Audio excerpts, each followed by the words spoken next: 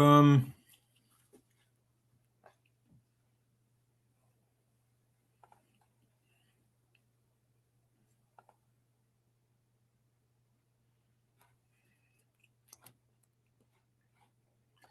What is going on, Stranger Comics people? Hey, thank you so much for being here. Yeah, yeah, there we go. Okay, cool. Oh my God, we just had an amazing Patreon-only Zoom showing off some animation. You guys are going to get a little sneak peek. But huge thank you to all the wonderful people who support us. You guys are amazing. Today we are celebrating the 10-year anniversary of Niobe She Is Live. The 10-year anniversary is Niobe She Is Live is here. It's happening. It's absolutely happening. It's amazing. I will let you know, first of all, the exclusives that we have on the website are all available right now. So throughout the day, I'm going to be putting a link in the chat. I'm going to remind Josh to do the same. Boop, there it is. So you can go and cop all the new exclusives. Now, we have a very special guest already with us. Okay, we have a special guest with us in the chat, and she's live and direct from the UK, and I have our animator all the way from South Africa in the chat. So it's chaos here in a good way because it's the holidays. All right. Make sure you hit like on the stream. Like on the stream means you're already getting the Tehani Farr cover right here for free on the website. That is there for free. It is the era variant Niobe She Tribe. It is on live right now on the website. You can go cop that, or you can just say claim right here, because I know you guys will be claiming a lot of these goodies throughout the day. All right, so I'm going to be two special guests on at the same time, and they can say hi to each other. The first up, who messaged me saying, Sebastian, I'm at a party, but for the Stranger Comics family, I'm here. There she is. Hey. Tehani, I can't. Oh, look at it. No, we can't. Can you hear me okay? That's me. There we are. Can't hear you, love.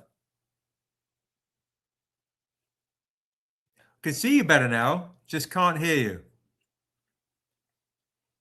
And while Tehani is... Can you hear me now? Yeah, there she is. Okay. Woo! There she is. So there, Tehani, how long have we got on the stream with you? How long? I'm on my phone. Does it look better like that, or does it look better? No, the other way. There we go. Like that?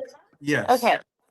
Let's see. No, not like that. Boom. Or like this. No, the other way. You've gone horizontal. Okay, like this. There, perfect. There it is. There it is. Yeah, perfect. So let's see. There's a message in the private chat, and that is Daryl saying sup. Okay, perfect. All right. So, how long have we got with you, darling? I know you're on a holiday Happy party. Christmas. Happy Christmas, everyone. Wishing you all the most amazing happy Christmas. I'm in England right now, so it's 10 o'clock. I'm in the middle of a Christmas party, so I don't know, maybe 30 minutes. Is that okay? Okay, yeah, for sure. Absolutely. And then I'm going to bring Lola on as well in a second, who is on our Patreon Zoom as well, who is animating the Niobe animated feature. Now, real quick, guys, we have an exclusive by Tehani that there's a bid going on right now, guys, for this Remark edition. Currently, Vicente is winning at $450. Amazing. So, I'm so glad they arrived, Sebastian, because I was so worried that they weren't going to arrive in time. I'm so glad that they arrived. Thank you so much for shipping them to us. Yeah, I love and appreciate you so very much. That was the favorite of Kay and a few of my friends. When I posted that, they were like, I love that so much. Specifically that one. So guys, if anybody wants to jump in the bid, we're at $450 for this very rare Remark on this metal comic. And I'll do my Instagram live to let folks know we're live right now too on Instagram. it's all happening right now, Tehani. We were also on our Patreon only Zoom. So let's see. Bum, bum, bum. Live. All right. There we are. Okay. So I'm going to bring Lola. So for Real Rab Mojo Man, bing, there. He's at 460. All right. It's really nice. It's one of my favorites, really, that one. And these are special acrylic remarks. So they're not just a remark, they're more like a little painting, a miniature painting on each one of the comics that I sent. It looks amazing in person. Thank you. Strangercon is live. I'm also is live on, oh my goodness gracious, live on at Stranger Comics YouTube. There we go. Oh, it's kicked me off. Weird. Hang tight, guys. Hang tight. Let's see. Hello, All right. hello everyone. Okay. I can't see the comments. Yeah, I thought that was you, Chris. I thought that was you. I don't. Yeah, you might not be able to see the comments on that. I'm on my phone, so I can. Okay, I can see the comments, but I can't see myself at the same time. But I can see everyone. Hello, everyone. So nice that you're here. I've been missing you all so much. How's England treating you? Well, I've been a few days in London now. I've been about a week here in London where I've not been working. I've just been having a few time off before going back into the new cover. So it's been lovely. I went to like 5 museums, so it's been super cool. I went to the Hunterian Museum this morning. How is the Hunterian Museum? Tell me. It's full of dead things. Okay. I loved it. It's got like 10,000 specimens of animals and human parts, and it's about medical history. So it's the medical history museum. So it's when we started studying like all the parts in surgery and everything. It's really interesting. That sounds fun. That sounds amazing. Yeah, and I've gone to like so many museums. Yeah, I love it because of the museums. I can be from one to another all day. And I saw a play too. It was really cool. You're doing all the things. All of the things. Yeah, because I go back on Monday right back into covers. So and I've got a lot coming up. So I have to take as much advantage as I can. I'm also going to be hitting you up for another cover, of course, at some point soon. Sebastian, what did you think about the Assessor? You liked it? It's amazing, guys. For the new Assessor comic, Tehani has an amazing Assessor cover for the Assessor Kickstarter. Will be rocking with Richard Thornsberry, who also had his painting. I'm gonna just do something a little bit different because I know it's late for Lola and it's late for you. I'm going to bring Lola on as well. All right. So, folks in the chat, this is Lola, who is our director of the animated movie. There she is. So we've got more folks here hanging out. Hello. Hello, Lola. Hola. Hello. Nice to meet you. How are you? Nice to meet you too. I can't wait to see the work. I can't wait to see the animation. Yeah, I can't wait to share it with you all. It's pretty amazing, guys. It's pretty amazing. The Patreon members got to see the first peek. Guys, if you're not a Patreon member, we'll be posting what we talked about in the Patreon. My Instagram keeps kicking me out. It's kind of frustrating. All right, I'm going to ask Josh now and again to pop the links to the Patreon and the website in the comments so folks can see. I'm also going to pop this right here and I'll pin the comments. Let's see.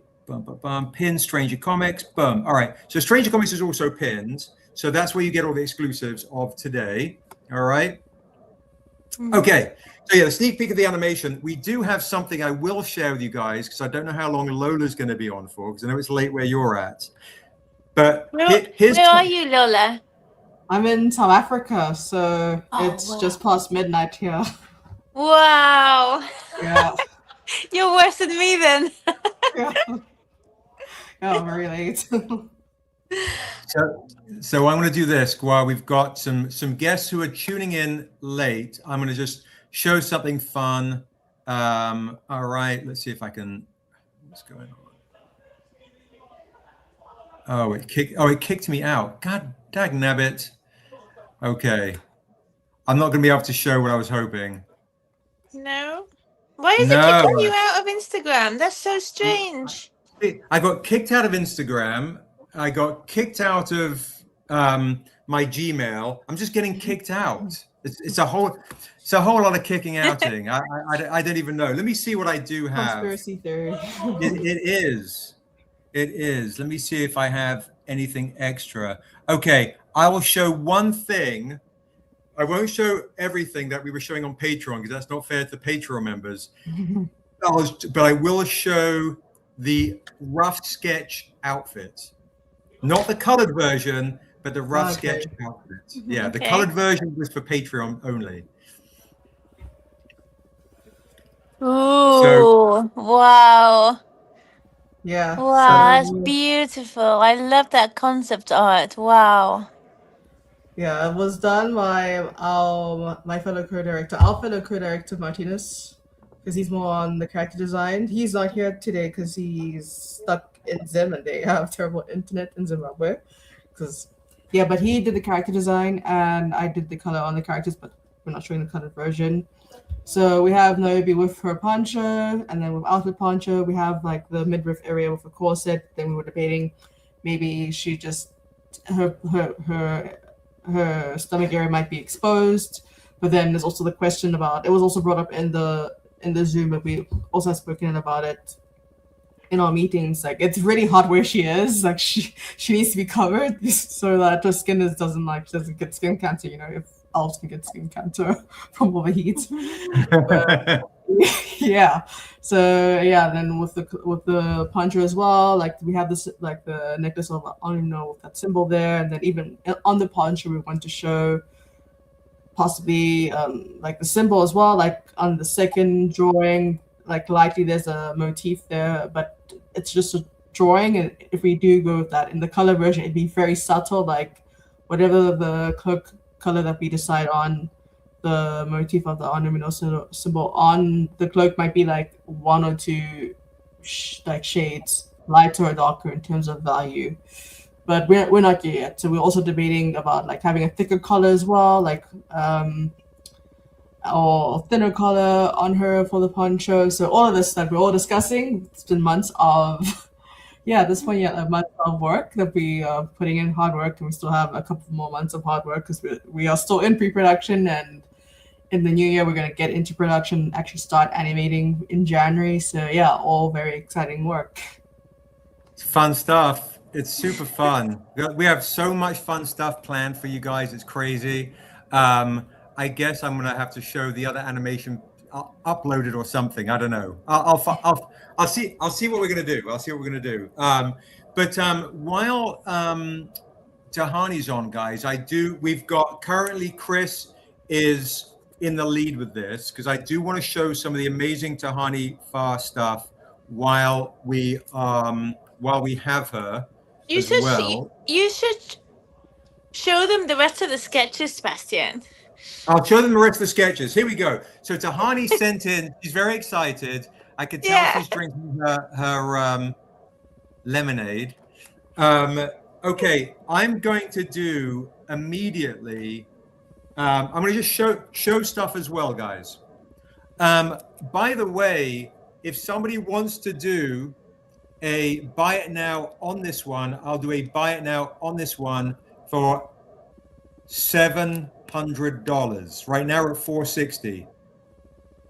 And that's on a gold, by the way, gold Confessions of a Demon. So we will have a lot of Tehani Farr fans coming in. If somebody wants to do a buy it now on this, I'll do it for $700 on a gold Confessions of a Demon metal. Sebastian, the one with the wings, not her, the other one. There's one of those that has a very special story to her. Okay, well, That let's bring this one. I have a I feeling it's this one. I nearly didn't send it to you. I wanted to like share this with you, and maybe you feel the same as I do. So whilst I was drawing her, I was watching a podcast that I like about people telling their stories, and there was this lady, and she was telling her story, and I never heard anything. I just heard the story, and when I put the name on her, I was looking through internet through names of black fairies from Africa, and I came. It was like for like 500 names, and I chose one. I was like, I really like. I connect with this one. And I named her. And at the same time as I was naming her, then I looked into the comments of the YouTube that I was watching. And this lady, that was her name. And she had a very hardcore story that she was telling.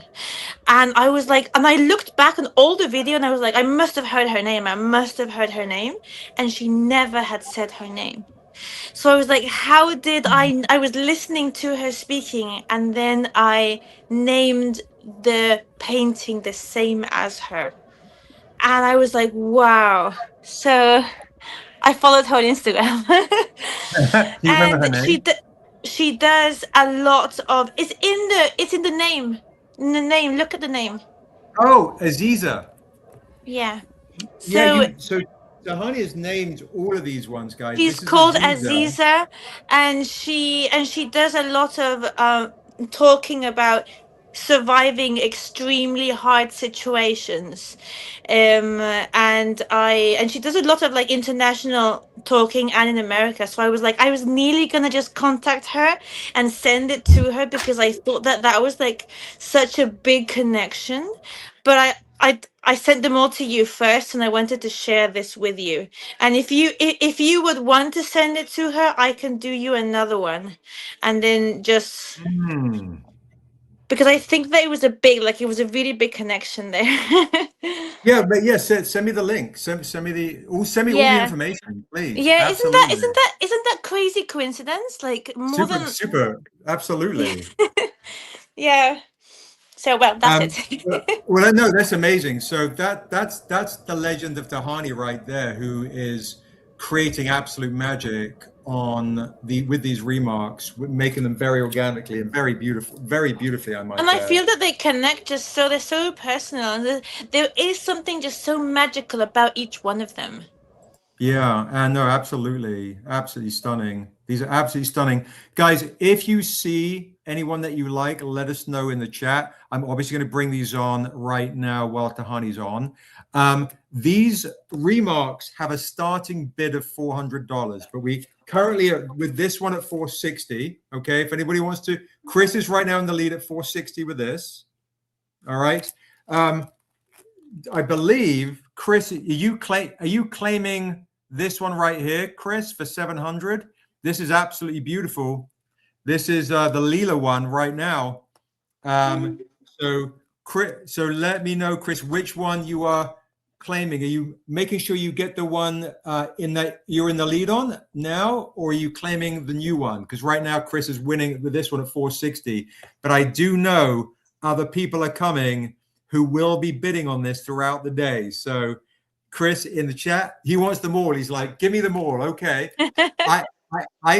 So do you want to start with this one, Chris, for 700? Do you want to buy them both of these? I can do both of these. If you want them both, I can do the pair for you for 1,300. Wow. And there'll be no auctions for these two. And they are set. They were done simultaneously, so they're still considered a set, aren't they? Aren't they, Sebastian? Absolutely, 100%. I do, out of honor to Chris, if he does want to make a play for this, we can always. Big fan. Yes, please. Okay, so right now, Josh, Tehani if you are you in the chat, Josh, put down the 2 claims for 1,300. Okay, thank you so much. I do, with Chris spending that kind of money, want to give him a chance to get the other one in blue. If you're cool with that, Tehani. Let me send you, like, if you want to, this is your decision, but let me send you, because the lady that did the talks, I think that she would bring a lot of value also to Stranger Comics and what she's, Okay, yes. because she is a If we can get, speaker, like, for sure, the sure. Black community and surviving like really hard things. So, but whatever Absolutely. you decide, and I can make more, like I can always make more for you. Absolutely. Just this So particular comic is very rare on the one that you did it on. But yeah, let's have sorry. a, let's have a, no, you're fine. You're fine. So I'll pop that No, down. no, but you And do whatever. Like if somebody wants to buy it, that's okay. It's it was meant to be like that. you're right, 100%. And Chris has been a big support. I tell you what we'll do, Chris, is I also have these two as well. I have this one right here. Uh-huh. Yeah. Every one of them, I try to draw the character depending on the cover. So every one that's more like sea, the ones with Krishna and the sea, so they're like sea creatures. The ones that are more with all the fairies or butterflies, I actually made them into fairies. What's up, IG? Coming over to YouTube. What I'm going to do is I'm going to do this. We'll hold on this for a second. I'm going to come back to you on this, Chris. While Tehani's on, Chris, if you want the other 2 beautiful remarks right here as well, I'll do another discount, and you can claim both of Now, these. that one is really cool. I like that one a lot. Like Yeah, all her yeah, hairdress, it's super absolutely cool. stunning. The depth of it you've done is ridiculous. And she's got like what you can't see there, but what I imagine is her dress is like Swan Lake kind of dress. That's what I was imagining, like the ballerinas in Swan Lake. Just white and I'll do feathery. this pair as well for another $1,200. And so that way you've basically snagged these as a set as well for another 1,200. And then all those metals are yours. And then I'll give this one some thought. My feeling is, if you want this, I'll do this for 1,000, and it's meant to be for you. And then if you do this for 1,000, I'll do this pair for you for 1,000 instead of 1,200. So you could get all 3 for 2,000. Have you shown them the other ones too? Haven't even got to that yet. No, we're live and direct for the first time. So Your art is really awesome. Like it's beautiful. so Thank right you. now, Chris, if you want this pair, no, sorry, if you want the this pair, okay, he wants them all. So Josh, What? What? so All of them? we're going to do Oh my another $2,000. So Chris is Okay. walking away. Good. And Thank you. he's been so massively supportive to Stranger Thank you. Comics. I really want to honor our fans as well. I just, it's such a huge honor for fans to spend that kind of dough. So there you go. All right. Thank you. Chris, absolutely rocking it. Thank you so much. You got the 5-book set. You got the 5-book Tehani Farr remark set. Wow, All right. the 5 of them. There you Wow. go. I wasn't Absolutely expecting that.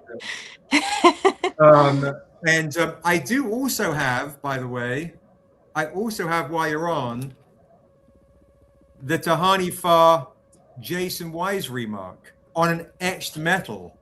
Mm-hmm. That is really cool. I love that one.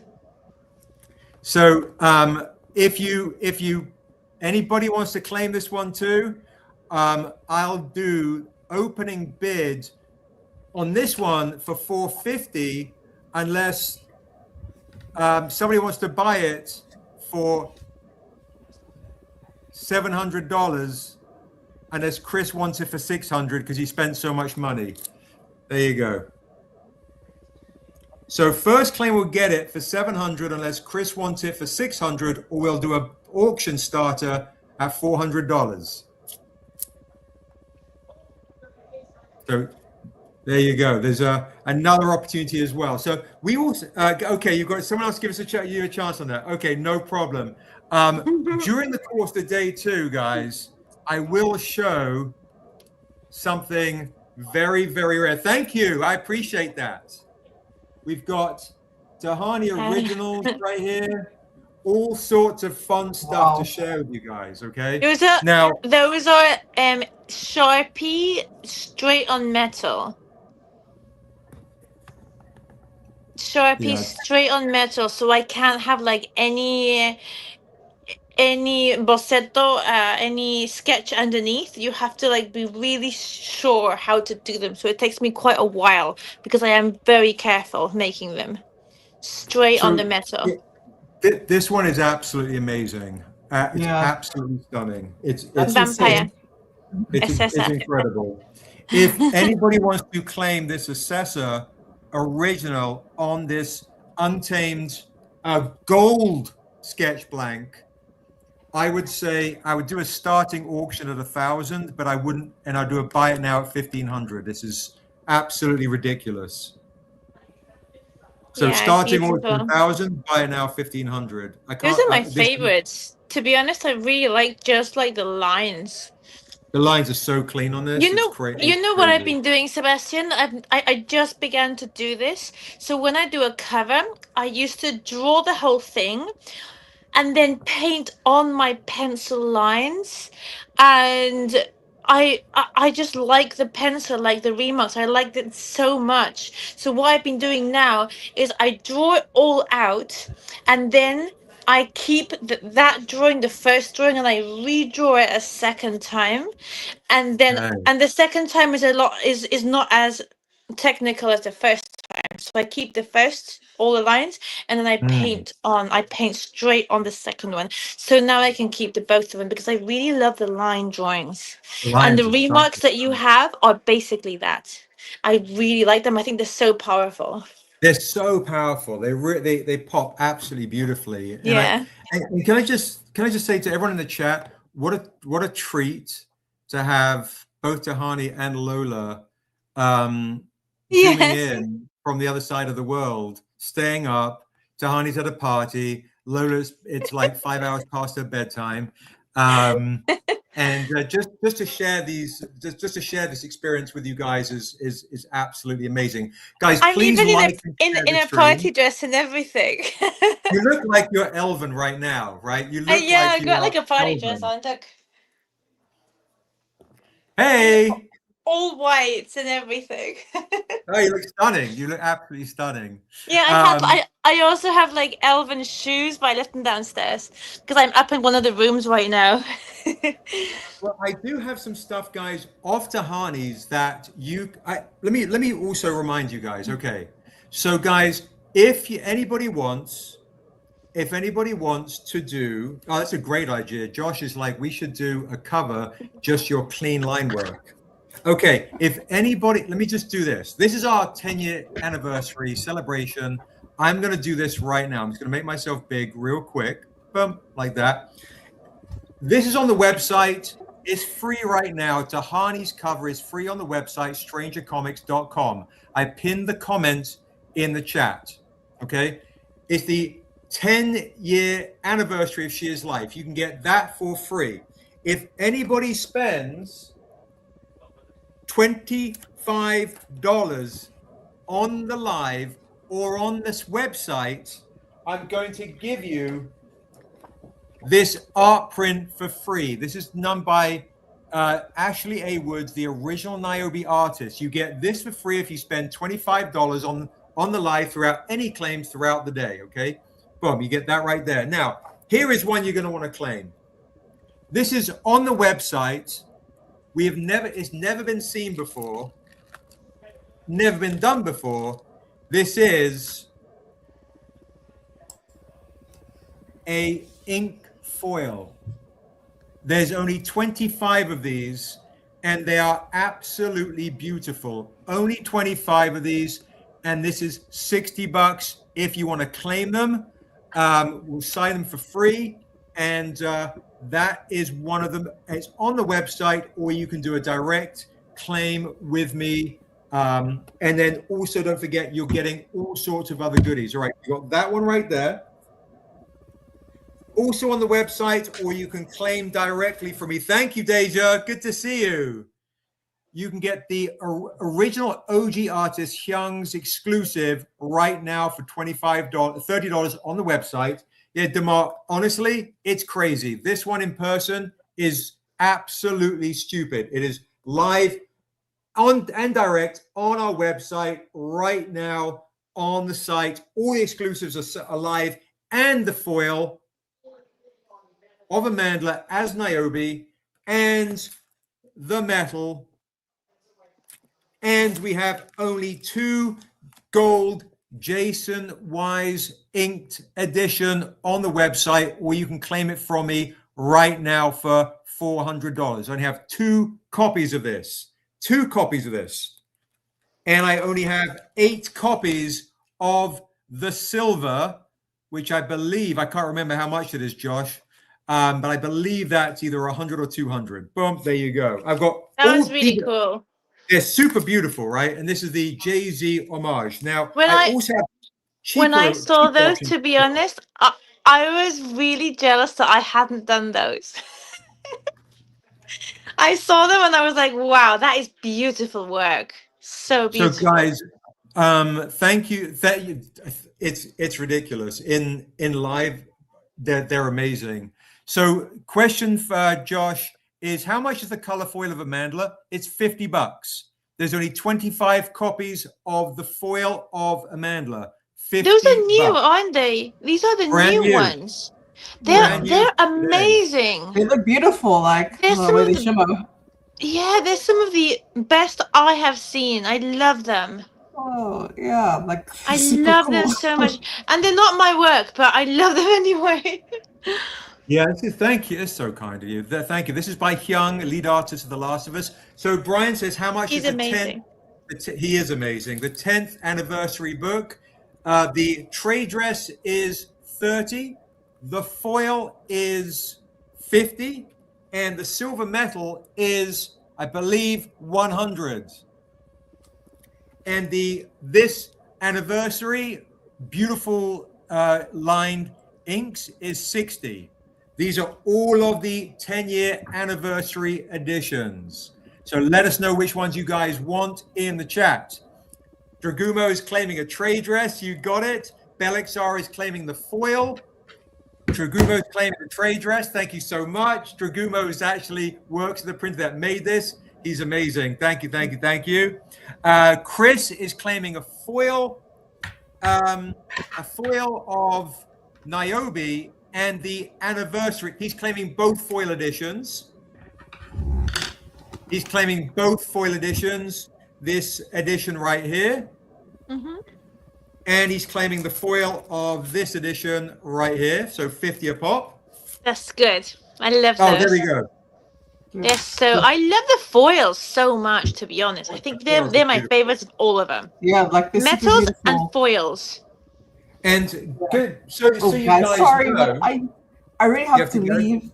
Yeah, no problem. No problem. I totally understand. About 6 a.m. tomorrow. Well, later today. So. Oh my goodness, that's right. Oh my goodness. Thank you, Lola. No, thank you for having me. I really appreciate it. And it was really great to meet you, Tehani. And I hope I can meet you one day in person. Like your art is really amazing. It was so nice to meet you. Like, yeah, what part of South Africa are you right now? I'm in Joburg. So in Johannesburg. Oh, Johannesburg. Yeah. I have a friend that lives there in Johannesburg. Oh, really? Yes, he's also like a really big artist. Oh, he lives there. Maybe I know him. So yes, because he goes to Comic-Con. He goes to Africa Comic-Con. Okay. So maybe Tehani, you're the reason that I've met Lola, is because Tehani basically gave us the introduction to Comic-Con Africa. Then they flew us back out to Comic-Con Cape Town. and then we met Lola at Comic-Con Cape Town. Yeah, that's how we that's met at connection Comic-Con right Cape there. Town. I was Yeah. like, you have to go there, Sebastian. Why aren't you already there? Okay, well, I hope I can see you at Comic-Con like sometime soon. I hope you come. I hope you come over. That would be so cool to see you, like in New York Comic Con or in San Diego Comic Con That'd be next amazing. time around. That would be really nice. I was in New York the same time Sebastian was, but I couldn't go because it was a week of Comic-Con. But I wasn't able to actually attend Comic-Con because I had other business to attend to. But yeah, it's my dream to go to San Diego or New York Comic-Con, you know, because like those are the really big conventions. But yeah, but it's really nice to meet you, and like I'm a fan of your work. You've gained a new fan today, so Thank you. yeah, and thanks for having me, guys, and I'll see you guys soon. See you soon, darling. Thank you so much, Lola. Bye. You're Nice to amazing. meet you. Bye, darling. Bye. Bye. If you guys saw the Patreon Zoom, it was amazing. Lola was showing the animation stuff. The character sheets are ridiculous. They're crazy. Super exciting stuff. I do also, by the way, folks in the chat, because we signed a huge movie deal about 10 days ago, Tehani. Yes. Why don't you tell me? Why am I the last to know? That's unfair. We signed an amazing movie deal about 10 days ago. I'm hurt. And is for the Untamed, the first appearance of Niobe. Now, we're celebrating today the 10-year anniversary of Niobe Shear's life. We're also celebrating. You're celebrating, indeed.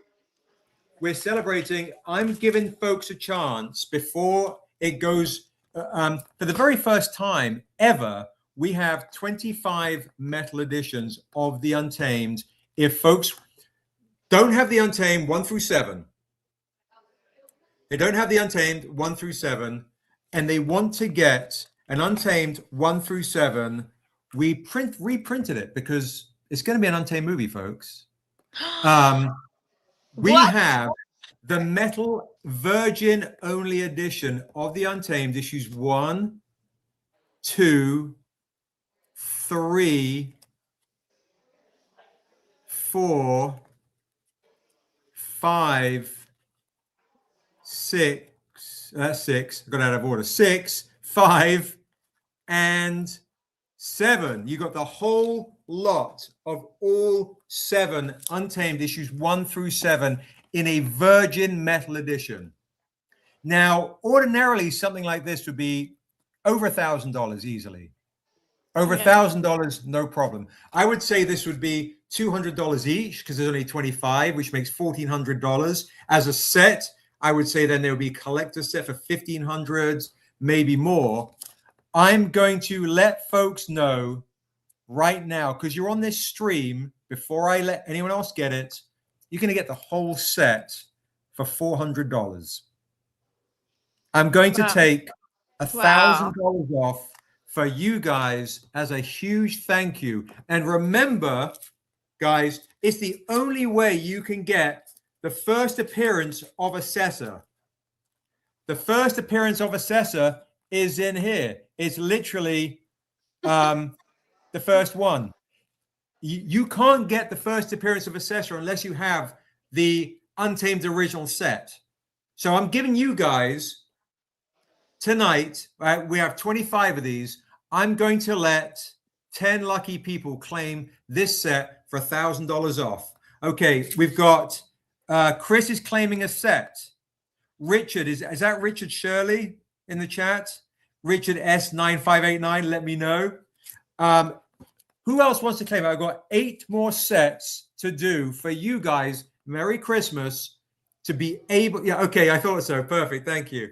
Merry Christmas, $1,000 off. So you guys have a chance to get this on massive discounts. Mike Davis claim a set. Thank you so much. Thank you. Now, remember, guys, I'm going to get these invoices off. If you're like, it's Christmas, Seb, I'd love a set. If you're on this live stream, I'll give you a month or so to pay it, okay? Because I know Christmas is coming up. Yeah, Josh is like, don't be ridiculous. He's like, what are you doing for $400? It's a stupid deal, guys. Stupid deal. $400 for the and also, by the way, Scarlock has his first cameo appearance in the Untamed issue 3. There you go. So, if you want the first appearance of Assessor and the first cameo appearance of Scarlock, this is the only way you can get it. So, $400 for that metal set. Let me know if anybody else wants to get the Untamed issues 1 through 7 before it becomes a movie. And our next, by the time our next Strangercon comes around, when we drop the Tales of Asunder big omnibus hardcover collection, I'll have a few more of these, but it won't be $400. It might pop up a little bit more. Who is making it? I had no idea. I'm not allowed to say who's making it on this I'm going to screen call right you tomorrow. Felix, you should, I'm telling you, folks, you should grab it. You should definitely grab it. Collectors out there. And honestly, the metals of this in person is, they're beautiful. They're absolutely beautiful. All 7 issues. The first time you're going to have issues 1 through 7, and the first time we've done a metal set, and they're all version editions. They are stunning. They're stunning stuff. Guava Berry, it's a great claim, Michelle. Thank you so very much. Belixar is like, the hell with it. Give me a set. Absolutely. It's a great claim. Thank you. I appreciate that. Thank you so much. It's a beautiful claim. They're absolutely stunning. So yeah, I can't wait to announce that. We also will be announcing, but I can tell you guys, we signed a deal with Luna Distribution. So Luna are the top now indie distributors for getting into comic shops now that Diamond have gone away. We signed a deal with them. It's amazing. We'll be back in comic shops in a new, exciting, aggressive way. So for folks in the chat, please tell your local comic book shop how much you love Niobe, love The Untamed, love Defiant, and Assessor. The World of Asunder is coming back to comic shops. So can you will you be sending to other countries? We can absolutely ship to other countries. So we can, Tehani, you know, we could do too. What's up, Kev? I know the people of Forbidden Planet. Oh yeah, from England, in the English company. Yes. Yeah. Absolutely. Diamond used to ship Niobe to Forbidden Planet. Have them definitely have them connect, send us a connect, and we can definitely work with you, sure. Absolutely. Thank you. So to Kev, who's joining, and everybody that's in the chat, if you spend $25 with me tonight, you're going to get the Ashley A. Woods art print for free. Absolutely, Corey. I can do a payment plan with you for sure. I know you're good for it. Boom. There you go. $25. I'm going to give you that for free. If you spend $50, you're going to get the Dead Presidents for free. If you spend $75 with me tonight, you're going to get all of these Niobe art prints for free. The whole collector set. If you spend $100 with me, you're going to get a Vault Metal for free. If you spend $250, you get a Daryl May original. And as a reminder for folks who are just joining, this is live and direct on the website. The 10-year Niobe Shears Life exclusive is $30 on the website, or you can claim it right now from me, Kev, and everybody else. $30 for the exclusive new Strangercon exclusives. Only 50 copies of these. $30. $50 for the foil, nice and shiny and beautiful, because only 25 of these. Let me know which one you're claiming, Kev. Trade dress is 30, foil is 50, and we have 10 silver metals for $200. And if nobody's claimed this, Josh, on the website, I'll let my claimers get it for 150. There you go. You don't have the new cover of Assessa out in any way I yet, do you? don't. I want to tease that in the next Strangercon. That's literally it's my favorite cover.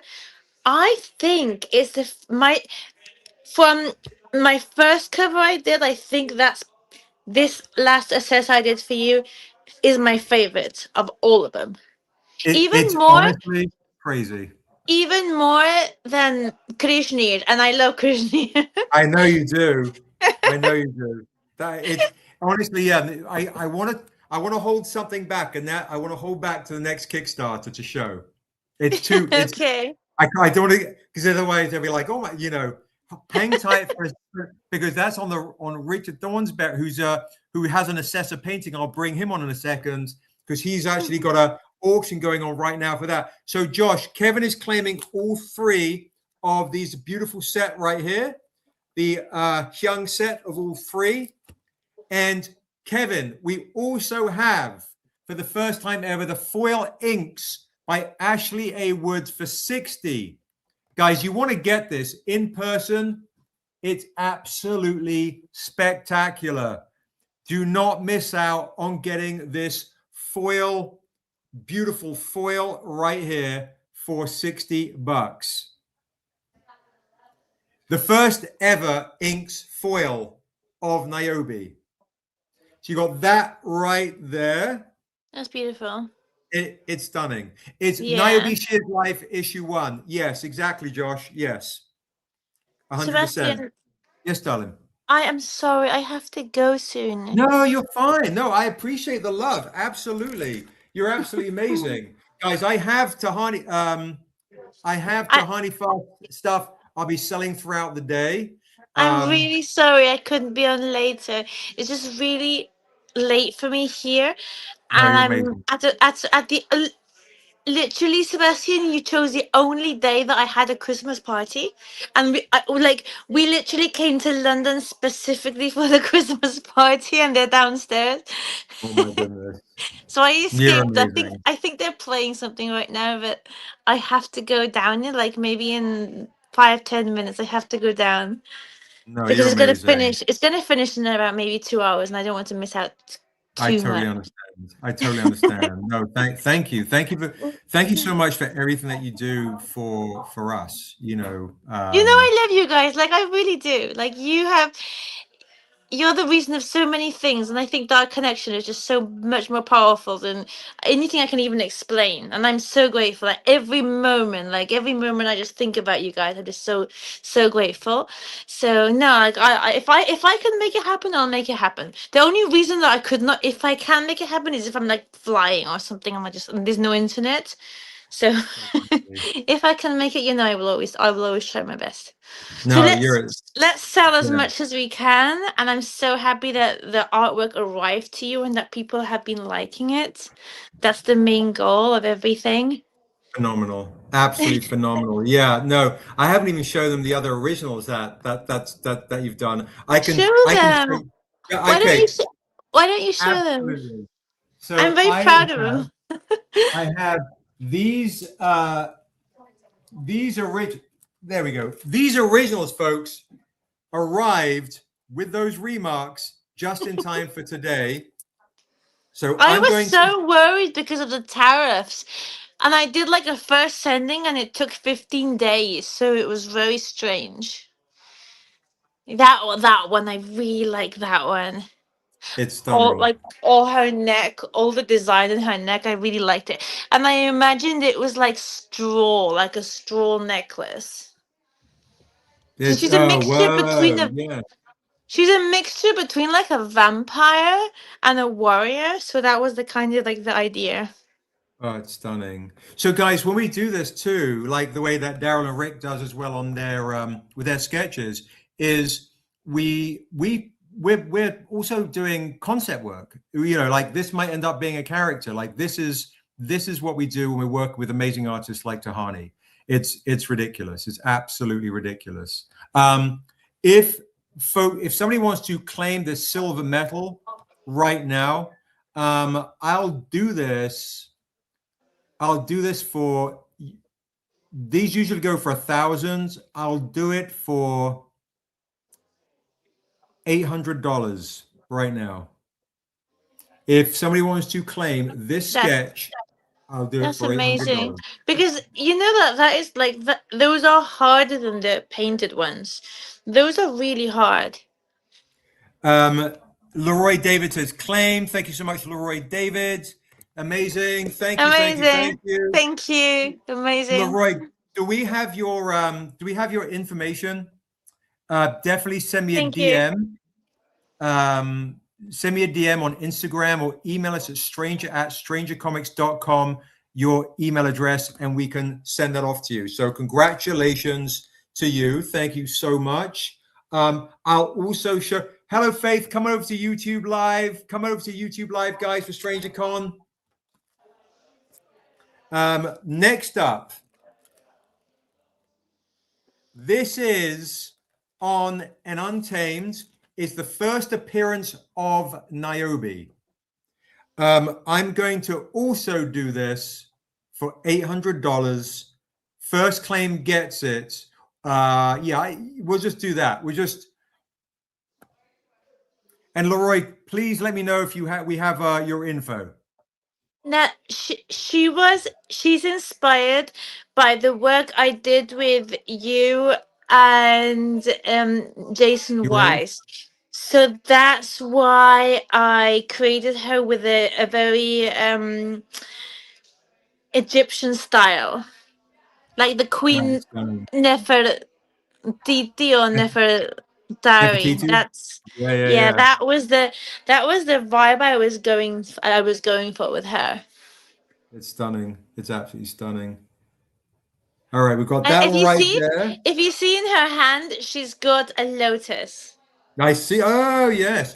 Which is funny because that is Aisha's symbol, the lotus flower that she uses in Brown Sugar Really? Fairy. Yeah. Mm-hmm. I did not know that. That is Mm-hmm. lovely to know. It's so nice to know. She's Yeah, with for us. sure. She is. Yeah. Well, that's also what we're celebrating. What I said on the Patreon, we're celebrating 10 years of Niobe Shear's life, and we're also honoring Aisha Brown Sugar Fairies. So much love to her. Yeah, we'll be celebrating her throughout the day for sure. Also, folks, if you would like a different one of Tehani, we have also another, instead of $1,000, $800 option. And Leroy, did you send me your email address, brother? Just need to get your email address. Which one is that? There you go. Oh wow. That one is inspired by Krishnir, of course. Yeah. She's like in the same world as Krishnir, under the sea. I'm on YouTube. Come on over to YouTube to Strangercon stream, guys. Come on over. So yeah, there you go. Another amazing original right there. Did I name her? I think I did name her. Did I name her?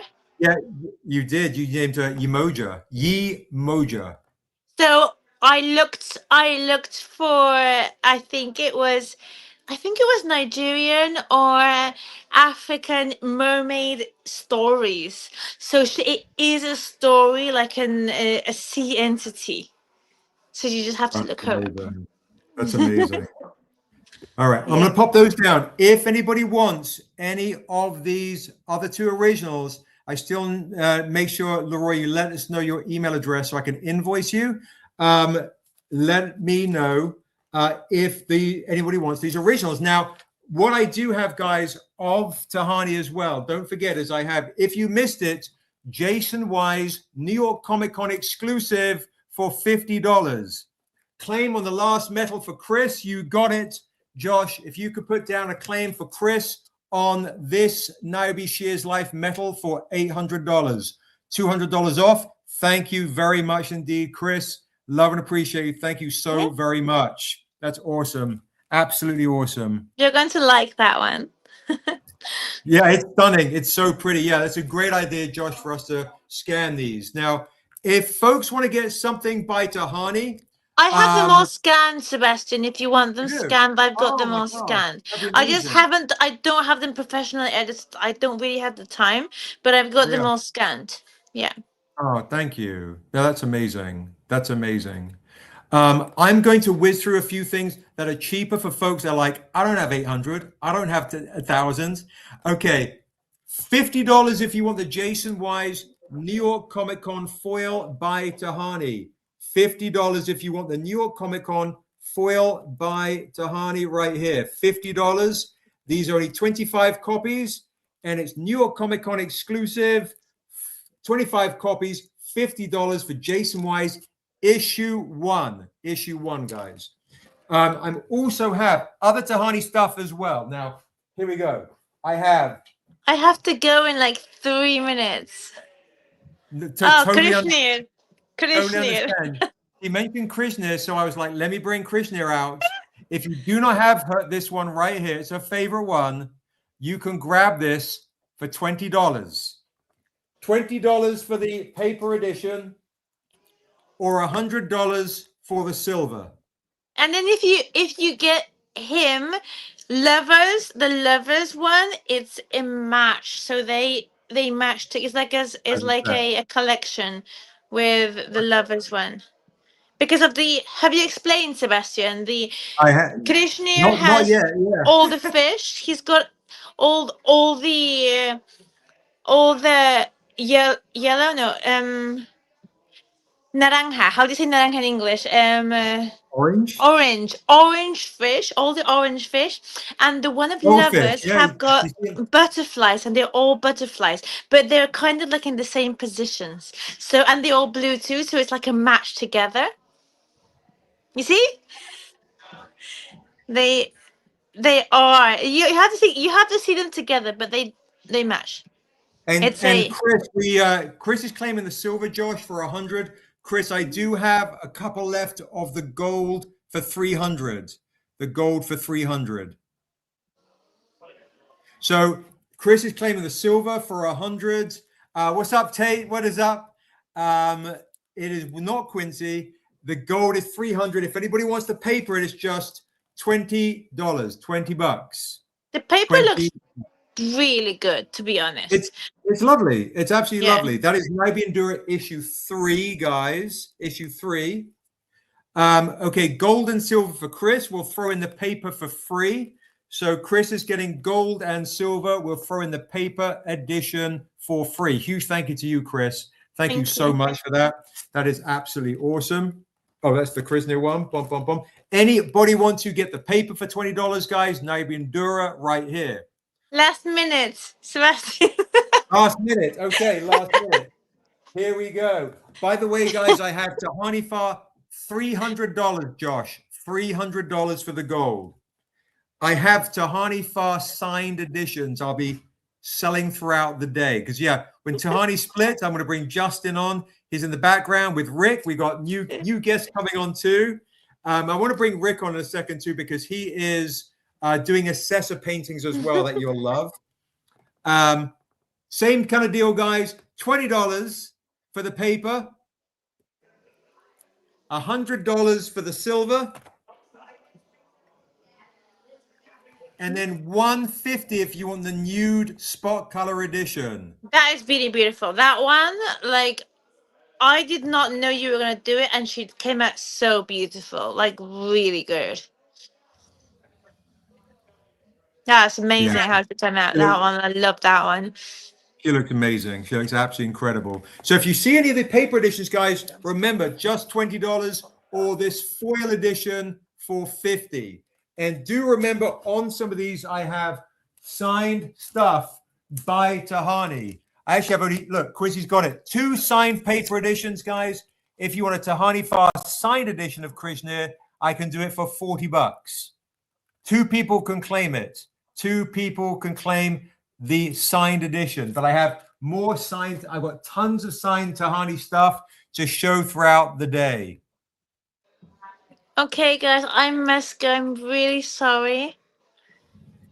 But it was lovely to be here with you. I love you all so much, and I'm so grateful. I love you, Sebastian. You know that always. You I should have love you told too. me about the movie. The movie deal? Yes.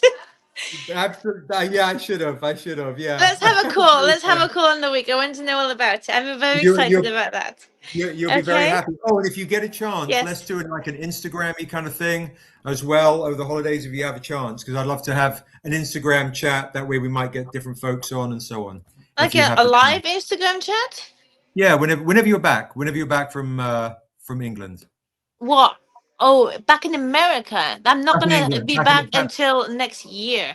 yeah, that's fine. Or we can do Back one from while you're in London England. Or, on Monday. I'm back. okay. I'm Yeah. back in the studio on Monday. Yeah. I'll swap a text for you, tell you the news. Kev, let us know which one you claimed. Let me know which one you claimed, Kev. Tehani, thank you so very much. Oh, and then let me bring Rick on real quick. Can I bring him on real quick? Because I want to Okay. show his assessor stuff right there. Rick, sorry to Ooh, spring you. wow, that is so good. Oh I'll my bring God, that's Justin on beautiful. too, like Wow, that. I love that. Surprise. Make Hey, sure what's up, I'm not guys? big. Hi, hello. Wow, that's cool. Oh, that looks sick. That is so sexy. I love that. I love what you did with her armor. Wow. Thank you. That's original too, right? That's like a painting. Good Yeah, for it's a you. oil painting. I love that. I'm so for traditional paintings. Amazing. Hope to see that in person one day. I'd love that. Well, it We might be actually have gone a, today, so who knows? yeah, No. we have No, a I hate that. Don't sell it. Don't. Wait until I see it. I this think is we're gonna by the do way, scans of it, but this is Justin who works with us. You might have seen Tehani in our booths at comic conventions, and Justin is going to be running D&D games set in the world of Asunder. So I was like, let me put the Assessor game creator Rick to meet Justin, painting of Hey, what's up, Assessor man? to meet Tehani. I have to go now, but thank you so much for everything. I love you all and buy a lot. Thank you so much for supporting Sebastian. Every cent that you spend on him is worth like 1,000 more. So I'm really grateful for everything and for everyone. I love you Grateful for all. you. Love you too, darling. Have fun. Merry Christmas. Bye, darling. Merry Christmas, Merry Hanukkah, and everything you celebrate. Bye bye. Bye-bye.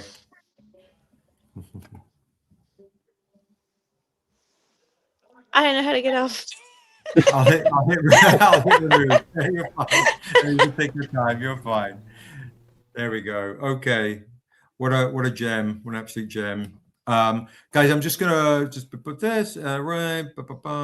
Oops, what's happening? Can you guys see me? Have I disappeared? You there? oh, you there? Okay, perfect. Email, it says your email ID by IG or emails.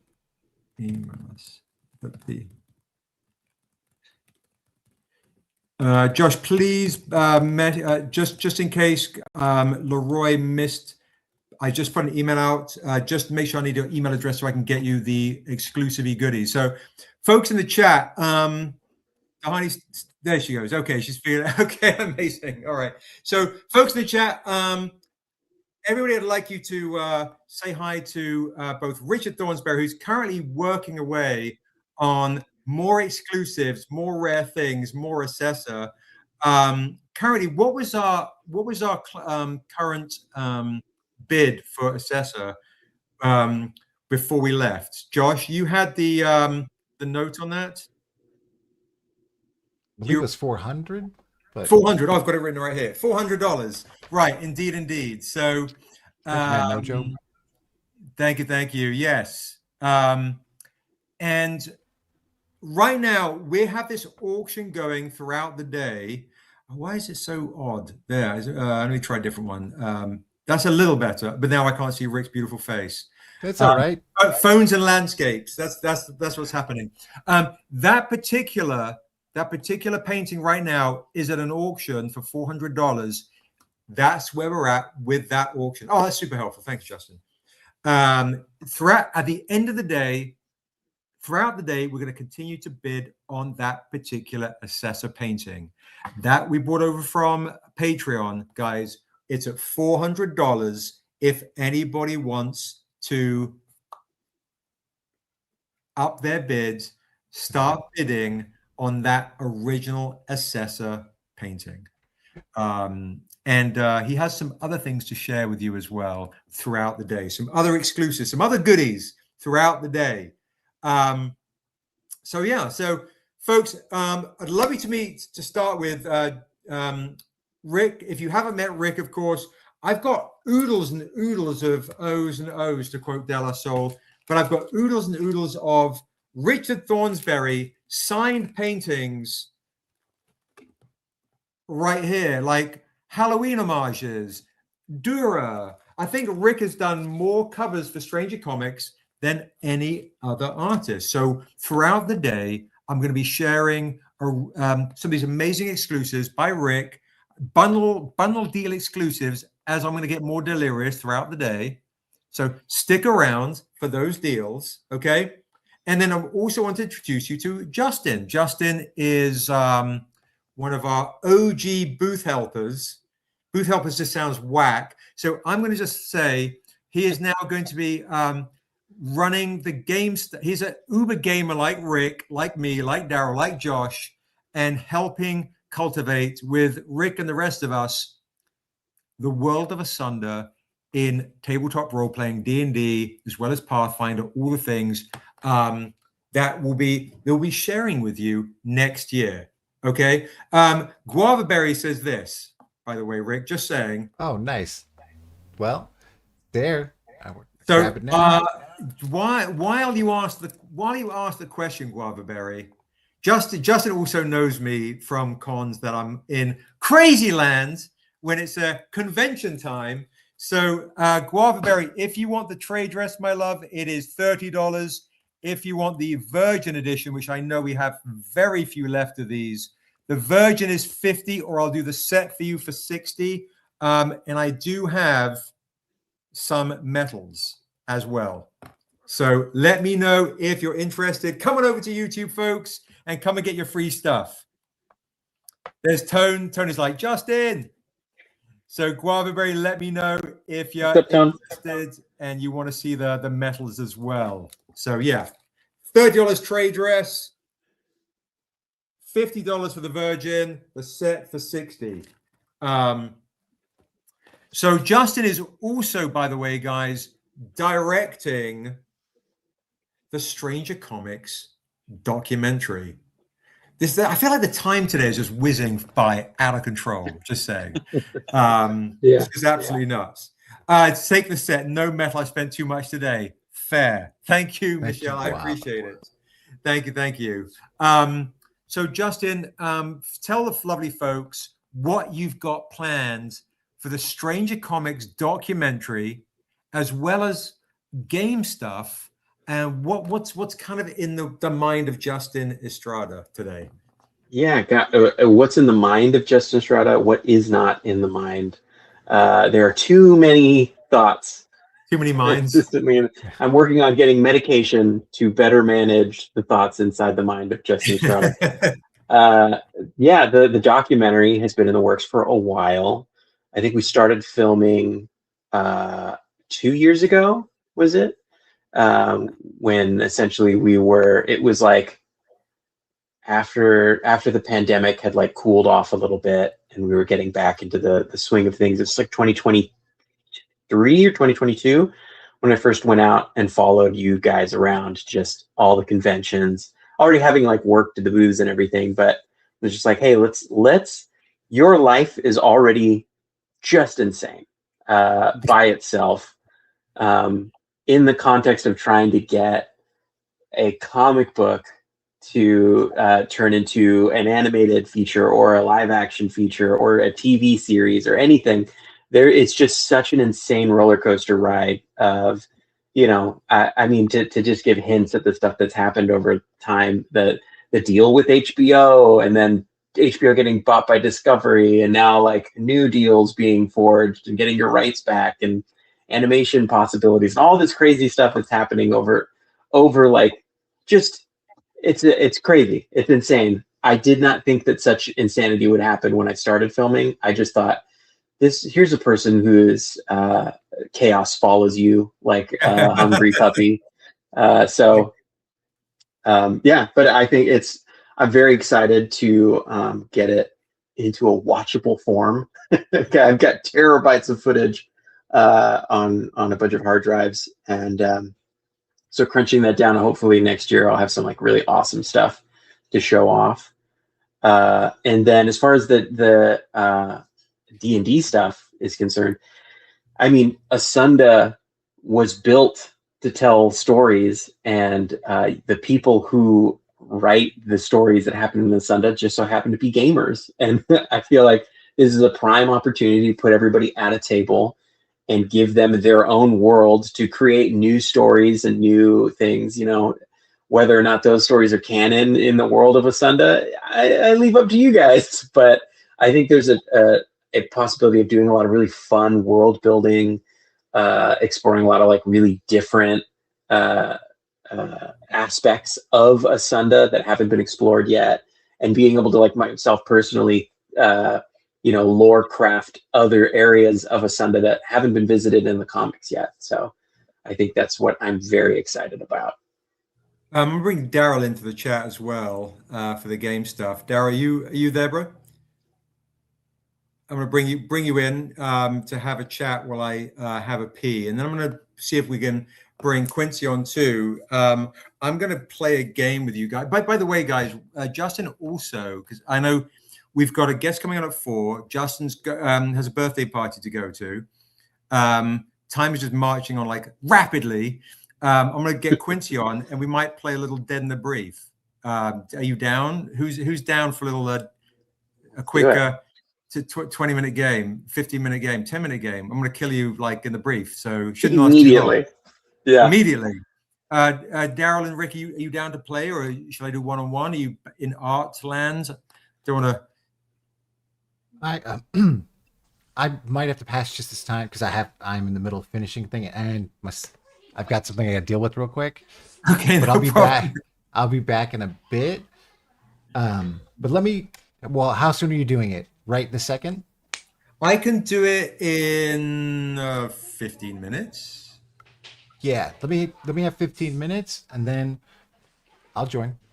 Okay, yeah, no, take your time, bro. Take your time. Okay, I'll be back in a bit. Okay, I'll remove Rick, blink, like that.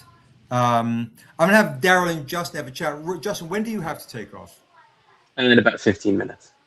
Okay, so I'll do a Dead in the Brief with you now, and then I'll do a Dead in the Brief with Rick later on this evening, because I know you have to take off. I'm going to see, is that there's a little bit of static. I don't know if that's echoey, kind of weird feedback. I don't know if that's Justin or Daryl. I don't know. Weird. Can you hear me? Yeah, no, I can hear you. Yeah, it's more kind of weird backgroundy noise. I have 5 toddlers in the next room over screaming. So, yeah. My nieces are having some kind of cousin sleepover tonight at the house. Okay, no problem. I'm going to have a pee. I'm going to let you guys chat. And by the way, Justin can tell everybody about, also, he interviewed Amanda Stenberg at New York Comic Con. Yeah. Right? So I'll let you guys wrap it up. I'll go and have a quick pee and see if I can get Quincy up, because he's meant to be on at 3 o'clock. That's good. Go empty the tank. Hey, Daryl. Did he just cut your sound? No, can you hear me? I can't hear you. Oh, hold on. Let me see what's going on here. Yeah. Can you? Oh, my son is screaming. Did he just cut the feed? Outside. No, I didn't. Oh, can you hear now? I can't hear Seb now either. What? Oh, I can hear Seb. Man, it might be you. It might be on your side. Let me see. I can't hear anything. Can you can't hear anything? Can you hear me now? Okay, I'll text. Let me text Daryl.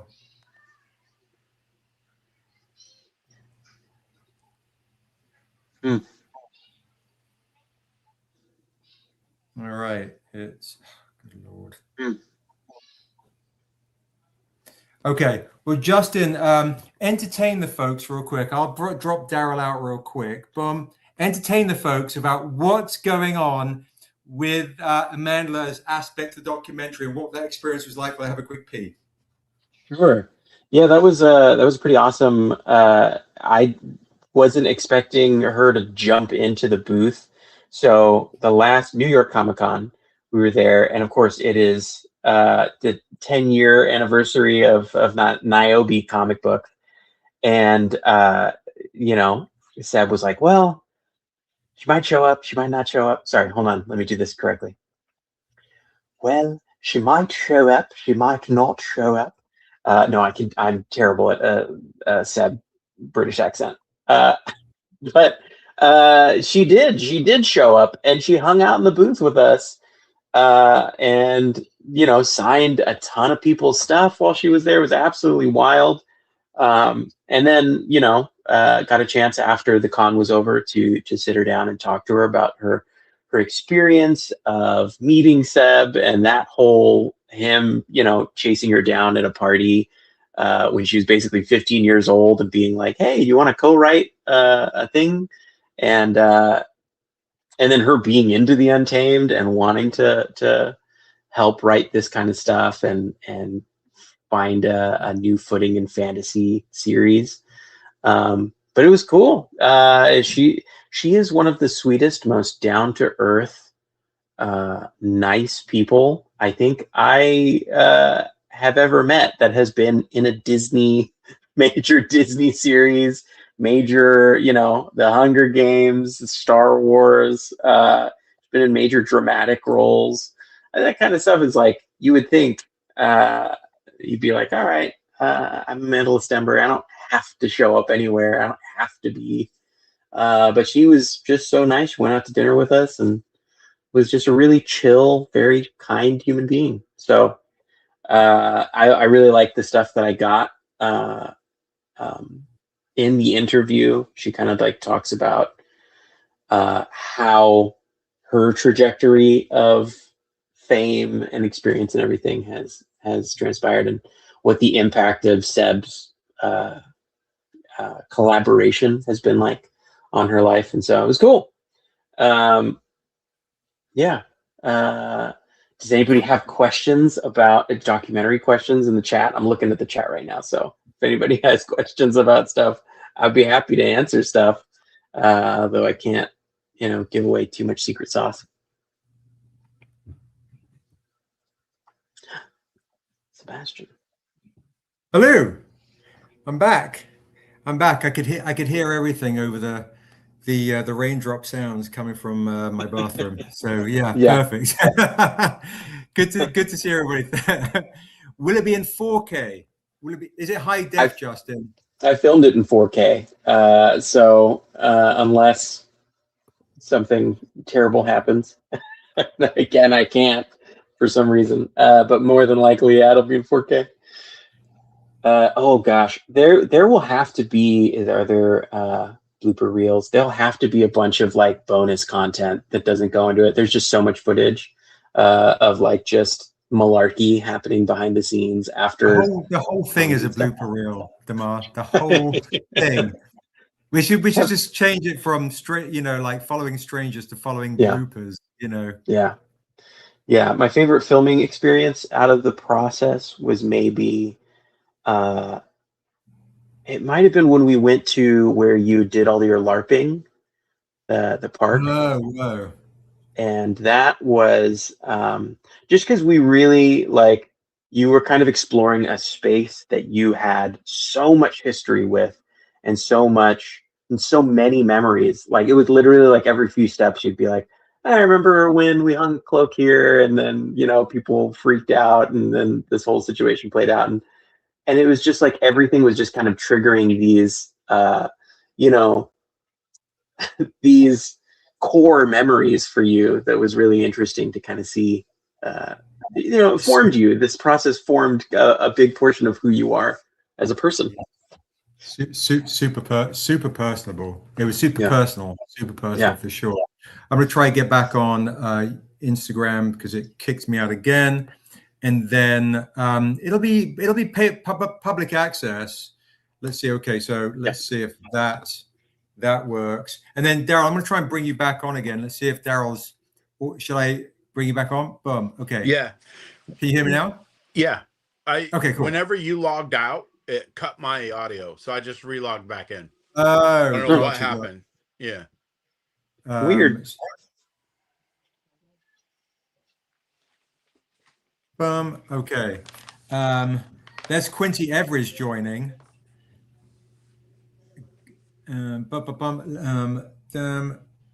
Pin. Okay. All right. So I know, Justin, you have very, very little time. Yep. I'm going to save the one that I'd written up for later with the guys then, because I know you've got like 8 minutes, right? Yeah. Okay. Okay. This is just a sample, guys. I'm just going to do a sample of. Nothing's written, and I don't even know what the hell I'm going to say. But I'll just say, okay. We'll do this. I'm just going to do this. I'll just be me and Justin on this one, and then I'll do one with Rick and Quincy and the guys, a big group one later on. Because I know if you got 8 minutes, I want to just not fumble this completely. Yeah, sure. Which kind of sucks because you should be on this, It's all right. That's fair. This is like if I didn't have a babysitter, the one time of the year that we get a babysitter, All right. Let's do it. Let's do it properly next time. I tell you what. Let's do a proper thing next time. And then that way, because I've got Quincy's meant to be doing a reading at 3:00, and of one of the books. Quincy, I'd like if you can grab the She Is Life hardcover, please. I want to read a passage from the She Is Life hardcover. Yeah, that's so. Basically, I'll ask a few quick rapid fire questions for you, Justin. That's what I'm going to do. Okay, sure. So here we go. 2nd edition or 5th edition? Let's do 5th edition. No, I'm just saying, like. Oh, in general, instinctively 5th edition. Yeah. 5th edition. Okay. Braveheart or Gladiator? Braveheart. Lord of the Rings or Game of Thrones? Lord of the Rings. Yeah. Perfect. Only because of how it ended. You know what I watched recently is Black Sails. Black Sails? No, I haven't seen that. It's a pirate show that was, I think, an HBO show or a Star show. It was amazing. It was absolutely amazing. Okay. Yeah, crazy. Okay. Star Trek or Star Wars? Ooh. Okay. I love both of them for very different reasons. Star Wars is a bit of a garbled mess at the moment, but Star Trek, I just love the idea of a utopian society where everybody that is important is going out and exploring the reaches of space and, forwarding human achievement. Yeah, maybe Star Trek. Star Trek. Okay. I had a feeling you were going to go Star Trek. It's like Justin's going to go Star Trek. It's just, I got a sense. Marvel or DC? I like the Marvel movies more. I like DC animation more. Check out the Spider-Man anime on Disney. I hope you like that, because we had a meeting with Polygon Pictures on Thursday. Mm-hmm. Okay. And Polygon Pictures is come over to, if I keep saying the word where we're at, Instagram kicks me out. I'm going to see if I can cheat this. It went amazing. It was your who we met in South Africa with Jack. Oh yeah, Jack. I love Jack. He's great. Yeah. What a great guy. I'm glad what a great person to get to work with too. Yes. Possible. Pin. There we go. Okay. Boom. There it is. Yeah. Okay. City or forest? Yeah, that's what I've done, Vicky. That's what I've done. City or forest? City. As much as I love the forest. You're in New York now. New York. I live in New York. I gotta be in the city. I can't be that far away. Kay says 131 says it was the fiance loved that show. I love it and it had a great ending. 4 seasons. If you like pirates and swords, you will love it. Okay. And last thing, what's your favorite flavor of ice cream? I'm gonna get so much flack for this. Vanilla. Vanilla. I just really love like a really solid, good vanilla, not like a fake vanilla flavor, but like a really creamy. It's a lot of it's like the texture, like a really smooth vanilla ice cream. Like, of course, I say like a really high quality, but like McDonald's might have the best vanilla ice cream. I think the McDonald's vanilla is rather delicious. It's very good. It's too good. It's too good. Okay. Yeah, I think what I'm going to do is I'm going to save the Dead in the Brief till later on the evening. So Daryl and Josh and Quincy, we can do that later on the evening. I'm going to bring Quincy on and see if so folks at 6 o'clock Pacific, after Hyoung is finished as a guest, we'll do Dead in the Brief. I think I'll jump to a couple more exclusives and bring Quincy on just to kind of share a bit about the lore and what we've got coming with Tales of Asunder as well. All right. I think that's probably rather than me rushing the Dead in the Brief, even though you should be dead by the time you roll your character.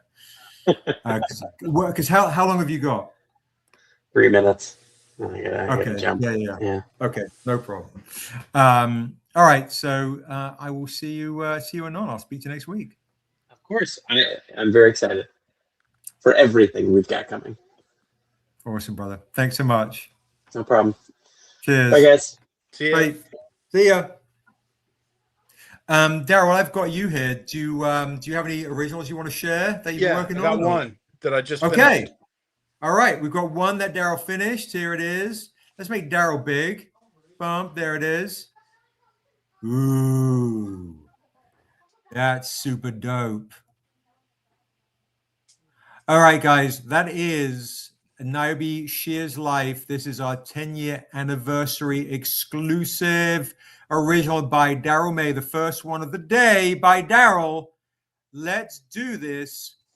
I would say this should be at its quality for 150. I'll do it for 120. First claim will get this for 120. 120. First claim will get this. Are you using that light I gave you? No.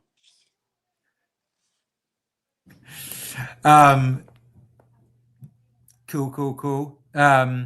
So any claimers, 120, guys. This is original Niobe. It's ridiculous. First claim will get it on a Tales of Asunder issue 1. First claim will get that right there. Niobe, Shear's Life, 10-year anniversary edition exclusive right there. There you go. By one of the founders right here. One of the founders.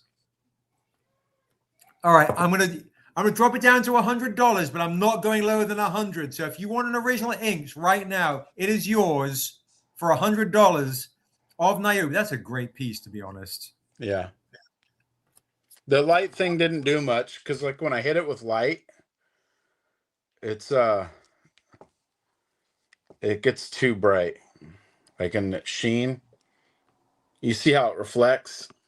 Oh yeah, okay, no problem. Any claimers for that bad boy right there? So yeah, it just reflects off the ink. So this is the best lighting I can get on my new computer. No problem. You're good. You're good. Any claimers want to claim that original right there? That's freaking tough as balls, to be honest. Did that I know somebody up selling? All right, Mike Davis is claiming. Mike Davis has got it for $100. He knows that's a great piece right there.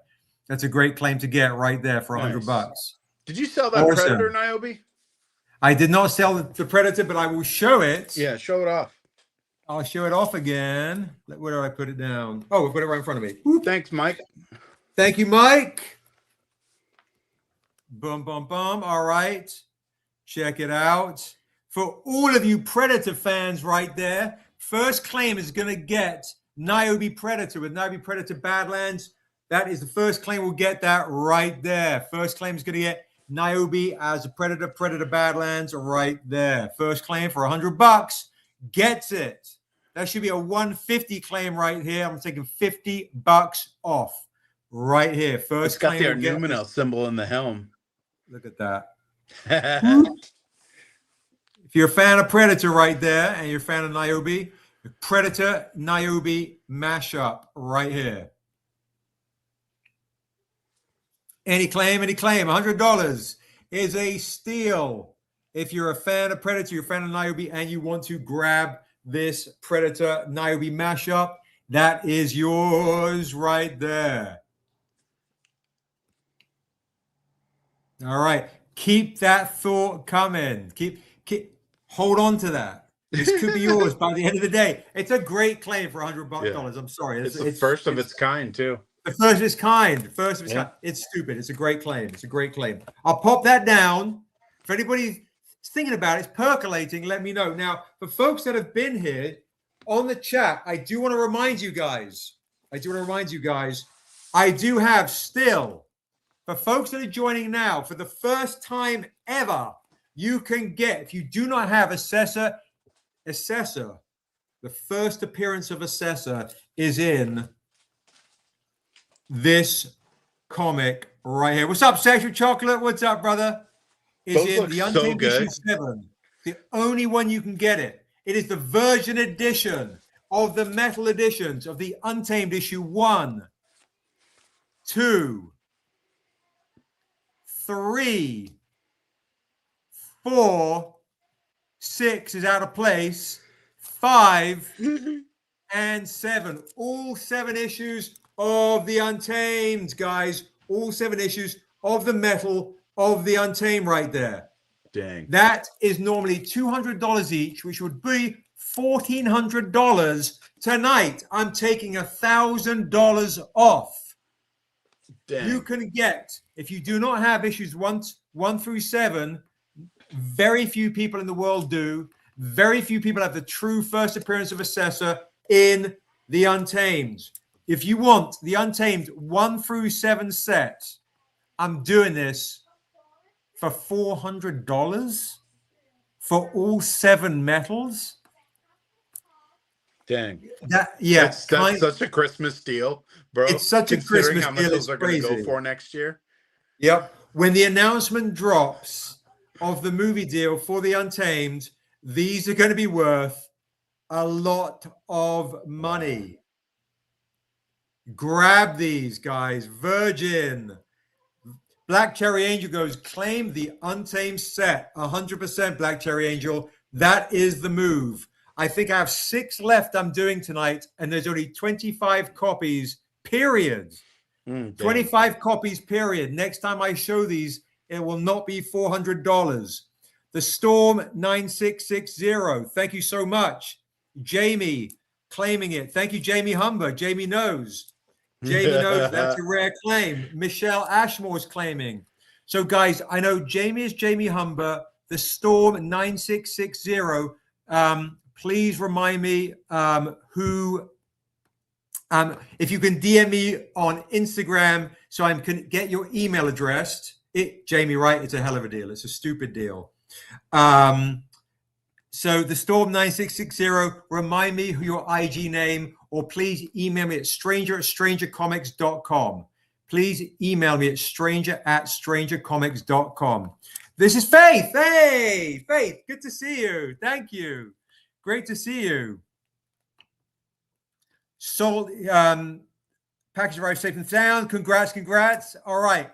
Any other claimers? We've got Jamie. We've got Faith. Tulani, are you going to get the set? Who else is going to get the set? $400. It's ridiculous. Boom. Oh, we've sold 10 of these. Okay, boom. That's it. All right. We sold 10 sets of these? Really?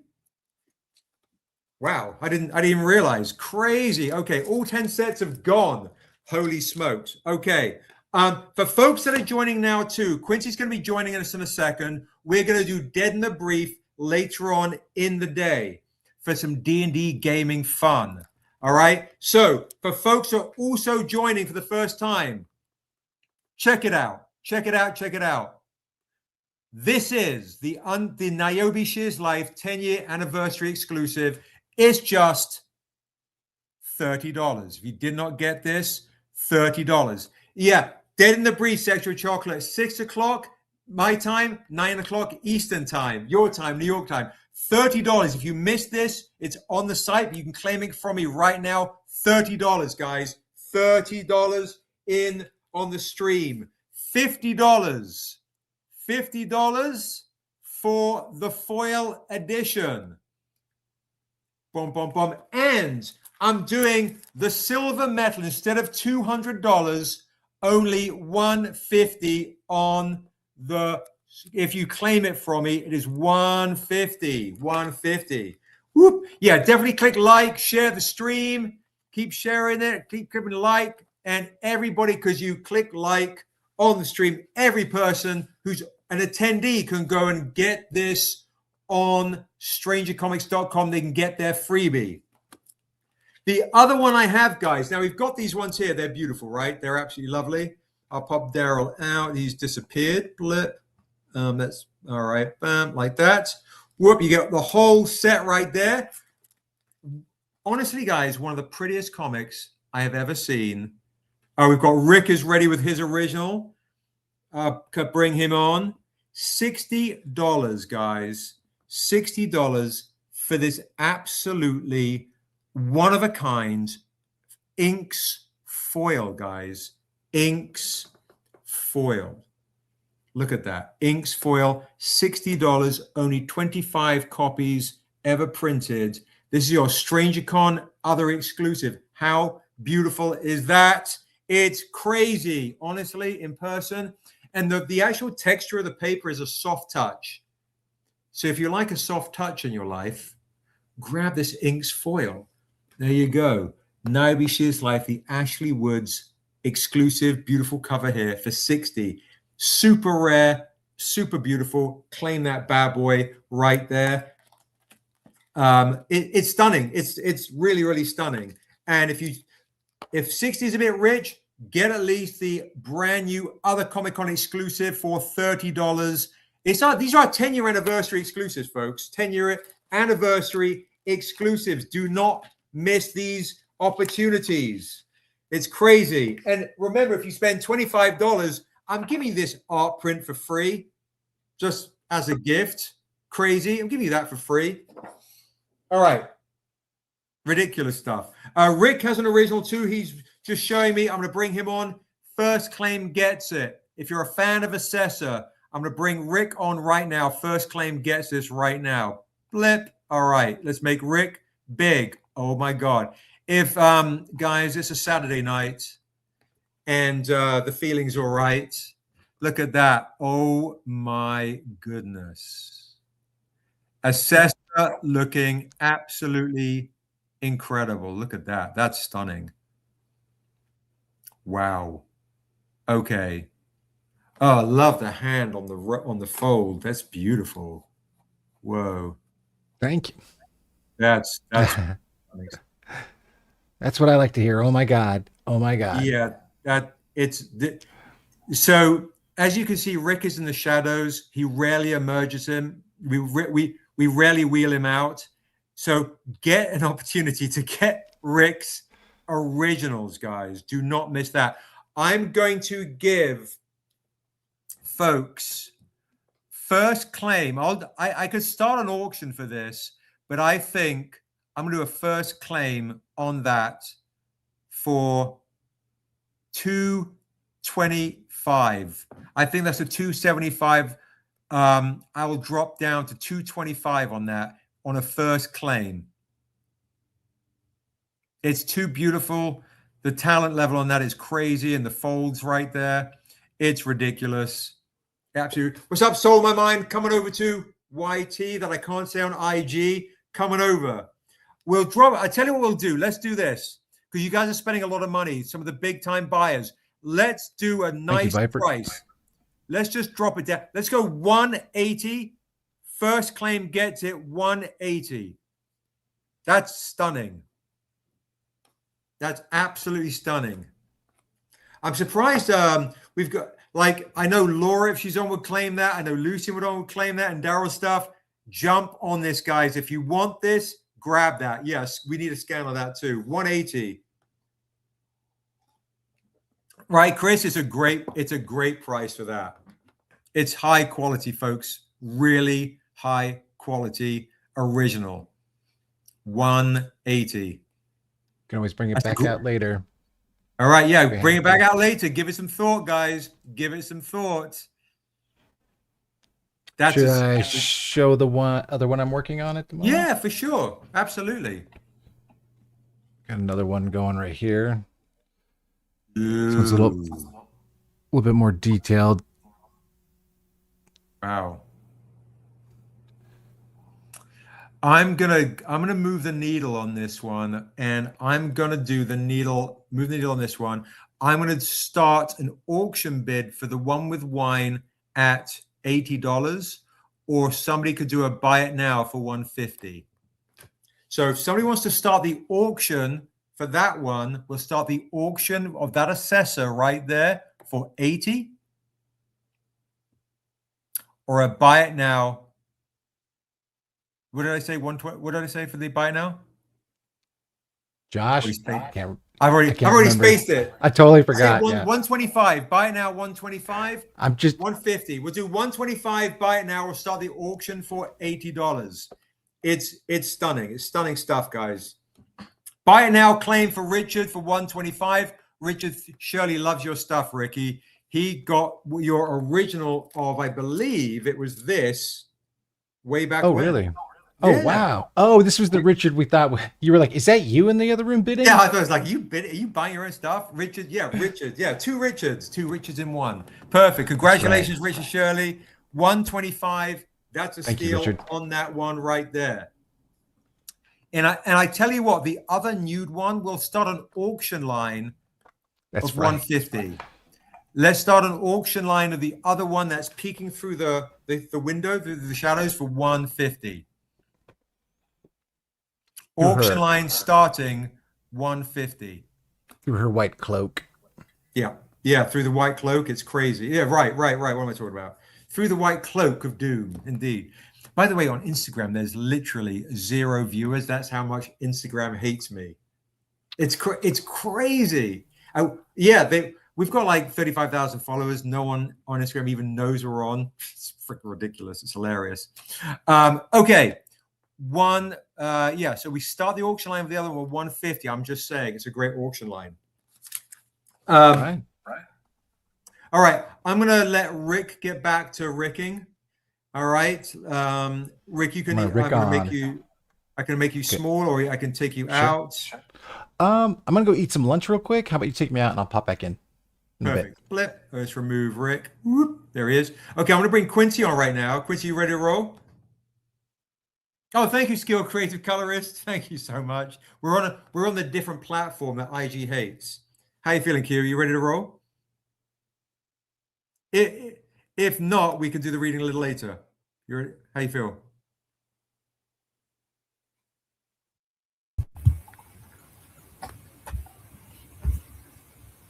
What up, bro? Yeah. Can you hear me? Yeah, I can hear you fine. Cool. All right. Quincy's in the war room, people. He's in the war room. How you feeling? Tired from we were up very early getting everything ready today for today's event. I got so much other stuff to show too. I'm just saying. I got tons and tons of stuff. Oh my goodness, what? Paul White Davis from the Black Comic Laws has just joined as well. I'm gonna bring Paul on. We'll save the reading because he was gonna be on? I don't know. So we'll also bring Paul on as well right now to have a chat about the Black Comic Lords event that happened last Saturday. And then Quincy, do you want to do a reading a little later? Yeah, you want to hang out and chat with Paul? We can read it later. I can come back. Okay. Feel free to hang out and stick around there. You should probably say hi to Paul real quick. I'm gonna bring him on. There he is reading stuff. No, first kill. Oh, sorry. I didn't see you guys come in. What's going on? How are you doing? I'm just reading my Tales of Estrada. Got this in the mail. Very impressed. Excuse me if you hear noise in the background. They're throwing a parade outside my house here. Are they throwing a parade because you're writing the forward in Tales of Estrada, Paul? How are things going? Good. So everybody in the chat, this is Paul right here, one of the founders of Black Comic Lords, who had their Comic-Con last Saturday, which was a huge success. It's absolutely amazing, super historical, and we had the honor of closing out the show and being a guest throughout the day. So yeah, how are you feeling? How have you recovered from these extravaganzas, Paul? Tell me. No, that's hence why I've changed my name to Pablo Blanco. It's my alias so that I can escape everyone who may be looking for me, whether they liked the con or hated the con. I am completely just keeping low key right now. Keeping low key. But yeah, tell me. You're throwing this con to promote your book. I couldn't not show up, even for just a couple minutes, just to throw some support your way. I've shared the stream over our platforms to tell the fans, look, I understand the covers are great. It's a given when you have a Stranger comic, the covers are going to be dope. But beyond all that, the story inside, the interior art, Julio Biffo, I'm probably mispronouncing a name. I apologize. Julio, Brilla, excellent. Look at this first page alone. Look at that. I mean, it's fantastic. Talking about how Niobe's first kill and her traveling with the stranger. And look, this is... my feelings on this will be revealed in the foreword. I will say that. So, folks in the chat, if you don't know, good Lord, I've got so many books covering books. I can't even get to them. So, as you guys know, we do these beautiful Kickstarter hardcover editions. They're amazing. For the first time ever, we're doing a Tales of Estrada omnibus. Both volumes, one giant graphic novel, and I was like, who do I know is on my Rolodex? I've got like Obama, Dwayne Wade, Pamela Anderson, Paul White Davis, Black Comic Lords, the legend himself, Paul White Davis, right here, aka Pablo, has rocked the most beautiful forward. Actually, Quincy has also done a forward as well. So here are your two forwards, folks. Here. Forward, folks. We're forward thinking right here at Stranger Comics with Quincy and Paul right here. By the way, Quincy, Paul, wrote Confessions of a Demon with me, one of the Tales of Estrada books, and been with us for a long time. And yeah, so Quincy, Paul, Quincy. Nice to meet you. Likewise. This is amazing, man. Can't say enough about what all you guys do at Stranger Comics. You guys are just doing the best comics on the shelves, and it shows. Your fans love you, and rightfully so. Thank you. I'm really looking forward to this. So how's the con going so far? Everything going right? I haven't been able to tune in. I'm sorry. I'm trying to catch up on work. I literally have work from my real day job that I'm doing right now, in addition to spending time with the family. Yeah, I appreciate it. It's the holidays, and what you accomplish on Black Comic Lords virtual con is amazing. And there's so much work that goes in. Seb. I appreciate that. Sebastian's very, very humble. He was critical for us throwing this con. He was very integral to showing us what to do and what not to do, and inspiring us, and also motivating us, and supporting us. He's always been there for us, so we're there for him. I appreciate that. I appreciate that big time. And folks, yeah, no, today's been fantastic. Yeah, next year I think our Strangercon is going to be a real big to do, especially when we drop the hardcover. And I was mentioning it, guys, to Paul the other day on a stream, when we with the Niobe animated film, we're going to give folks an opportunity to invest in the film. And I think what we're doing with Niobe animation, with the folks in South Africa, is pretty unprecedented with really how we're going about it. And my goal is Paul says something on his stream, which was, essentially, we only need ourselves in the community, but the community essentially has to rally together and be supportive of one another. And with that, great things can happen. So what I'm going to do when this really starts to kick off, and that announcement, we got an email from my new producer partner, who's very famous. Their publicist email to the kickoff is going to be next year, is to really structure, organize and mobilize a structure where people will come and invest and be a part of this movement. Because yeah, folks, I'm serious about this. Niobe is the first in history of its kind, of her kind. And so this should be screamed at throughout conventions, comic shops, communities. So folks in chat, I appreciate the Stranger Comics community. Keep singing her praises, posting about her, talking about her, because that way it all helps and all gets to studios, distributors, and those types of things. They all take notice.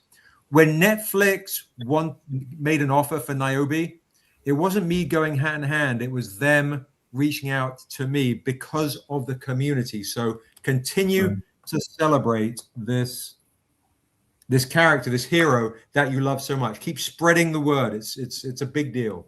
Yeah, everyone today, please go ahead and, as you're watching the stream, go ahead and reshare it on your social media, whatever social media that you have. In fact, take it a step further, put in hashtag Stranger Comics, and let's see if we can get that trending as well. Look at me, I got real high tech too. I hit like and subscribe. Look at that. Look at that, folks. Hit like, click subscribe. It's my first time hitting this today. You like that? You are a tech genius. Oh, dude, I'm so on it. It's amazing. Oh yeah, Sexual Chocolate Comics is like Sebastian. We now know is Sexual Sebastian. I hope so. Somebody out there might agree. Hopefully, Well, I think we agreed it'd be Sexual Sebastian because Sexual Stranger just wouldn't work. It's just too. Yeah, it's too. It'll go with the T-shirt. Look, brother, I gotta go. I gotta get back to work, but I just wanted to say hi. Best of luck on the con, man. Thank you, Paul. Appreciate you, bro. Much love. Yeah. Much love. Take care, brother. Peace, Nice bro. to meet you. All right, so what we'll do, that's Paul. If you're not following Black Comic Laws, please follow them. If you're not subscribed to Stranger Comics, please subscribe right now. Click like, share the stream, all the things. Huge thank you. Right, 4 o'clock coming up, we've got Rob Edwards of Defiant. He's going to be talking Defiant. 5 o'clock, we have the legend himself, Hyoung, Taek, Nam, who is joining the stream. But what I'll do, because I totally forgot to share this earlier, is I'm going to show a little bit, or I'll do that as the closer. I'll do that as the closer with other photos, other images, and other things. I'll give you guys a chance to claim more goodies. All right. Let's see what I have here. That's on the table. All right. So we do have. Oh, I've got something fun. I'll let 3 people claim this. I've got it all started with music, folks. I ran a record label called MVP Records for many years. And so I thought I'd bring out a classic CD from my record label. Even the sticker says it's over 78 minutes of pure genius. If you're a fan of Cannibal Adderley, Art Blakey, Herbie Hancock, John Coltrane, Freddie Hubbard, Sonny Rollins, Charles Mingus. This is my Playboy magazine rated this as an A in their reviews back in the days. If somebody wants to claim a CD, if you still use CDs, you collectors out there, you can claim this for $30. It's super rare. Let 3 people claim it for $30. There you go. If somebody wants to, this is a bit of a change up, right? Bit of a change up for you. So if you're a music head and you like the idea of legendary songs, you can claim this. 3 people can claim this. This is when I ran my record label.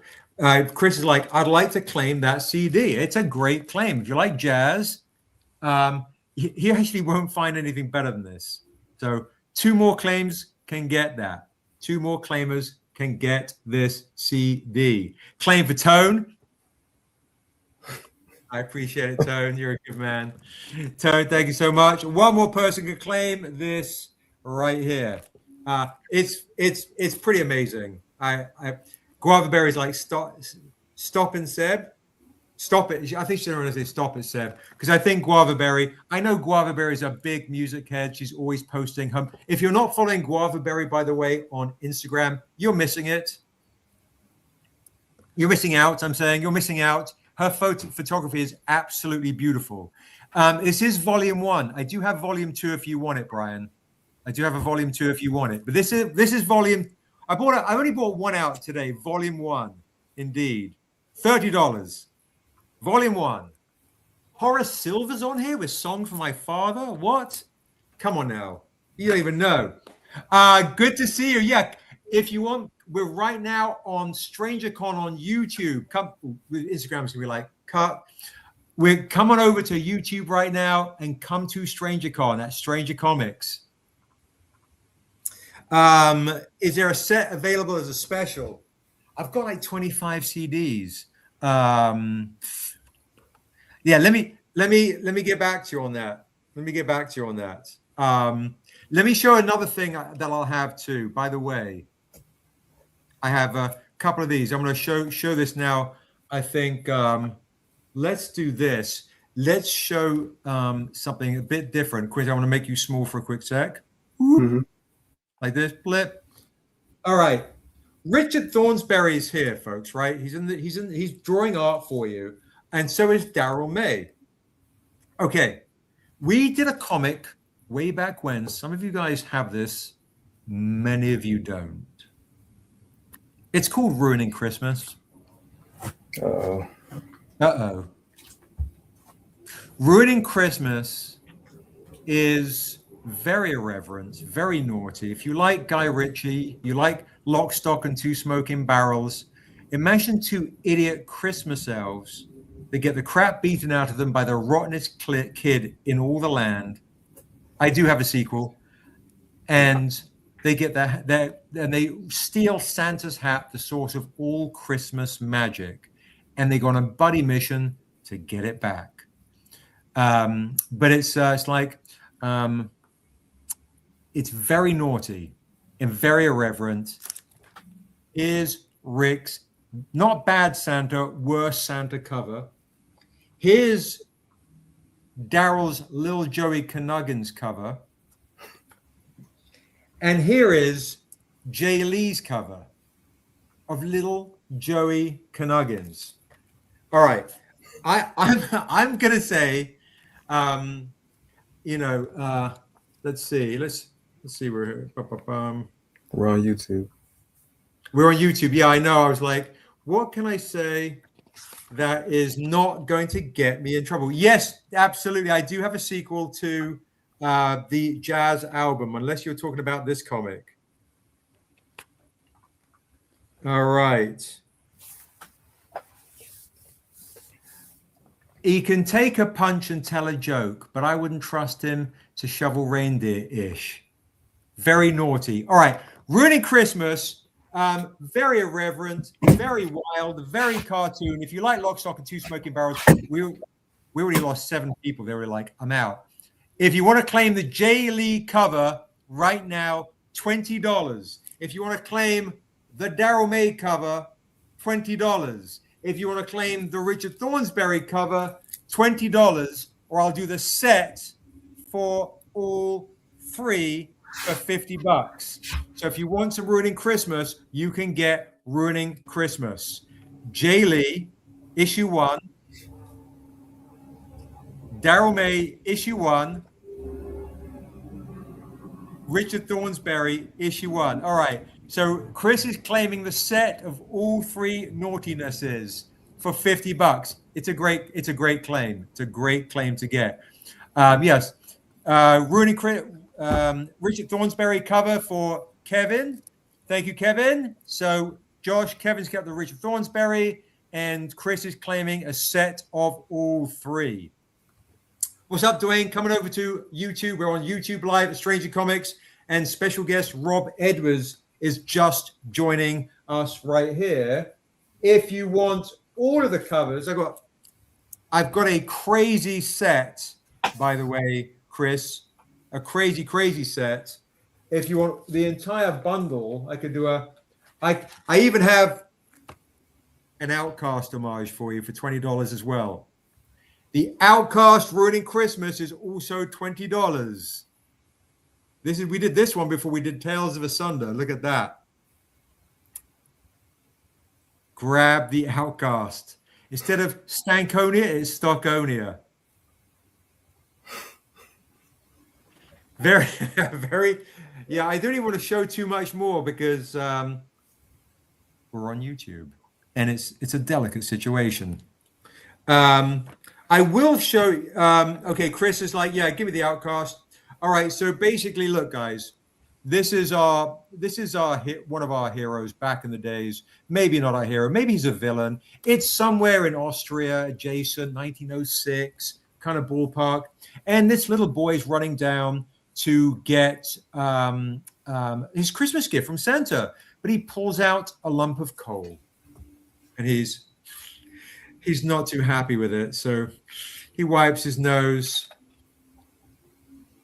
and drops it.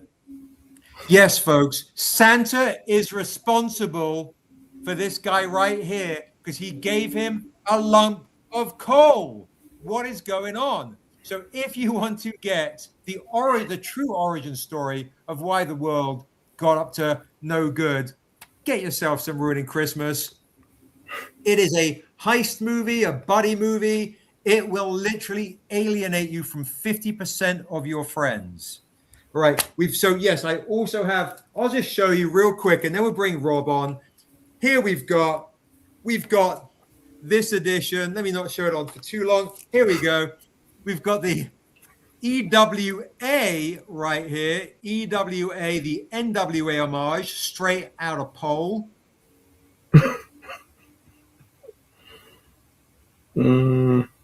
We've got the Mario Kart exclusive, running really low on this one.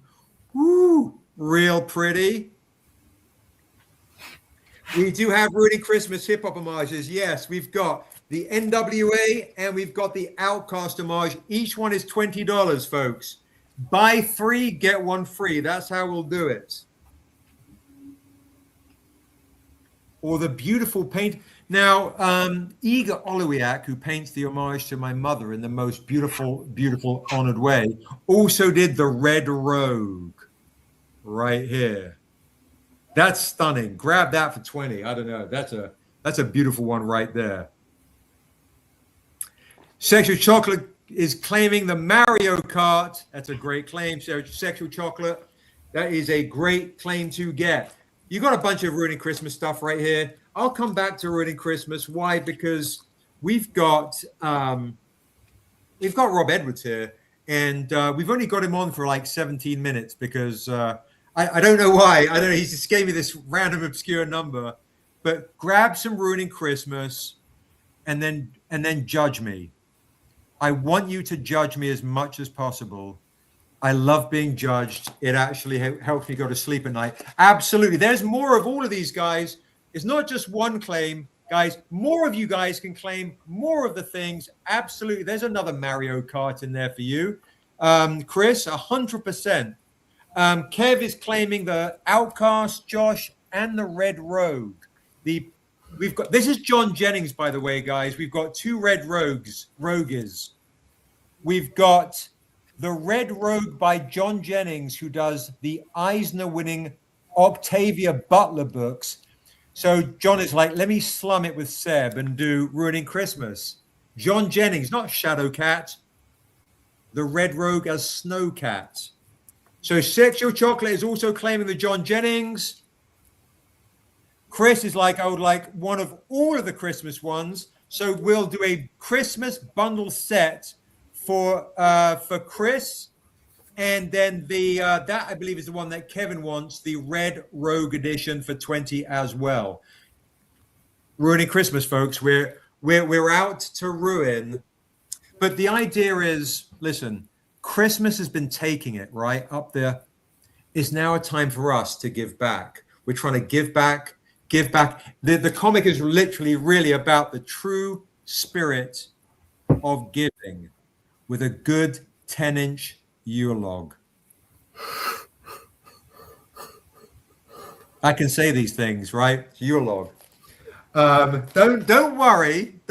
We'll lose another three folks. Look, I'm spiritual too, okay? I'm a spiritual person as well, all right? I do also have one last one on the Ruining Christmas one. Who does Niobe love to hang out with? The Red Rogue for the club. So Kevin would prefer the John Jennings. He's like, John Jennings, I'm in. This is a very rare mashup. $40 for the Virgin, $20 for the trade of the Red Rogue Niobe mashup right there. So there you go. Look at that. $40, $20. Look at that. It's a whole thing. Come and celebrate. Get festive. Get Christmas. Oh my goodness. Look at this other one I forgot. The full set. Let's just do a full set. I can't even think. There are so many. We've even got the usual suspects. I'm going to bring Rob Edwards on for this because he loves the usual suspects. He told me. No, he didn't. Can't repeat the line. Rob, look at that. The unusual suspects, folks. The unusual suspects. Nice. $20. If we want to do an entire bundle set, because I can't even think, there's probably about 30 covers in here in trade dress and Virgin. I'll just do the whole lot for $140. I'll do the whole lot, $120 trade, $200 Virgin and trade and inks. There you go. $120 trade dress, $200 for the Virgin trade and inks of all of it. And that way I don't even have to think. Crazy. I don't even, it's Christmas, Rob. I don't even want to, Yes. No, that's great. That's great. I tell you. Let me. And as always, nobody works harder than Sebastian Jones on these Strangercons. Very, very nice. That's beautiful. Tell me more about this one. I do not know this one. So Rob, tell me, who's the artist? You need to slum it with us a little bit, just a little bit. I will. Bring your animation chops to Ruining Christmas. This is our Home Alone homage, by the way, with the Cornishes. The Home Alone homage. Great. Crazy. That's great. I love the art. Thank you. So that's about two idiot Christmas elves that get the crap beaten out of them by the rottenest kid in all the land. And they use the magic of they use because the spirit of Christmas is gone, and they have to go on a buddy mission to get Santa's hat back because they've lost it to the rottenest kid in all the land. So it's basically like, think of Lethal Weapon. Not really. Die Hard. Two-hander. Die Hard. Think of it. It's a two-hander. Two-hander. Think of Lone Wolf for Lone Wolf from Cub. 48 hours. 48 hours is better. Oh, there you go. 48 hours done Guy Ritchie style. There are Christmas ninjas in there. I mean, it's it'll get us canceled in about 26 states. Indeed. It's easier and easier now. So yeah. There we go. Indeed, indeed. Okay, so let's switch gears and let's get Rob. Let's get Rob on in a more serious kind of way. Whoop, there he is. So right now we're going to get serious. So folks, Rob, if you don't know, Rob Edwards is an absolute legend in film, television, animation. Rob recently, of course, did Captain America: A Brave New World. Wrote that amazing movie. So Rob wrote that. He wrote Princess and the Frog. He wrote his Fresh Prince of Bel-Air, one of your new animated movies, which is was hugely successful. It's the very religious one, right? Yeah, King of Kings. King of Kings.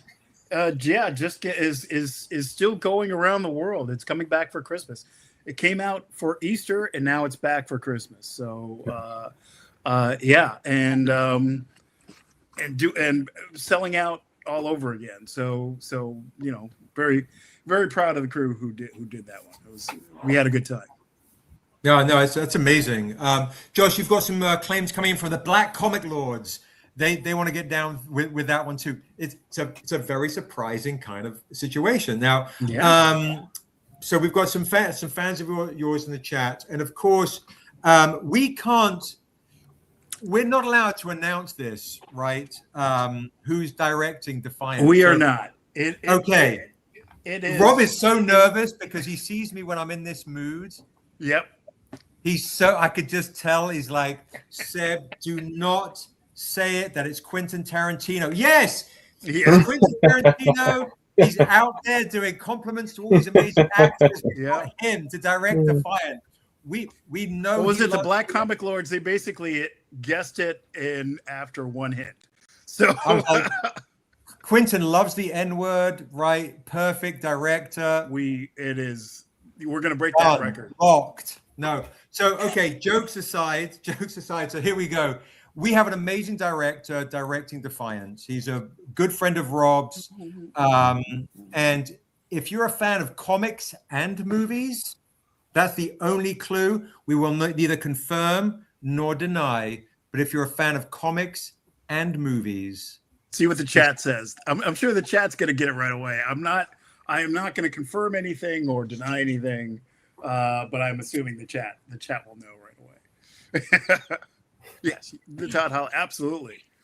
Thank you. There's not enough coffee in the world to keep up with Seb on. I haven't even had a drip. All I've had is 2 slices of bad pizza, and I've got one I'm saving for that energy kick right when I hit because I haven't hit delirium time yet. So, so folks, if you Google comics and directors and movies and things, you will know who it is. And you're going to be very excited. You will be very happy with the movie we make. I'll just say it that way. I am well into writing the screenplay right now, and it's coming out fantastically.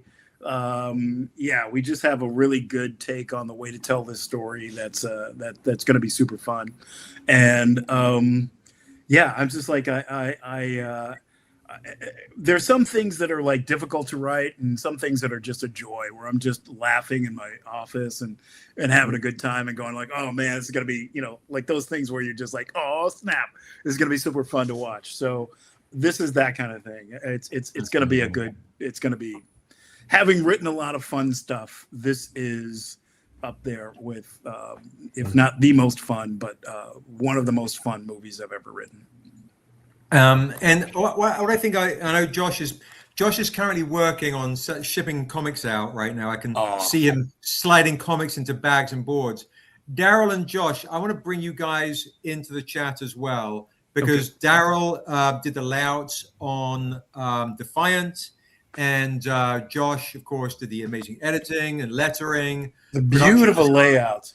It's like it's basically a movie. Hey, there he is. Big D. It's basically a movie on paper. and you know, Daryl is amazing with his cinematography in this case, and just a really good sense of story flow. And he was with me geeking out on the flags and you know, just on the details. So there was no detail that is left up in the air. And Josh is an amazing taskmaster who really just kept us honest all the way through, and just really made sure we were telling the story correctly. So it was a fantastic experience. Yeah. Thank you, Heck Rob. yeah. And I'll also say, guys, too, you know, both Daryl and Josh are also going to be associate producers on the film. Yep. So shout out to Daryl and Josh. It's a big deal, guys. We've been at this for such a long time, you know, you know, joining them on the producing team as well. So next year for Stranger Comics, guys, is there's a lot of stuff that is quite special that's really brewing. We've signed with the Luna Distribution. You know, that hasn't been announced yet, but you're hearing it in the chat, okay?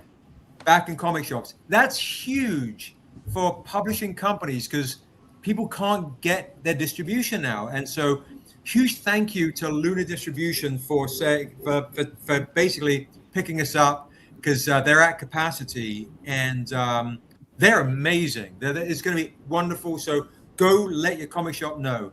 We're going to be announcing, and I should say something please. That a lot of people don't know. This book was embargoed for a little while. Oh, yeah, right. And right. you know, it has not been a dream to get this thing out there. There are you know, for whatever reason, you know, we won't, you know, insinuate, but it has not been easy to get this book to you. So I'm super thrilled that we have a new distributor, and that we're moving. We're in comic book stores, and we're also in, you know, good old, you know, book stores. So that's a thrill. And definitely tell your local library.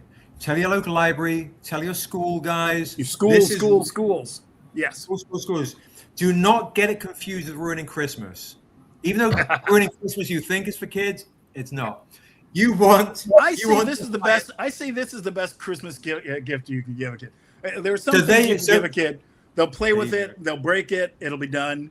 This, you give it to a kid, and it changes their life. And you know, they learn about what I believe to be the most important period of American history, Reconstruction, and they learn about a true American hero. And you know, a guy who, if you can go from slavery to doing all of the amazing things that he did, you know, that should inspire anybody everywhere all the time. And so I think it's the gift that keeps on giving.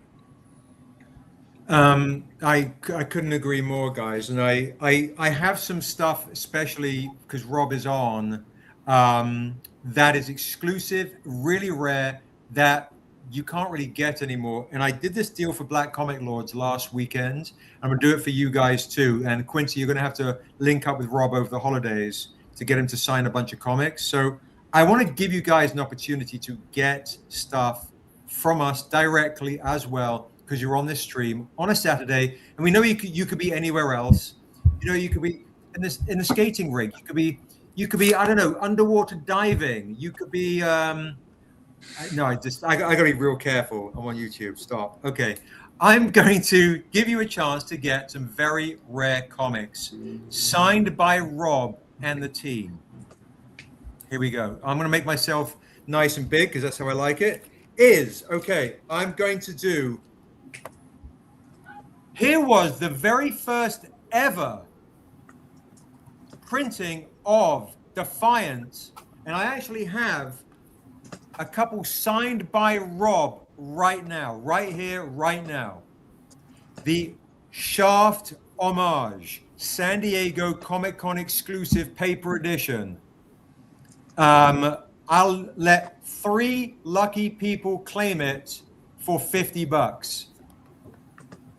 3 lucky people can claim the first issue for $50, signed by Rob. It's the first printing of it. Josh did the amazing type dress on it. You know, let's do it for $40. Let's be nice to you guys. You spent a lot of money already. $40. $40 collector's piece. Now for collectors, because I know you got collectors here, this becomes a movie. You got the first printing, San Diego Comic-Con exclusive. 3 people signed right here. Ray Anthony Height did the artwork of the cover, guys, and Sean Damian Hill did the interiors with Alex Patterson, who does our Akira homages. Does anybody want to claim that for $40? Mike Davis is claiming. He's like, wait, what? I heard the word collector in the E. Grab that. Chris is grabbing it. And I'll tell you, for people who are bidding, that is Ray Anthony Height's signature on it. I will add my signature. Oh, snap. I will add my signature to it. It'll be worth even more. Okay, there it is. We have Jocelyn. Thank you, Rob. I thought I saw an R. I've got Rob's signature right here. Okay, Guava Berry wants to claim. I only have 4 here. They're all gone. I was going to keep one back. 4 have gone. Okay, so Mike, Chris, Jocelyn, and Michelle. Congratulations, Josh. You have those, all 4 of those bad boys? Boom, done. That is that one gone. And right two, there. like people should know, they are going for. Somebody showed me at Comic-Con. They're going for $100 on eBay. So I mean, don't just immediately sell it. Read it, enjoy it, and have a good time with it. But they're worth something. They people are enjoying the comic book. So yes. Do we have any of the Shaft hardcovers left, or did we? That would be a Quincy. That'd be a Quincy question. It's a great question. Well, Quincy the Shafts were amazing. Well, the hardcover guys. And I don't know if I do have also. And I'll tell while you're looking, I'll tell you for people who don't know, when I first met Sebastian Jones at Comic-Con a zillion years ago, I pitched him the story of what we were trying to do, and Seb immediately said, "It sounds like Shaft," and was like, "Yeah, that's our guy. This is our guy." And so when I saw the Shaft homage, I was like, "Yes, absolutely, we're rocking and rolling, same, playing the same song." So yeah. Well, look at that. Yes, exactly. That one's got me and who else signed that one? Marvin Jones. So, folks, if you've seen Black Lightning, Jones, and you know Tobias Whale, and he's in a new one of the new big movie coming out soon. Spider-Man, where are you coming from, Spider-Man? What's he playing? That's the Electric Company version, or Spider-Man. He's playing Tombstone. I think in it's the new Spider-Man. Tombstone, yes. He's playing Tombstone. They got him on. He's got the hair and everything like that. So, oh man, he looks great. He's going to be terrifying. I bet you they're giving him shark teeth too. Hey, Laura, good to see you, darling. I think good so. to see you. So, guys, I have 3 of these. Only 3 of these. Rob has already signed it. Marvin Jones, Tombstone. Other producer on Defiant signed it. Nicholas Draper, Ivy cover. Ray's actually signed this. 3 of these super rare foils I will do for $80. I have 3. That is it. If you want to get absurdly rare, multiple signature with Marvin Jones, $80 on an absurdly rare foil. Chris is claiming the signed shiny with Marvin Jones. 2 more. 2 more lucky people can claim this one right here. Super rare. This is Defiant, guys. Defiant. Signed a very famous producer. And by the way, I love the names in the chat. Real Mad Mojo Man is a classic name. You know, thanks. That's entertainment. All right, we've got that right there. Okay, so remember, we've got that right there. 2 more lucky people can claim this with all these signatures, and then Daryl and myself will sign it as well, of course. I also have, check it out. I also have 3 lucky people can claim the Virgin edition of the Shaft exclusive with Marvin's signature as well. I'll do this for $80. The Virgin edition. $80. It's good to see you, Laura. Good to see you. Oh, and that's also got a Marvin Jones. Yeah, Yep, that's there's a Marvin Jones on it as well. He puts a heart on some of them. Those are fun. He puts a little heart over his name. That's awesome. Josh, if you're seeing it, there's a claim for Mike for Yep, I got 80 and a claim for Chris for 80. One more person can claim this, and we will be out of the multiple signature edition. Oh wow! Of this. Who else is that? I think that's David Baxter. I think. Oh, cool.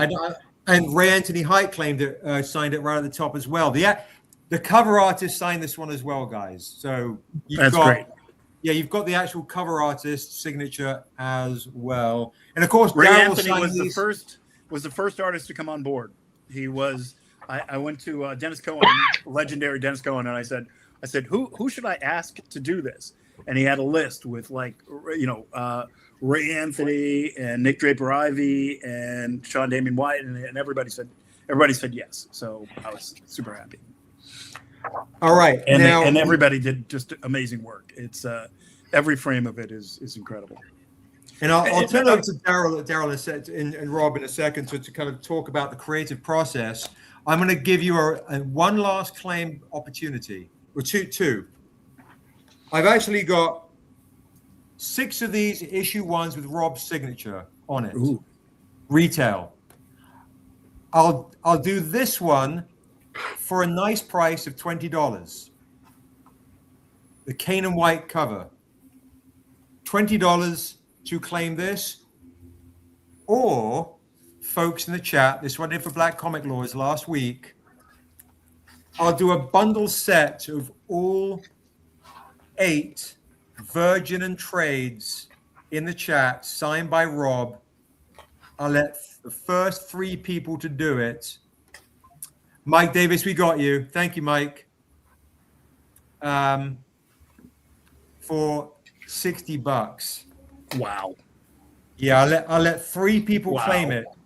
3 people claim that deal. And Crazy fun fact, deal. the reason why he's wearing red pants is that they made black officers wear red pants to distinguish them from the white officers. And so there's a joke in the movie of like, well, isn't there another way you could have told the black officers from the white officers? But yeah, they made them wear red pants. It's hilarious. Wow. So bonkers. So Chris is claiming the set for 60. Guys, if you just want Rob's signature on issue 1, $20. This will be a collector comic. You want to get this before it becomes a film. Especially eBay collectors, grab this one for 20. Issue 1, signed by Rob. I've got 6 here. Or the set, all of it for 60 for a crazy deal. First 3 people can claim that. I'll pop that down before I get in trouble. And then, Quincy, did you have any Shaft hardcovers? Yeah. Oop. All right. We will do, I'll let Quincy show it real quick, and then we can chat. Not super salesy stuff, other things. So there is the Shaft cover on the hardcover. We were selling them for $100. Wait, open it up. Did I sign that one? So that open was that was our San Diego exclusive for this year. So the No, single, not this one. Oh, Not this hey. Well, yeah, bring it over. I'll sign it. So yeah, the single issue number 1 was San Diego 2024, and then this was our exclusive 2025 with the whole book done. Wow. So, and we printed 100 of them. Oh, it's 100. My bad. Okay. Even I don't have one of those. So It's we so will do rare. these for Even I don't have one. $100, guys. Mike, which one are you claiming? Mike Davis, I know we've got the 80 Virgin edition. Which one are you claiming, Mike? The set for 60 and the single issues, or the San Diego hardcover for $100? $100. Rob will sign it as well. I'll sign it. Daryl will sign it. I'm going to shut the curtains and get some more light on in here. Let us know, Mike, which one you're grabbing. And then in half an hour, guys, I have Hyoung joining us.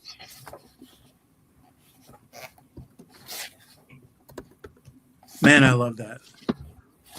It's so beautiful because the theft of the planter took place between 3 a.m. and 6 a.m. on May 13th, 1963,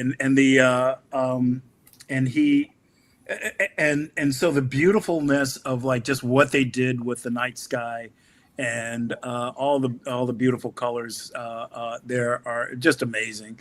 And yeah, I mean, just the way it was colored in, and of course the wraparound segments that take place in current day 1914 are just really truly incredible. It's you can amazing see stuff. The sun coming up as we go through the issue. Yeah, it's starting to come up, and the deal was that if the sun came up, they of course from 3 a.m. to 6 a.m. Was when they were going with this paddle wheel boat against the current, through all these checkpoints. And by the morning, if the sun came up and it shone on Robert Smalls's face, the whole thing would have been over. Everybody would have seen what was going on. The whole thing would have been over. So it was a race to the end. And what you see with what Daryl did and Josh and all the artists was that you can see the sun rising as it gets closer and closer to the end, so that there it is, that sky is brightening, and it's about to go down. It's truly wonderful. Yeah, it's amazing. Guys, these sold out at San Diego Comic-Con, so I'm giving you a chance to get it now while you can. Very, very rare book, San Diego Comic-Con exclusive. And if you just want the trade paperback, guys, it is $20. If you just want the trade paperback, it is $20. Thank you for the set for Mike Davis and for Black Cherry Angel for the $60 crazy deal set. Thank you so much. If you just want the trade paperback, it is $20. If you want that absurdly rare San Diego Comic-Con exclusive hardcover, it is $100. Yeah, that's kind of those are the deals, folks. Those are the deals. Jocelyn's claiming the trade paperback for $20, I believe, unless you're claiming the hardcover, Jocelyn. Yeah, we took. Thank you so much. We took 80 of them down to San Diego, and then kept 20 of them back because we had put it up for sale on the website, and people had pre-ordered it. And the 80 we took to San Diego were gone by end of day 2? Yeah, they just flew. They absolutely. That's amazing. Flew. See if people. Everywhere I go, it sells. I took it to the Cuesta College Writers Conference, and I think those sold out in about 10 minutes. I think I took a stack, and they were like, I was just signing up, and it was like, okay, I'm sorry, they're all gone. We had to use a QR code to sell the rest. It was very nice. Response has been great, uncanny. That's amazing. Rob, I saw your note in the chat. You want to talk to Daryl and Josh, Daryl, about how your process was, maybe for laying out the book? Exactly. I mean, it's what's fun, hopefully for the Strangercon crowd is the inside baseball of it all, which is I just type things that I think will look pretty eventually, and then I give them to Daryl, and Daryl goes would kind of just go through the script and mark everything, and he figured out the pages and what would be great and what were the 2-page layouts and all that stuff. And Daryl, I was just wondering if you wanted to talk a little bit about your project, your process. Like, how do you see, because you have this wonderful visual sense of making it look like a movie. What does that come from? What are your inspirations, and what's your process? It's been kind of like Stranger's main MO since the beginning. Yeah, because that's how Seb had me doing Sergio Leone cinematic layouts for the Untamed, and that was like just the kind of, we've always kind of taken a cinematic approach. Because if you look at like a Marvel comic book, like I've got a Spider-Man here or whatever, the paneling is going to be very chaotic. Yeah. In the Marvel way. That's not how Stranger does things. And you guys came to us to kind of make magic out of this very heroic true story. It needs to be a film. So I think laying it out that way comes first nature for us as a team, and what can be the most what's the word I'm looking for? Cinematic. Cinematic. Yeah. What can be the most cinematic? And that's like when I read your script, I was like, let's have them fishing. Let me see these wide angles. Let me see the Carolinas. Let me breathe in the shot. Yeah. And how do you do that in a comic book?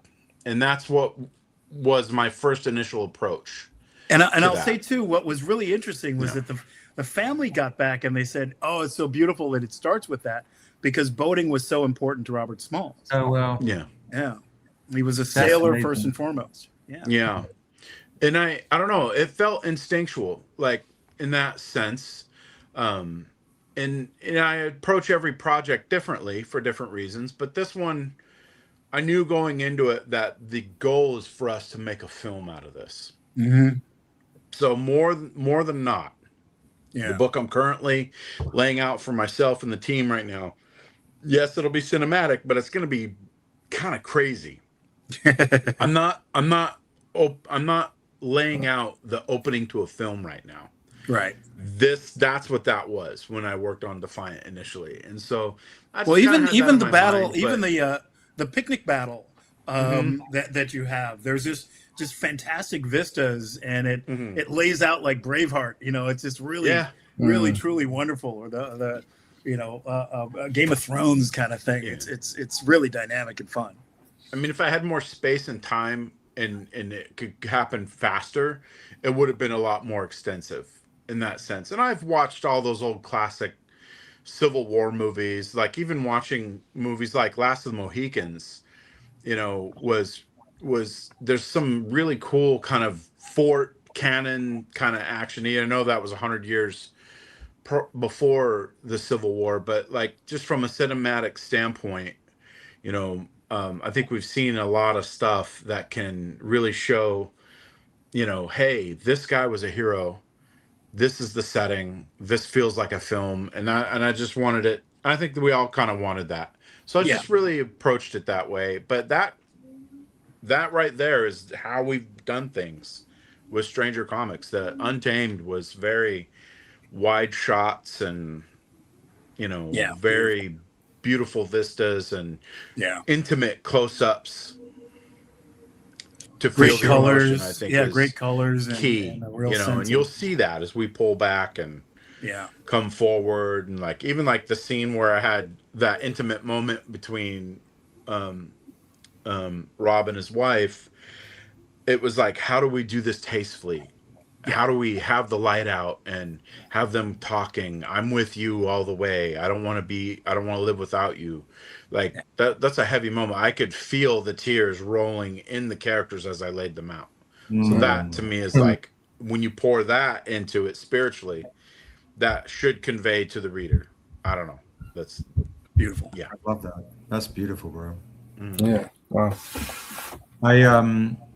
It's funny, on one of our last meetings with regards to the movie, there was talk of us, getting a master painter to paint a cover for the movie.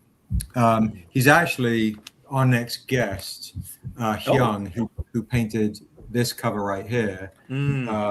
He's done a lot of our iconic covers. He did our first kind of early Niobe cover. So folks in the chat, don't go away. Hyoung Taek Nam, lead artist for The Last of Us, character design.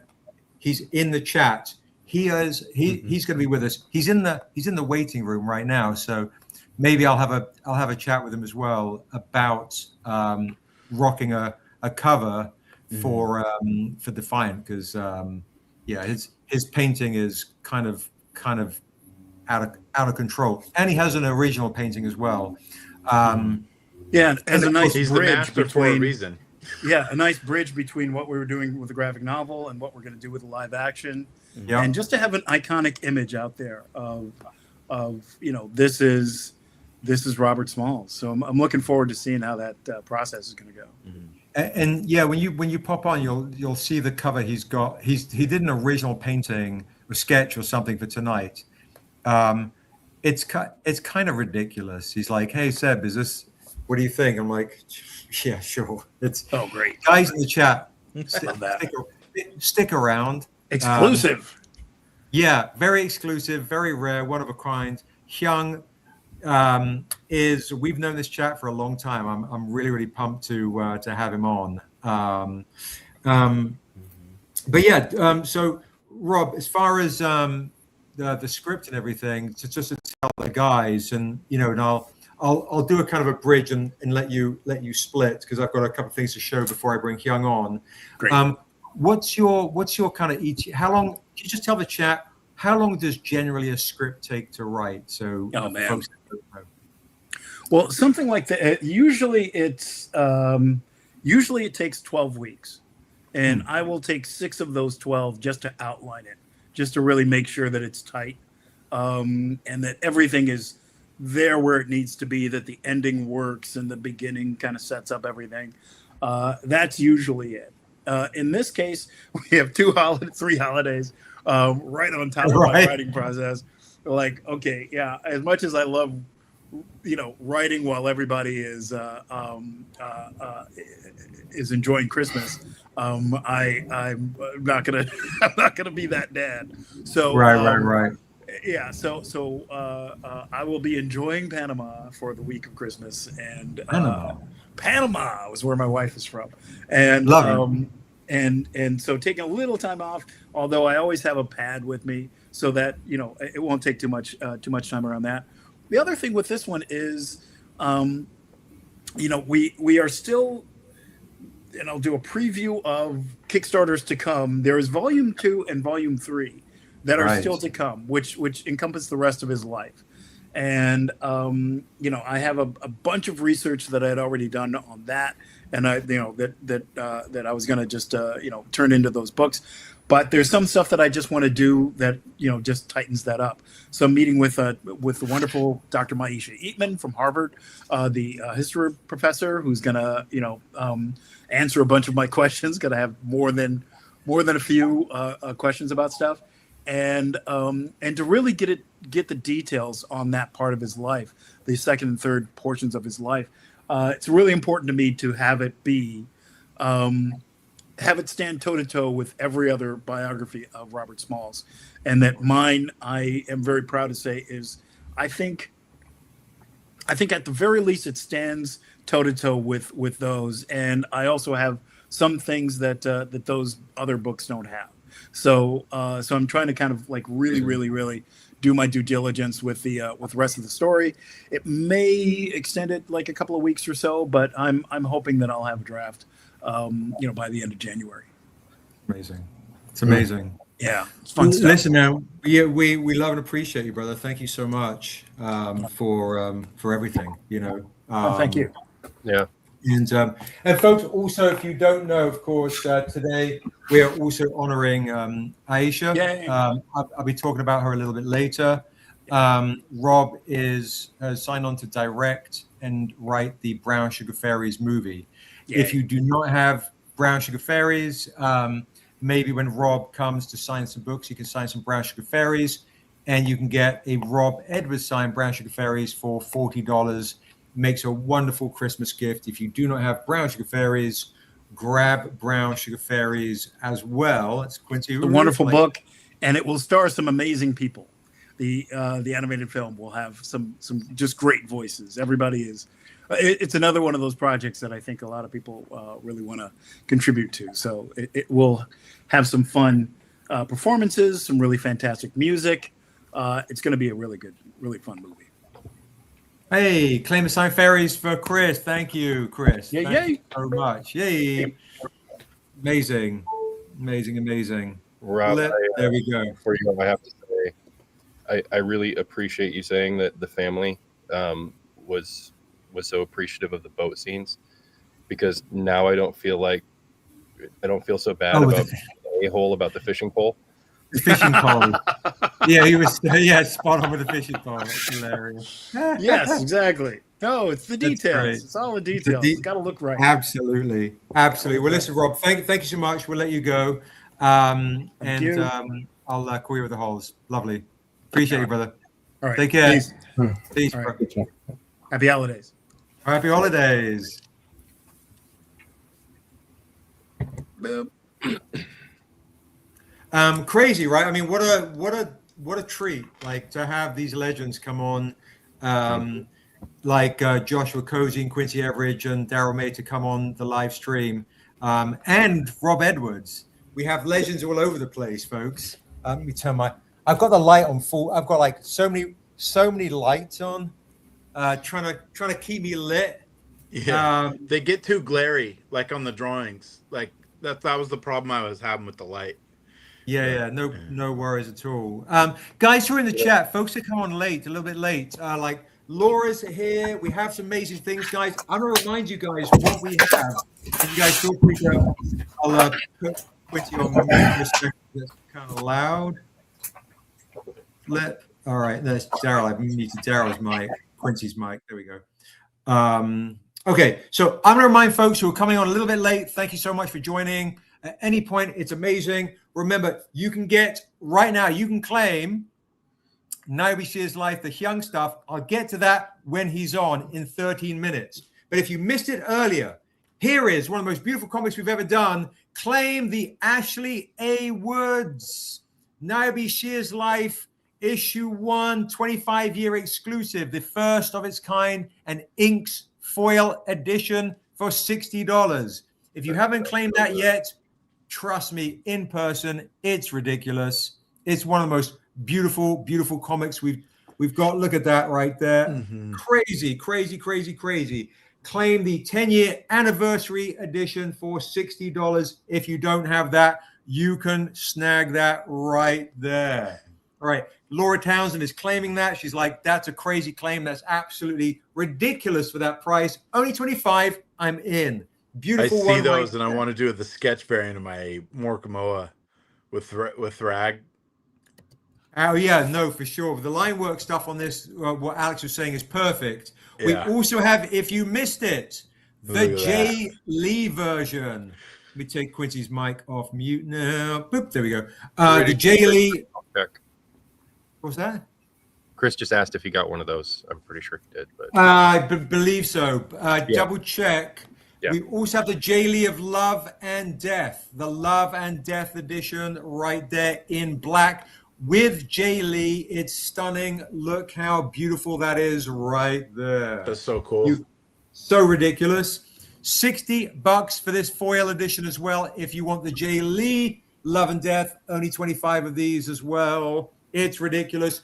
Claim these right now, guys. Grab them now while we have them. You were doing 50 earlier on the site or on the screen. That's what everybody else claimed today. Oh, we're on 50 on the stream for which one? For the foils. No, sorry, that's the Niobe. Oh, I wasn't. No, that's the other. No. Sorry. You're fine. Foil inks is 60. Laura, I think you might have claimed that on the last chat, the Jay Lee. I'll double check. Josh, just make a note. We can check Laura's orders. All right. Bum. Okay. I'll pop those down, guys. Now, I also have, for folks that are joining late, don't forget, I'm taking $1,000 off. No, because Laura came on. I want to give her the chance to get this. Josh, she's such an OG. Untamed, issue 1, 2, 3, 4, 5, 6, 5, and 7. First appearance of Assessor. These are generally should be $200 each, $1,400. I'm taking $1,000 off right now for the whole bundle set. There you go. For Laura and any OG that's coming on late. I do want to give folks that opportunity. I'll pop that down. If you want that, it's stupid rare to get. The Virgin Metal editions for the first time ever. Lucien is also joining us on Instagram. Pop on over to the YT if you can, Lucien. We're also on there. We've got some originals. I'm going to show some originals that are available. By the way, Josh, did you get? There's a chap that claimed the Assessor original earlier, and I was asking him for his email address to message him. Did you know if you got that message? Yeah, I got them written down, but yeah, but did he get the? Can you check the email address just to see if he emailed it? Because a lot of times people can claim stuff and then they don't buy it. So, all right, I'll pop that down there too. Remember, get this set right there. I also have, I'm going to bring Rick on in a second because I want to show the originals. This is the other original Daryl did, the Predator, Niobe Predator right here for $100. Yeah, these are different, Laura. They're metal. They have never been printed in metal before. It's the first time ever as a collector set 1 through 7. All right, we're going to do some really fun stuff before Hyoung comes on. No email. First claim gets Predator Metal. Sorry, Predator Niobe mashup for 100 even. First claim gets Predator Metal for 100 even. Let me know in the chat if you want the Predator Niobe mashup by Daryl May for $100. Should be 150. I'm doing it for 100 for the original right here. And then Daryl, I can drop you off if you want to work on any other originals. I have another one done right now. Oh shoot. Okay. Well. Okay. Perfect. Let me. That's what I was saying, and I didn't want to interrupt you. I was just waiting. No, you're fine. You're fine. I do have 1 or 2 Tehani originals as well. I'll show Daryl's other original, and I'll also bring Richard Thornsberry on with his stuff as well. Since Hyoung's coming on, and he's done an amazing Assessa, and then Rick's been doing Assessas all day. I did an Assessa on an Untamed blank. Ooh, that's with the vampire eyes. Ooh, that's awesome. Okay, that's the winner right there, bro. 120 for that Assessor right there on discount. There you go. Lucian is like, if you rock a dragon, maybe I'll rock it. You know, next one should be a dragon for Lucian. I'm just saying. But if we have some Assessor fans, that's dope. Bring that a little bit closer again. 120. That's beautiful right there. I did the classic Salem's Lot vampire eyes. Yeah, that's lovely. That. So the cover I'm going to be doing for Rick's book, it's going to be similar to this. But I have some different things that I haven't spoiled to you guys yet for Rick's cover for his book. Yeah, it's beautiful work, bro. That's absolutely beautiful work. Yeah, it is Assessor, Laura. It is Assessor. I know you like your Assessor. It's beautiful. Thank you, Jazz. Thank you so much. 120 is a steal on that Assessor right there, guys. It's an absolute steal on that Assessor. We have also Hyung's going to be joining in 7 minutes, and then Rick will be closing out the show with a lot of his stuff and a lot of other goodies to still share with you. I even have a Mandler Stenberg signed stuff. It's crazy. And 120 is a steal for that, to be honest, guys. The people who weren't on earlier need to see Rick's original painting that's up for auction. Yep, that's what I'm going to bring on too. Yeah, I just I got Hyoung in the waiting room. He's going to be on in 6 minutes. Yeah, definitely. All right. And I'm going to work on a dragon themed one next. So I'll do that one right there for $100 right now. Hyoung will be on in 6 minutes. 6 minutes. We did earlier, Lucian, when he was on, but we'll show it again when he comes on later. Yeah. Let me do. Can you show off any Tehani original I missed? I can. Absolutely. So and we can show this later too. Again. Yeah. We'll do Daryl stuff later. We'll show some of the Hyoung stuff. Some of the Tehani stuff I have. I have one I can sell. And then I don't take me off so I can get started drawing again. Okay, for sure. Lucian's claiming that one. Oops. Lucian. Why am I? Oh, it's Daryl I'm removing. Boom. Okay, Lucian is claiming the Daryl May one of the Assessor for 120. It's a great claim. Honestly, it's a great claim. Josh, I'm going to show you some originals. I believe Show me which ones were sold because I didn't put a sticky on them. I believe this sold. This sold for sure. I know that. Just that one, I believe. No, Chris got 2 originals. Hang on. That one that you're the first one the first one you showed. No, not that one. The first one you showed and the Xiapo. Okay, hang on.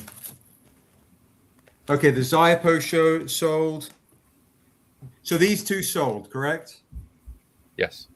Okay. All right. So guys, Assessor Original right now. There we go. Yeah, I've got the ones for Chris. Thank you, Mike. Thank you. Okay. Here we go. We've got this one right here by Tehani. Farr right here on an Untamed issue 1. I was selling these for $800 instead of $1,000. $800 instead of $1,000 on the Untamed Sinner's Prayer issue 1.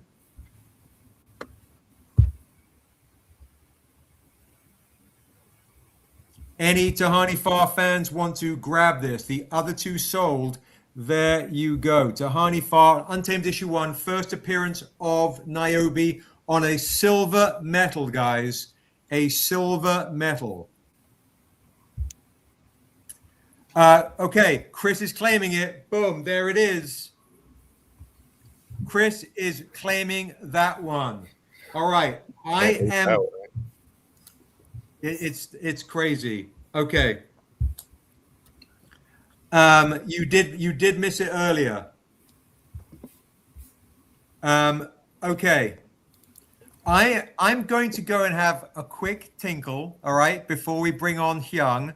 We will also, guys, after Hyoung, we'll have more Tehani stuff and Rick stuff right as well. Rick, can I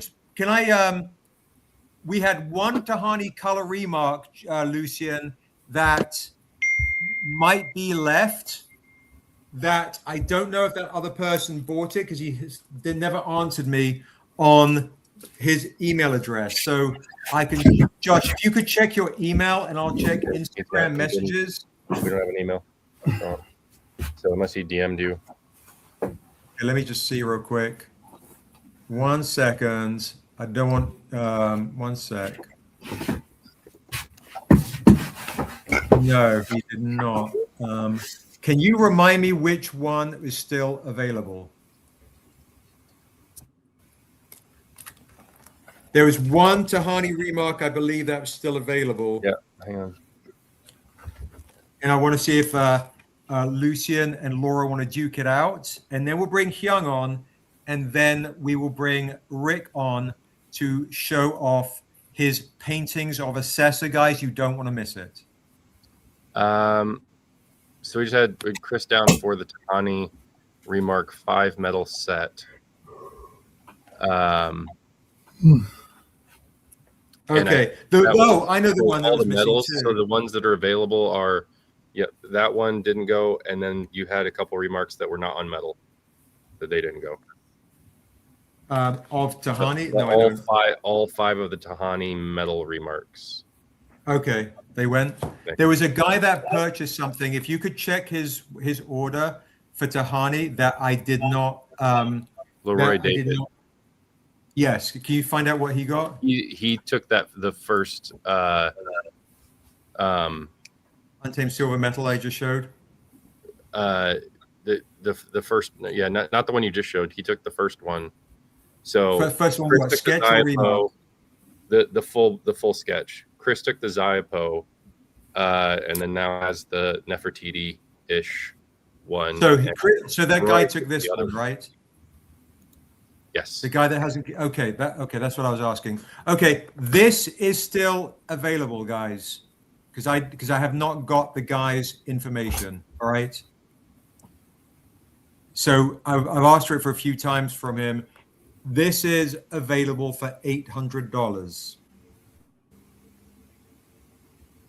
That is so good.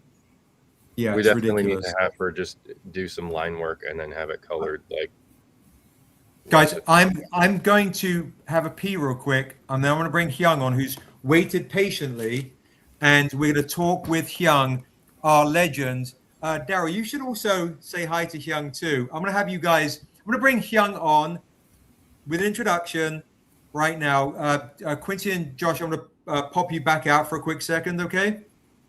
Okay. Is that cool? I'm going to pop you back out for a quick sec, and then I'll bring you on. I'm going to bring Hyoung on right now, folks. Here he is. In the dark. What, Hyoung? Oh, with the crazy. Hyoung, your audio is terrible.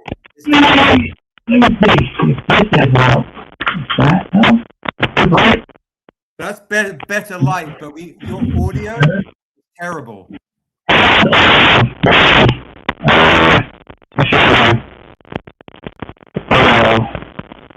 It's crackly. With this? How Yeah, about that's better. There we go. that's better?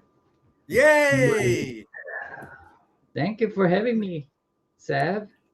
There he is, folks. Yeah. In an absolute legend. They don't name countries after Hyoung. They name cities. We call this man Hyoung City. If you are not familiar, guys, Hyoung, guys, is responsible for this cover. My goodness, that's very old cover. It's like over 13 years.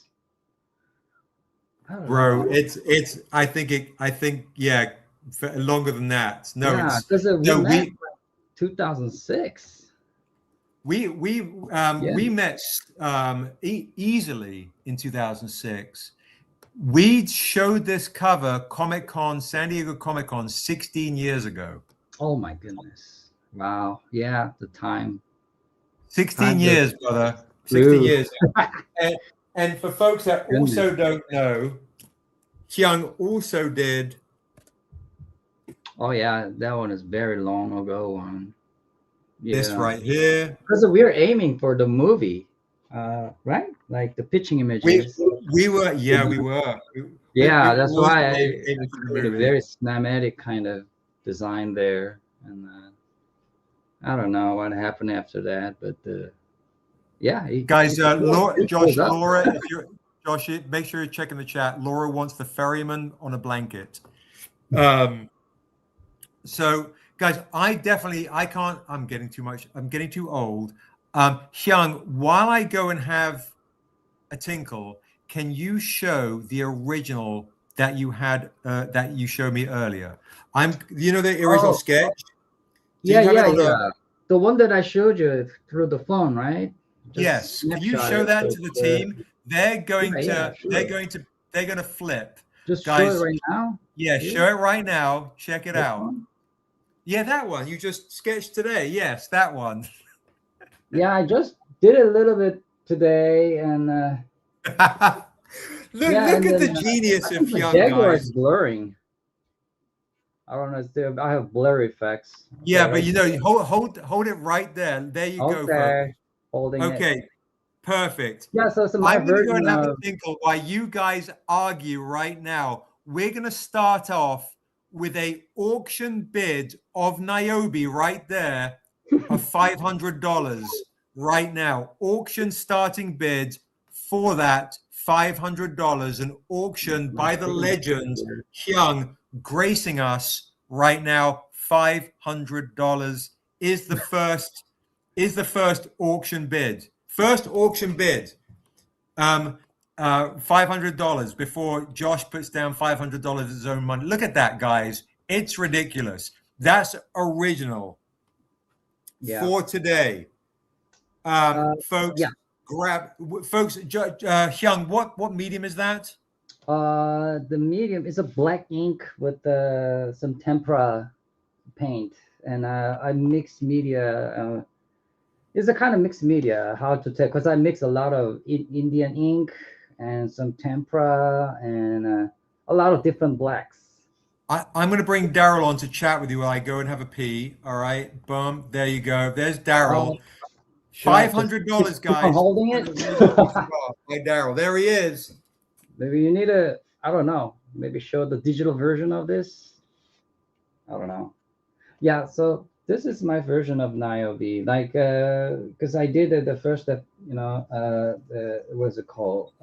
First volume, the Niobe cover, based on the Amanda Stenberg, and this version is more like when she, like before become a queen. I think the queen, the Niobe age around like I don't know, like mid 25 or something. Maybe this one is around early 20. It's like she getting into more puberty, it's more anxiety. I don't know, but something a little bit more mature than the first cover, and I changed a little bit of her hairstyle from the volume one, the Niobe, and a little bit more feminine, kind of figurative, more like in power. She able to control this black vicious jaguars and all that. So that's the concept here. Yeah, because she conquered the fear, and she about to become a queen of Untamed or something. Hi, Daryl. Hey, man, how you doing? Yeah, I haven't talked with you for like almost I feel like decade years. Like how It's been a long time. Like I saw you at the Niobe party that we had over 10 years ago. Yeah, I was in a comic book store, was it? Yeah. And Yeah. then I might have saw you once or twice at random events, but it's been a long time, dude. Mhm. Yeah, it was. The time flew like crazy. And Yeah. I had a kid, and once I had a kid, then the time is like Yeah. Oh my much goodness. How old's faster. your kid now? It's a 5 years old now. Oh yeah. A lot of handling required. Mm-hmm. Yeah. She got the reward today after she did Mm-hmm. I don't know, like there's some like language at school, and she did a lot of paintings and stuff, and Nice. paintings, yes. Try to follow my passage. Yeah. I don't know, but Heck so yeah, I don't dude. know. Should I hold this? I don't Yeah, I know. mean it's cool. Yeah, it's really neat, man. We'll bring it back up when Seb comes back. That piece that you're working on, it's incredible. Thank you. Yeah, it's Thanks. really good. Yeah, I just inspire it, and like I just look throughout a comic book because I haven't looked at the Untamed comic book for a very long time. Yeah. I lost all the stories, and Yeah, you're busy doing other art too. So yeah, I only know SSA. I like SSA. And yeah, try to do more SSA. But then like Seb called, yeah, could you do Niobe? So I just did my version of Niobe. yeah, it's so cool They with the did the 3D Jaguar. to it. It's perfect. That's so good, man. No, Thanks. people love your work, Hyoung. Like we travel all over the country for cons, and the first thing they see is the big blue Niobe you did. Oh yeah. It is the so with the striking, right? and I literally I've met people that are like, It's very long. what is this? Like Very literally they long. go, what is this? Like, And oh, you come can on. see the mystery behind their eyes and the magic that you conjured in those people. And it happens all the time. Thanks. Like it's awesome. Yeah, because they have a very strong narrative story behind Yeah. it. Because I love, I love stories. Anything that will involve with a deep story, embedded, kind of characters that really triggers my visionary. And that's why it kind of projects it. Right? So just real quick, sorry to interrupt. Mike already dropped 500 in the auction. So by the time when Hyoung finishes, whoever's got the highest amount, it goes to. So we're starting an auction at 500. Mike just started it at 500. So Kay, if you want to beat Mike, you just have to add a little bit more. And when Hyoung leaves, whoever has the highest amount wins this original. And then definitely guys stick around because Rick will be back on with his assessor painting where Ray is currently winning an auction at $400, and he has another painting to show as well. So I just need a bit. I may be lagging. Okay, yeah, perfect. So yeah, Mike's at 500K. If you write 505 or 510, we'll just start the auction until it ends. Otherwise, Mike's walking away with that for $500. So there you go. I want it, and I don't have. Yeah, I $500. want it too. It's beautiful, Hyoung. Just Well, coming in and just lucky. blessing us with like magic. My goodness. It also to not to start spinning wheels, but seeing the Jaguar on the cover there with Niobe smacks of Dusu. Yeah. I mean, there's a Yes, it does. there's a very mystery creature there, right? Like I think I designed some looks like kind of all like, I don't know, it looks like a boar type of creature. I forgot because I did a. Well, you did. I mean, you did Dusu. I mean, Hyoung. But Hyoung did this cover for us right here. By the way, I have one of these Dusu issue 1 covers signed by Hyoung. Oh, from forever ago. So that is Niobe and Dusu. That's essentially what you have. To Daryl's note, I to be honest, that's freaking amazing. I love it. You might have just created a lot of work for me and Seb, Young. I just love that. Hyoung, I need to work with you more. My goodness gracious. Yeah, I mean, these are all covers too old. So that's why I suggest you, like, could you, we should make a new one, you know? Because this is like a over 10 years old one. Yeah, I know, but but these are collectors now. Folks love it. So guys, look at even Hyung's signature, like Tehani, it's a work of art. If anybody wants the Hyoung signed Dusu issue 1, $40. I only have 20 without his signature, 40 with his signature, because I see him every century to get a signature from him. So grab this for 40 if you want the Hyoung signed edition of Dusu, or 20 if you want it without the SIGs. Okay? I got a lot of amazing Hyoung stuff here. I'm just saying. Oh, speaking of Hyoung, check it out. Okay. Ray, so Hyoung, can we well, actually, I tell you what, I'm gonna have to grab that from Hyoung. So let's put down 2 people, both Ray and Hyoung can get this signed by Hyoung for $40. Because I'm gonna have to see Hyoung, so I'll pick up a couple of SIGs from him when I grab the painting from him. Okay, guys? So Dusu, super rare comic. Now, as we're here with Hyoung, I got something to show you. I don't know if you have this. If you don't, you need one. Here we go. All right. Something super silly.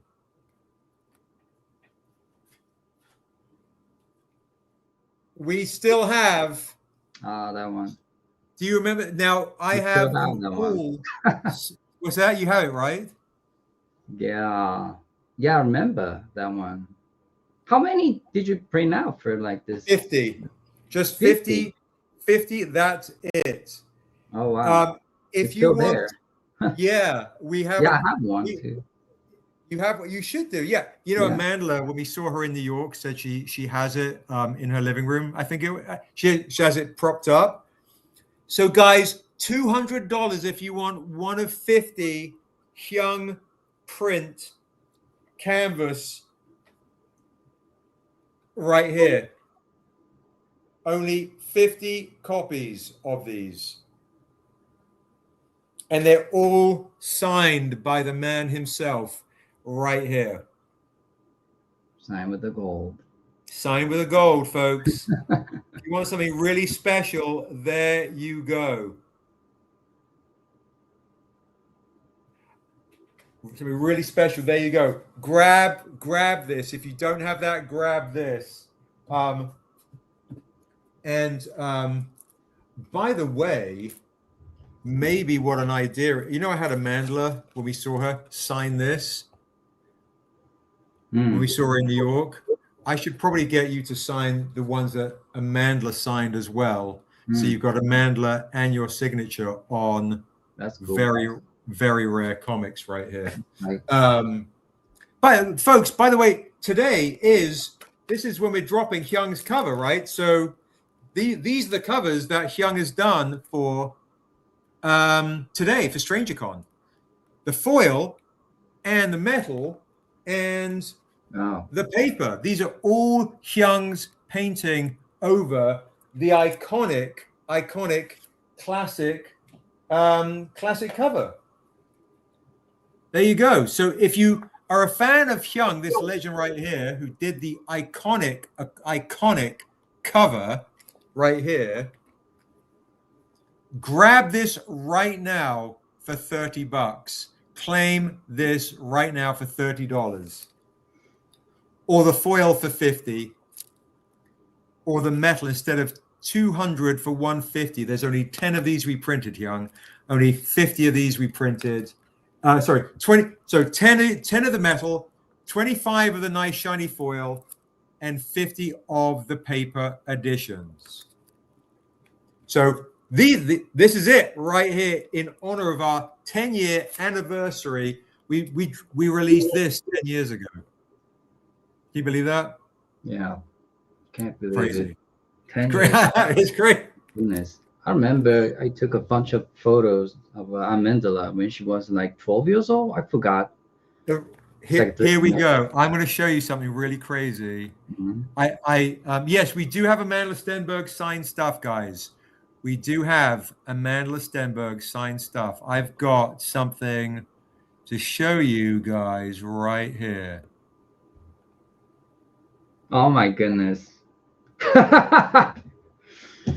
That was so, my goodness, old. I think she right after the Hunger Game or something, was it? Yes, exactly. Yeah. She had to be like 14 there. Somewhere in 15. the Beaver Hill. All right, so I'm also going to show you something a little bit crazy, okay? In 2008, Aisha took this photo of me, Daryl, and Josh. That's cool. All right. You guys look like college students. Straight up children. We look like children. Yeah. I was probably 48 still around that time. So there's there's you took this photo, Daryl, of me and Aisha. Oh, that's so good. San Diego Comic-Con too. San Diego Comic-Con. And then the following year, we were at San Diego Comic-Con with my sister and Chris and Azora and Aisha. And then who is signing books at San Diego Comic-Con in 2009? Wow. There he is. 2009. Literally an absolute legend signing right there. There we are. With just Josh. Where was it? Is it the San Diego Comic-Con, bro? San Diego Comic-Con. Yeah, Wow. Yes. I went down there. Yep. That's the first year I started working on Naughty Dog, 2009. Oh, wow. So you hear that, guys? Hyoung working at Naughty Dog, of course, responsible for The Last of Us, Uncharted 4, and all sorts of amazing things. And then check this out. In 2015. Oh, yeah, I remember. It's a comic book shop, was it? It's the comic shop, exactly. Yeah. Remember. It's Mandela. She is so cool. Very, very friendly personality. Yeah, and she signed a lot of things on the bags, and we had the bags, right? Black bag with the picture on. Absolutely. Yeah, it was such a wonderful opportunity to talk with her and get a sign and. Absolutely, and check it out. I met her parents as well. Yeah, absolutely. And, they really like our covers, and the father admired my covers a lot. So I was very felt flirted. I loved it. No, dude, no, your talent's amazing, and I think what's been amazing over the years that was us at New York Comic Con celebrating 10 years later. Here, I'll bring you back onto the stream a bit like that, guys. If you are interested in Amandla signed stuff, I tell you what, I have a Amandla signed New York Comic Con exclusive of this one for $100. I have 2 of these. Yeah, so we can get into Amandla signed stuff in a second, but because I've got Hyoung signed stuff as well. But I also want to kind of just chat to you. Look at this, Hyoung. Like, we did an etched metal of your cover. Oh my goodness! Etching? Is it etching? Yeah, let me show you. Let me show Hyoung. Here we go. Wow, damn! How did you get that? with an amazing printer. It's a laser cut. Looks like. Yeah. You can make it, ink it, and then print it. I don't even know how they do it, bro. I don't know, but they're pretty phenomenal. They're pretty phenomenal. I have that one. Oh look, yeah. There's. Oh my god, yeah. I even have. What have I got here? I've got one. Do you got the other cover? What's that? Do you have the other Esh cover? Oh, I do. My goodness. Okay, check it out. This is going to be absurdly rare, and it's going to not be cheap because Amandla signed it. Maybe I could get Hyoung to sign it when I pick up his original. Look how beautiful that is. That's nice. It's like embroidery, is it? This is also the etched metal. Oh, wow. Yeah, Amandla signed it at New York Comic Con. Yeah, this is. I'll show you another pic from New York Comic Con. Yeah, it's really, really, really pretty. Bing, there we are. Some Amandla? There's Amandla. Yeah, just a couple of months ago. Yeah, a month ago. Oh, there's the team. Amazing. Oh, that's nice. She's still on board. That's nice. Yeah, Tone. Look at Tone, so tough. Beautiful. There she is. Wow, that's so Isn't cool. that beautiful? Iconic, yeah. guys. Iconic. Very iconic. Yes. There you go. Like a lot of, yeah, it's pretty amazing stuff. I absolutely love that photo. So if anybody does want to spring for something very, very rare with Amandla's signature on it, maybe I can get Hyoung to sign it to when we meet up. I'll do this I'll do it for $400. I can't go any less than $400. The etched metal alone was, I think, for silver, $200. So with Amandla's signature and Hyoung's, $400. I should also make sure the Instagram live's back.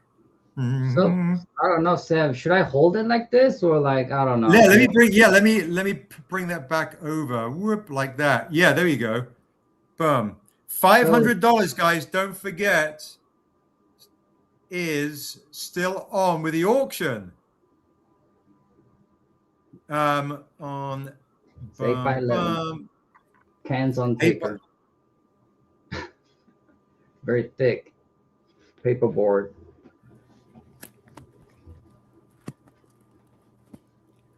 If you want the 525 for, so we've got Mike and Chris duking it out. We're at 525 for that original. It is beautiful. It is absolutely beautiful. Dwayne, if you want an Amandla signed comic right here, I can do this for a nice price of $100, which is honestly a steal. This is a New York Comic Con exclusive of Amandla. The Amandla signature usually we sell for $300 because we see her very, very rarely. And they're exclusive on very rare books. We only printed 10 copies of this etched metal, only 10. We only printed, I believe, of this one, 25 or 50, I can't remember. So if you wanted a Amandla signed one, Niobe Shears Live New York Comic Con exclusive, this one right here I'm holding up is also a great deal to get. If you want this one, the original one, signed by Amandla. Okay, Dwayne is taking the New York Comic Con exclusive Ashing Josh for $100. If you want this one signed by Amandla and Ashley, I believe I might have one by Hyoung. I do this for $300. $300. Okay, Vicky and Dwayne are both taking this one for $100 each. Great claim. If you want the original with also Ashley's signature on it, and I can get Hyoung to sign it, and myself and Daryl, every single person in the chat, $300. That's original, super rare. All right. I'll bring Hyoung back with his amazing orig. There you go, Hyoung. Bring it back up to the screen. With the faded. I think I should have a display, some kind of tripod, and just Well, it's because you've got some weird blurry thing going on your. yeah. Let me turn off because I try to blur, my background because my background is so noisy because I have Dude, so don't even worry about it. Look, so don't much even stuff worry out about of it. it. So that. There you go. That's easier. There, we can see it. Yeah, much easier. Perfect. Yeah. We're at 525, guys. 525 on this- that original. That's fucking crazy. That's Yeah, for this- absurd. Yeah. That's great. This- Whoever who gets it is gonna be lucky. So, Hyoung, let me Because I ask you. don't really rarely sell this, Yeah, I don't sell any. To be honest, like you know, I'm debating black and whether white. to bid as well. If you want the honest truth, that's just. I'm debating whether to throw in a bid as well for it. It's too beautiful. There's another new one. I just worked on it, but I haven't shown any place. But I don't know. Is it okay to show here? Yeah, But, for sure, of course. This one. Only here in the live. Oh my God! Are you offering this on the live too? Not offering. I mean, for sale. Are you offering? Just showing. Yeah. Just showing. I've been working on this black and white, but then yeah, I did tons of different one. Tons of different. I try to do more black and white like this. Beautiful. But I did this for this Stranger comic book. Oh, it's amazing. Yeah. It's amazing. Hyoung, when did you start working? You started working at Naughty Dog. What are some of the video games that you've worked on over the years? Over the years, you mean when I was in Naughty Dog or before Naughty Dog?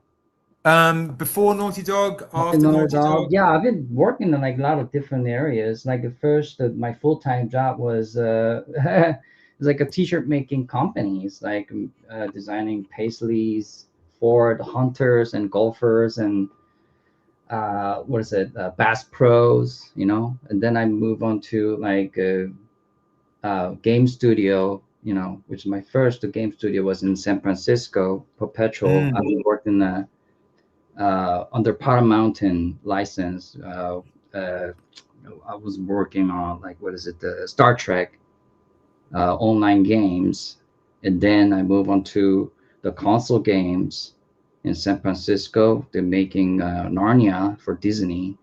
And then financial things was very shaky at the time, so many studios like flops, and I just luckily a contact from Naughty Dog, and I did an interview and then start working there, and I hired for Jack and Dexter actually in a 30th anniversary Naughty Dog book. We made a very thick Bible looking book, unannounced the projects, they just collaged in the big book, and there's a Jack and Dexter the project there, but it never lived up to air. But I've been working designing new characters for Jack and Dexter, and I designed a lot of alien creatures and stuff. And then later, the project changed it into something zombie fighting kind of game, which is Last of Us. So start working on and designing the main characters, and is well known as the Joel and Ellie's and all other characters in the game, and also some creatures as well, like clickers and bloaters and all the the mushroom infected kind of. Guys, do you hear that? Yeah. You're in the chat with a chap who created the design for the clickers and all the things that give you nightmares at night. So thank you. Yeah, it was a great opportunity at the time because there's a very small team too. It's like only a few concept designer there, and I was only one character concept, so I'm able to touch every the character in the game. And we didn't expect the game was going very big hit. Right. The Neil Druckmann, our director, always kind of worry about when the project maybe turned down gray, if Didn't well because we tried very new at the time because we making most of games for family playing game, for teenagers, PG-13 kind of thing. But The Last of Us was like a rated R kind of game, like very gory and a lot of bloody. Sure. We were very worried about it, but then I don't know, because of the deep narrative telling, and it really touches people's a lot of people. Oh yeah, for sure. Well, it's funny. The Last of Us, as far as the father figure and the little girl, is very similar to the stranger and Niobe in the Untamed. It's still those you can relate that. Yes. It's so funny. I was always going to reach out to you. We do at Stranger Comics. We do what was what's called homages, right? So Richard Thornsberry did a beautiful homage to Halloween. We've got homages to Akira. We've got homages. We actually have a Vampire Hunter D homage to My Little Pony. By the way, if anyone wants to claim that, that's $20 for the My Little Pony homage right there for Vampire Hunter D. Of course, I have your covers for Vampire Hunter D here. I was always going to ask you to do an homage. We have an homage to hip-hop artists like Tribe Called Quest. To do an homage in a similar kind of way with Stranger and Niobe looking like an homage to The Last of Us, even if it's a sketch on a sketch cover, because I would think folks would absolutely flip for that if ever you're down.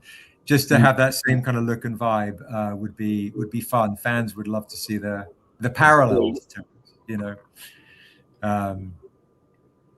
just as far as in the same pose, I should say, like an iconic look. Folks love collecting what they call homages. One person Vicky asked in the chat, what are some of your favorite designs that you've created, Hyoung? My goodness, my favorite. Niobe, right? I mean, come on.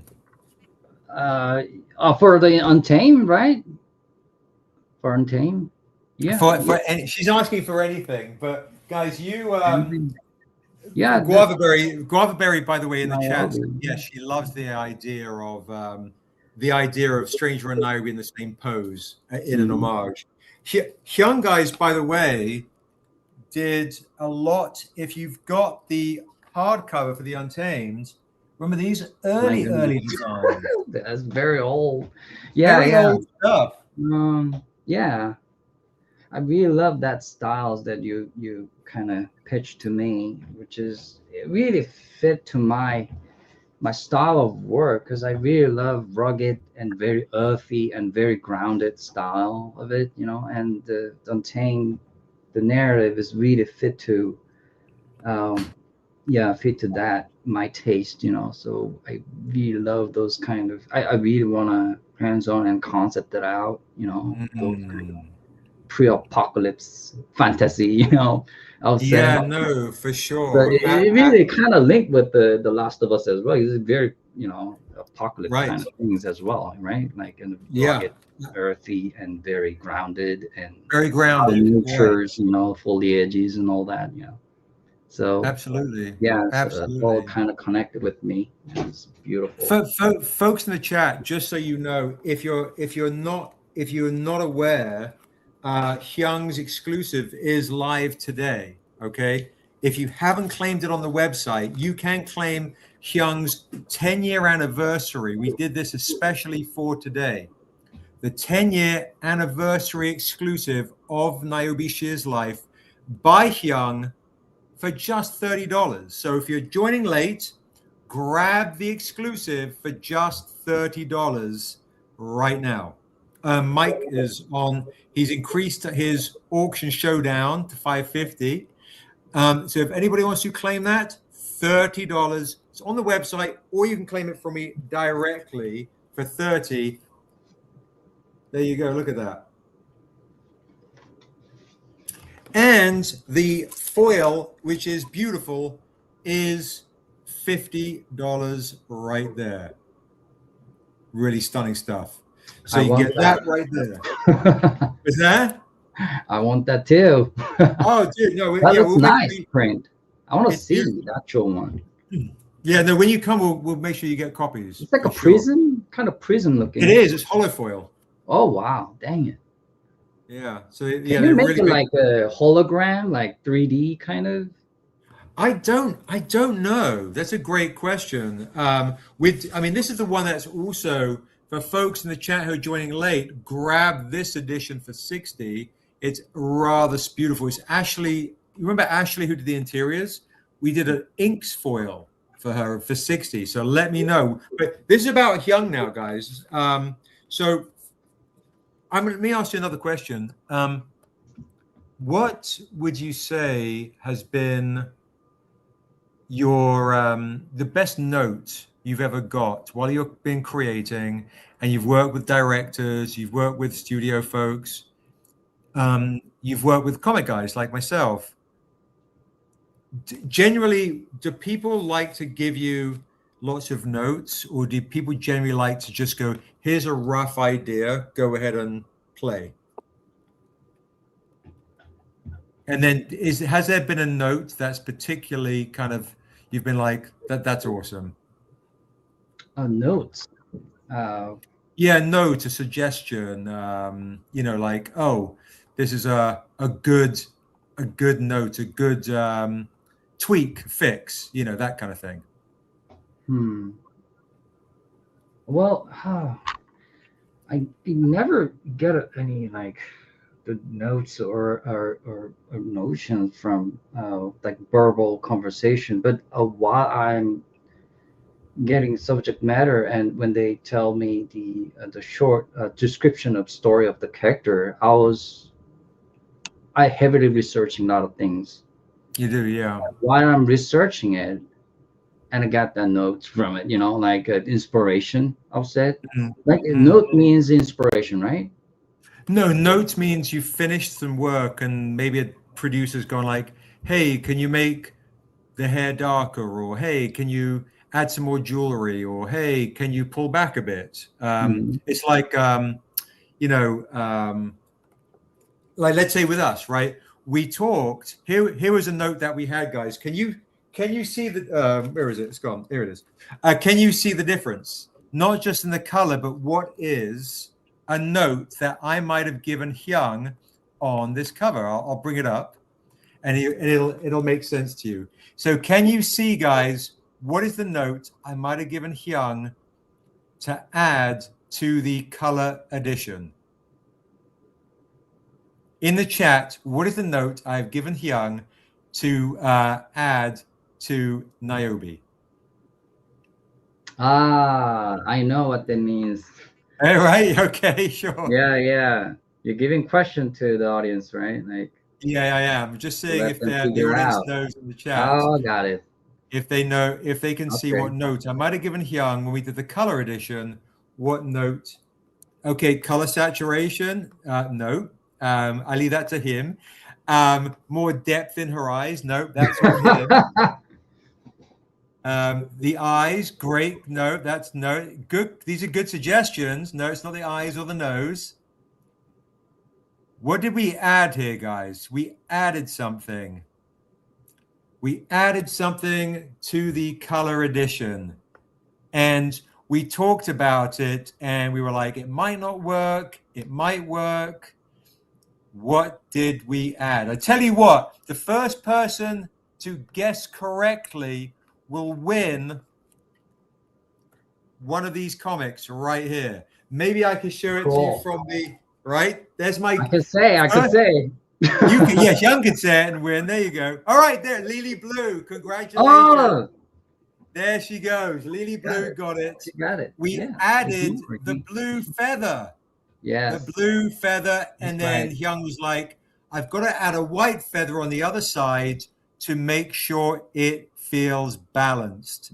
Congratulations, Lily Blue. You got it. This one goes to you. Congratulations. Yeah.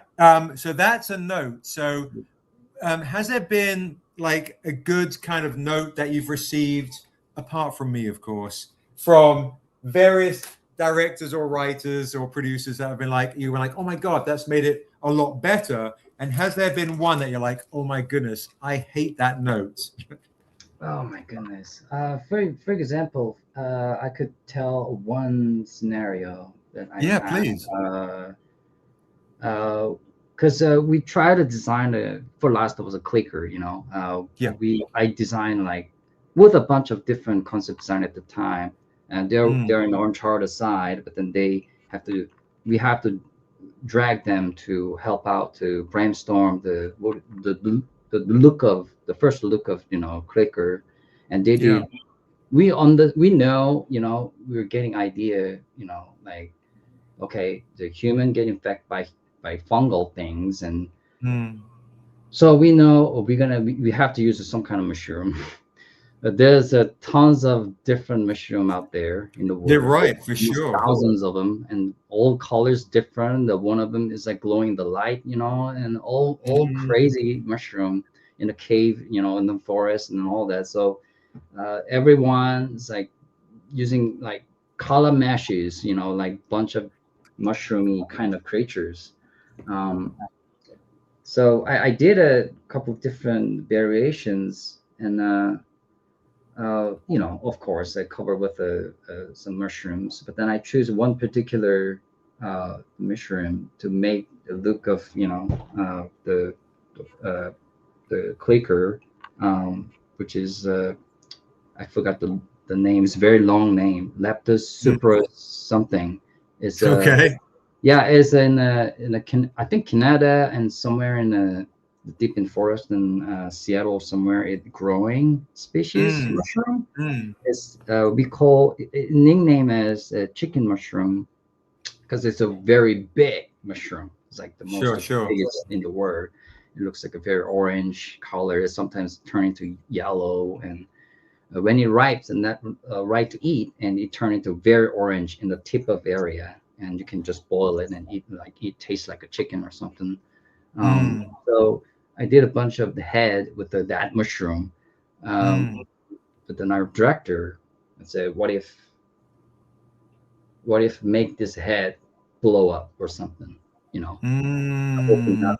So because my concept at the time is more like kind of closed, more like a interesting face, you know, and it looks very intrigued. He intrigued it from my concept, but then he gave me idea, what if open it, you know?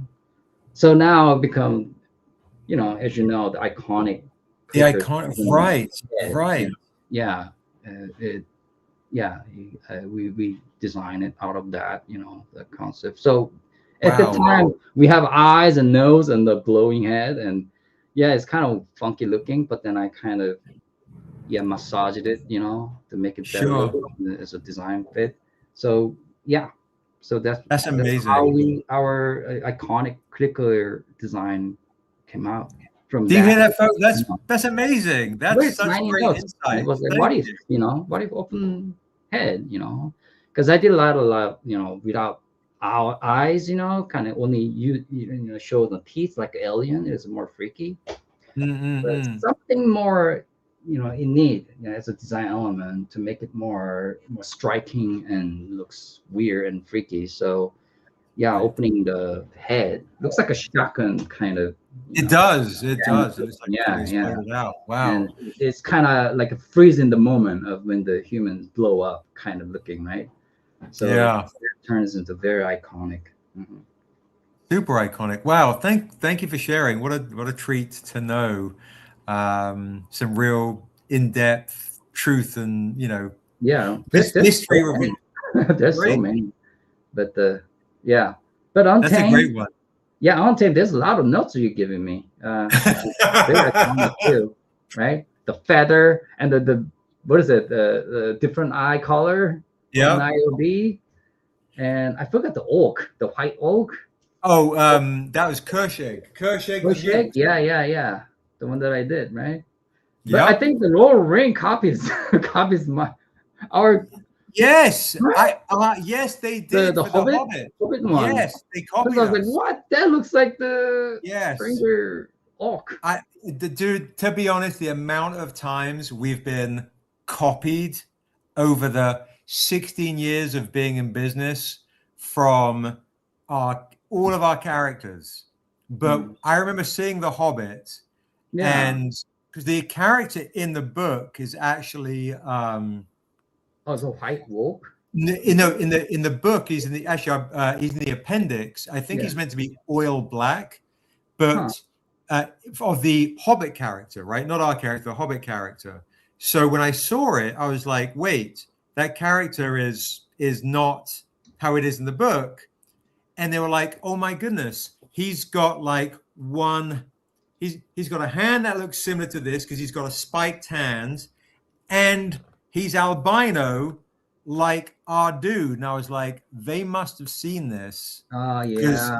The likeness is too, we've got the original albino orb. I mean, the arm of the metal Yes. shield, we have that kind of, and that the little ring one has that too. So I was like, Yes.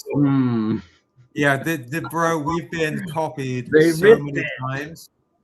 Man, It's who so knows? iconic, right? Yeah, but anyway. Yeah, we gave a copy Controversy. to Weta at San Diego Comic-Con that year. It's crazy. By the way, that year, the photo I was showing you, you signed this Erathune. Oh, that one. Oh my goodness. Comic. I have one of these left, guys, with Hyoung's signature on it. I can do this for $40 as well. So if anybody wants to get Erathune issue 1 for $40 with Hyoung's signature on it, let me know. It's an issue 1. And let me just show this to you real quick. We got 14 minutes left with the man himself. So we'll have some fun. We'll sell some books. We'll bring his original back on. And I have a lot of Hyoung stuff to share with you. There, $40 if you want the Hyoung signature, $20 if you want it clean or just me and Daryl to sign. And then we'll bring Rick back on and we'll bring Daryl on for the last hour of the stream. There you go. You got that Erathune issue 1 with Buxton, with the demon coming out of the axe, Soul Sunder. And you've got Niobe right there. And you've got Scarlock right there. It's a beautiful, rare cover right there. I also have, it looks like one Assessor set left.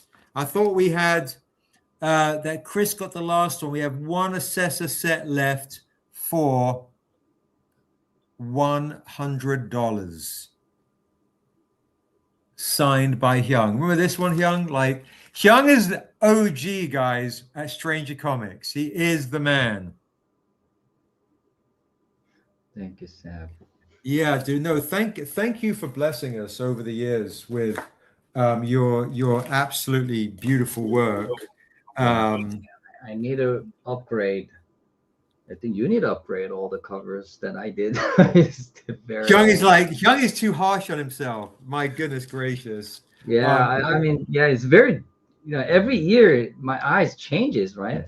The visual inspiration changes, technique changes. Yeah. True. When I look at back, my old paintings, like, I see the problems, those kind of things. But anyway, it's very artistic. Oh yeah, here we go. The curse, that it never satisfy. I have I have 2 of these guys. Oh my goodness, silly rare. Hyoung signs Niobe She Is Death, issue 2. I bet a lot of you don't have this. Niobe She Is Death, issue 2. Yeah, crazy rare. Oh, Dwayne, get the metal. The metal. Trust me. I will do this for $100. This is so rare, it's silly. 2 people can get it. Let me show you the metal out of the sleeve.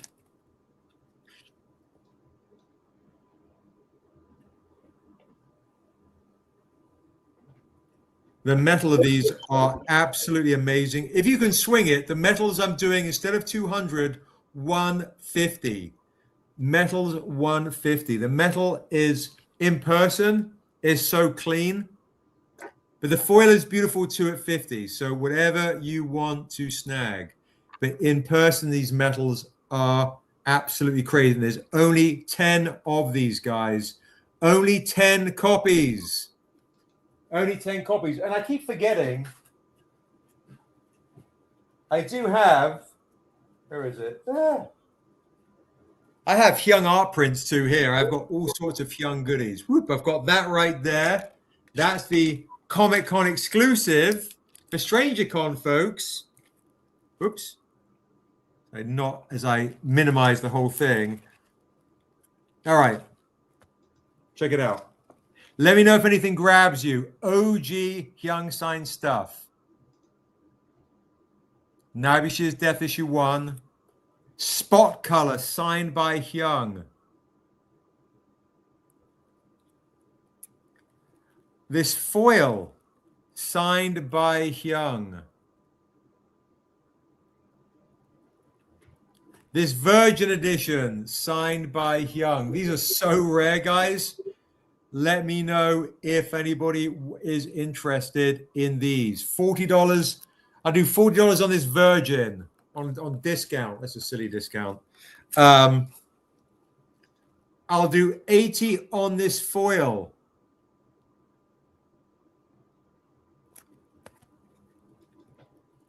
I'll do $50 on the spot color. These are so rare.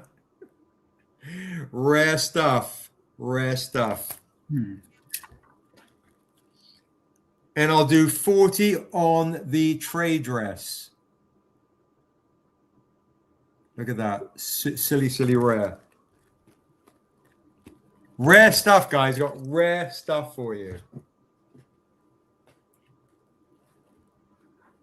Look at these, Hyoung. So, oh, and Vicky says in the chat, do you have, oh my God, we should talk about this. Marvel, you know, we do Kickstarters, of course, for our big hardcovers. We've got an Art of Asunder hardcover coming next year on Kickstarter.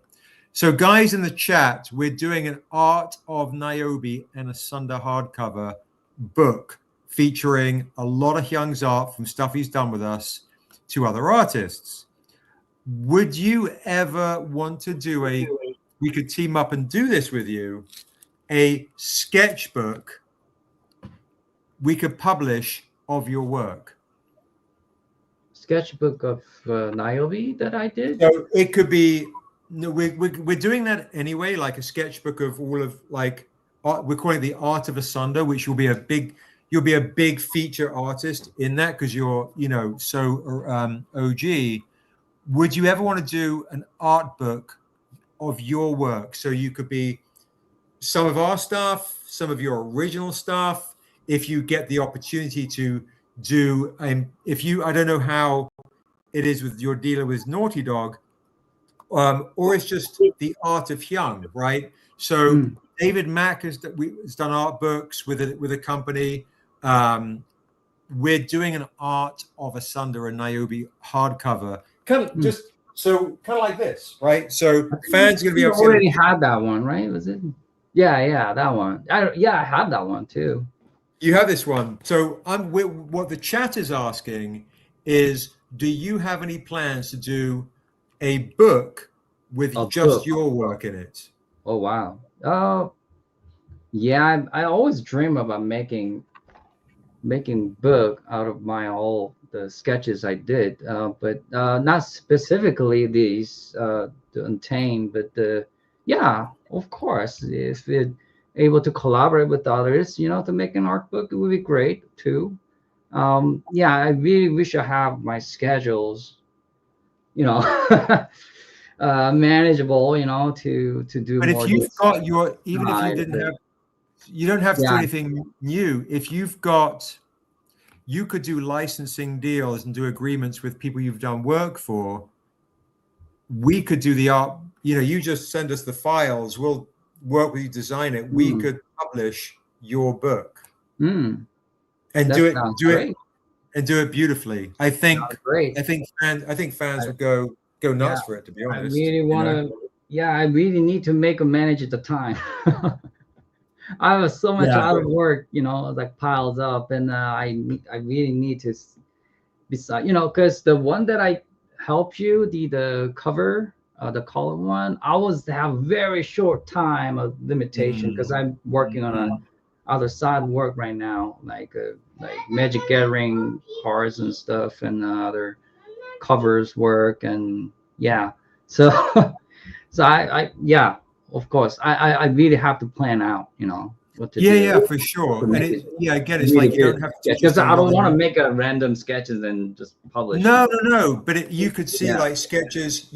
I mean, the art book could be like sketches you did when you were younger. Like, here's my evolution, and here's whatever these people. Here's whatever these people. Here is some of the new stuff now that I've done. And it could be like we could work on it to release 2-3 years from now, but we could start putting it together. Vicky said also could be just a rough thing like this of just sketches in it. A lot of people in the chat going, they'll buy it. I have a lot of digital of that sketches, right? Like we did it together for developing the Niobe, all the characters. That'd be for sure. To revisit and try to do those kind of designs and make them good.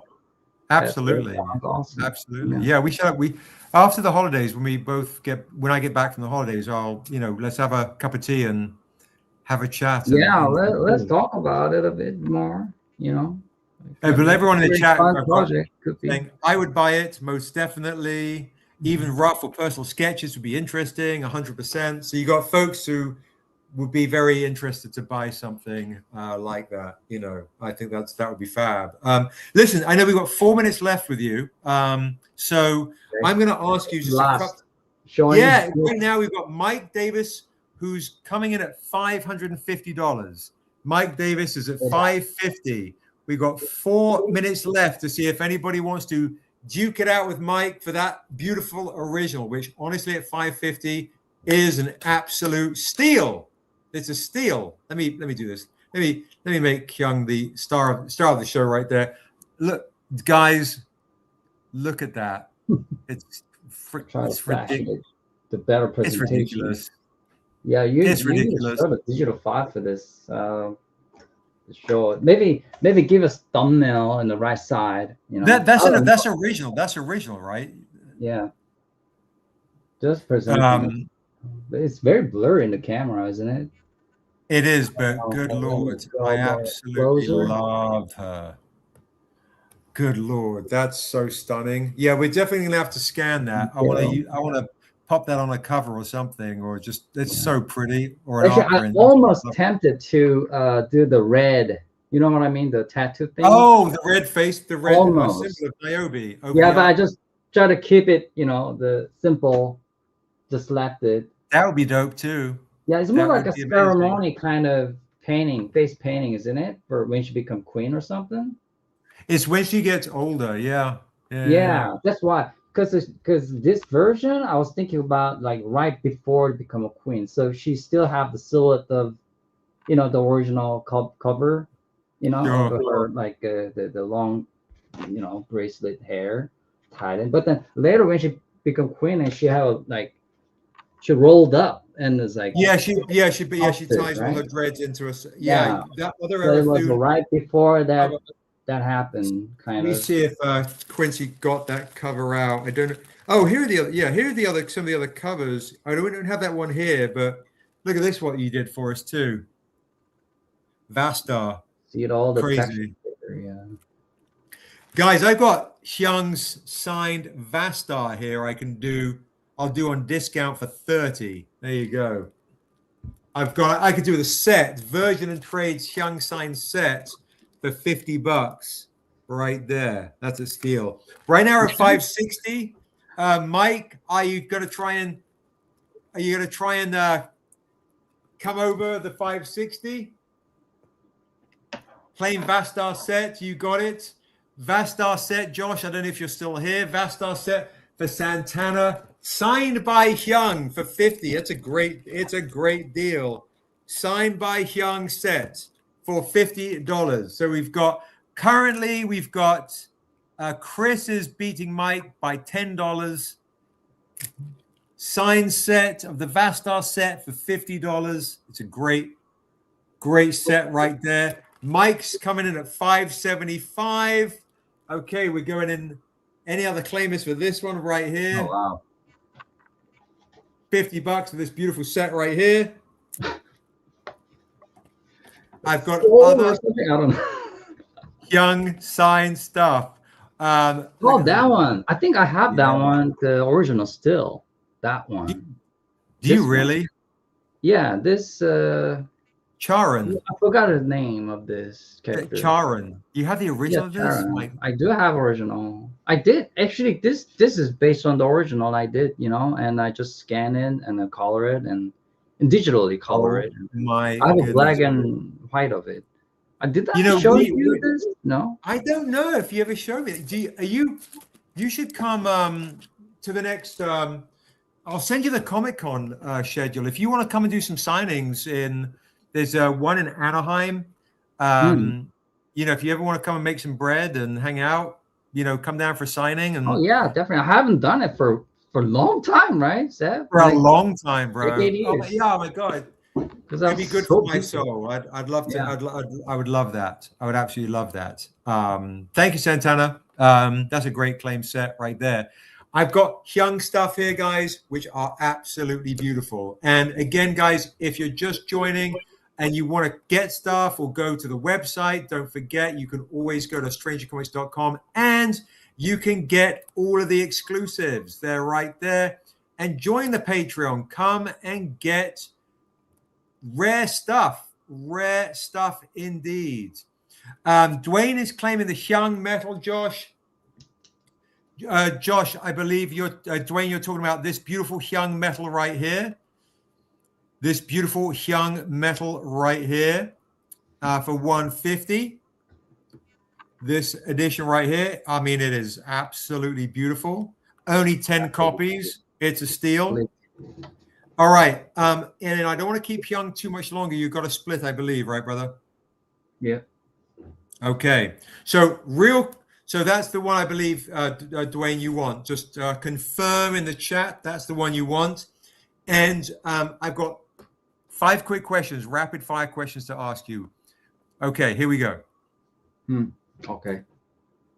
Marvel or DC? These are like, what do you prefer? Marvel or DC? Oh, I haven't done any of work. No work that you've done. Just that you're yeah. Marvel and DC. I like DC more.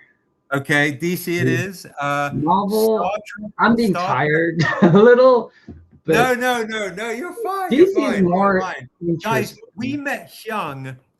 Me and Scoot and Daryl drove all the way up to San Francisco and took Hyoung out, if you remember Hyoung, for a burger.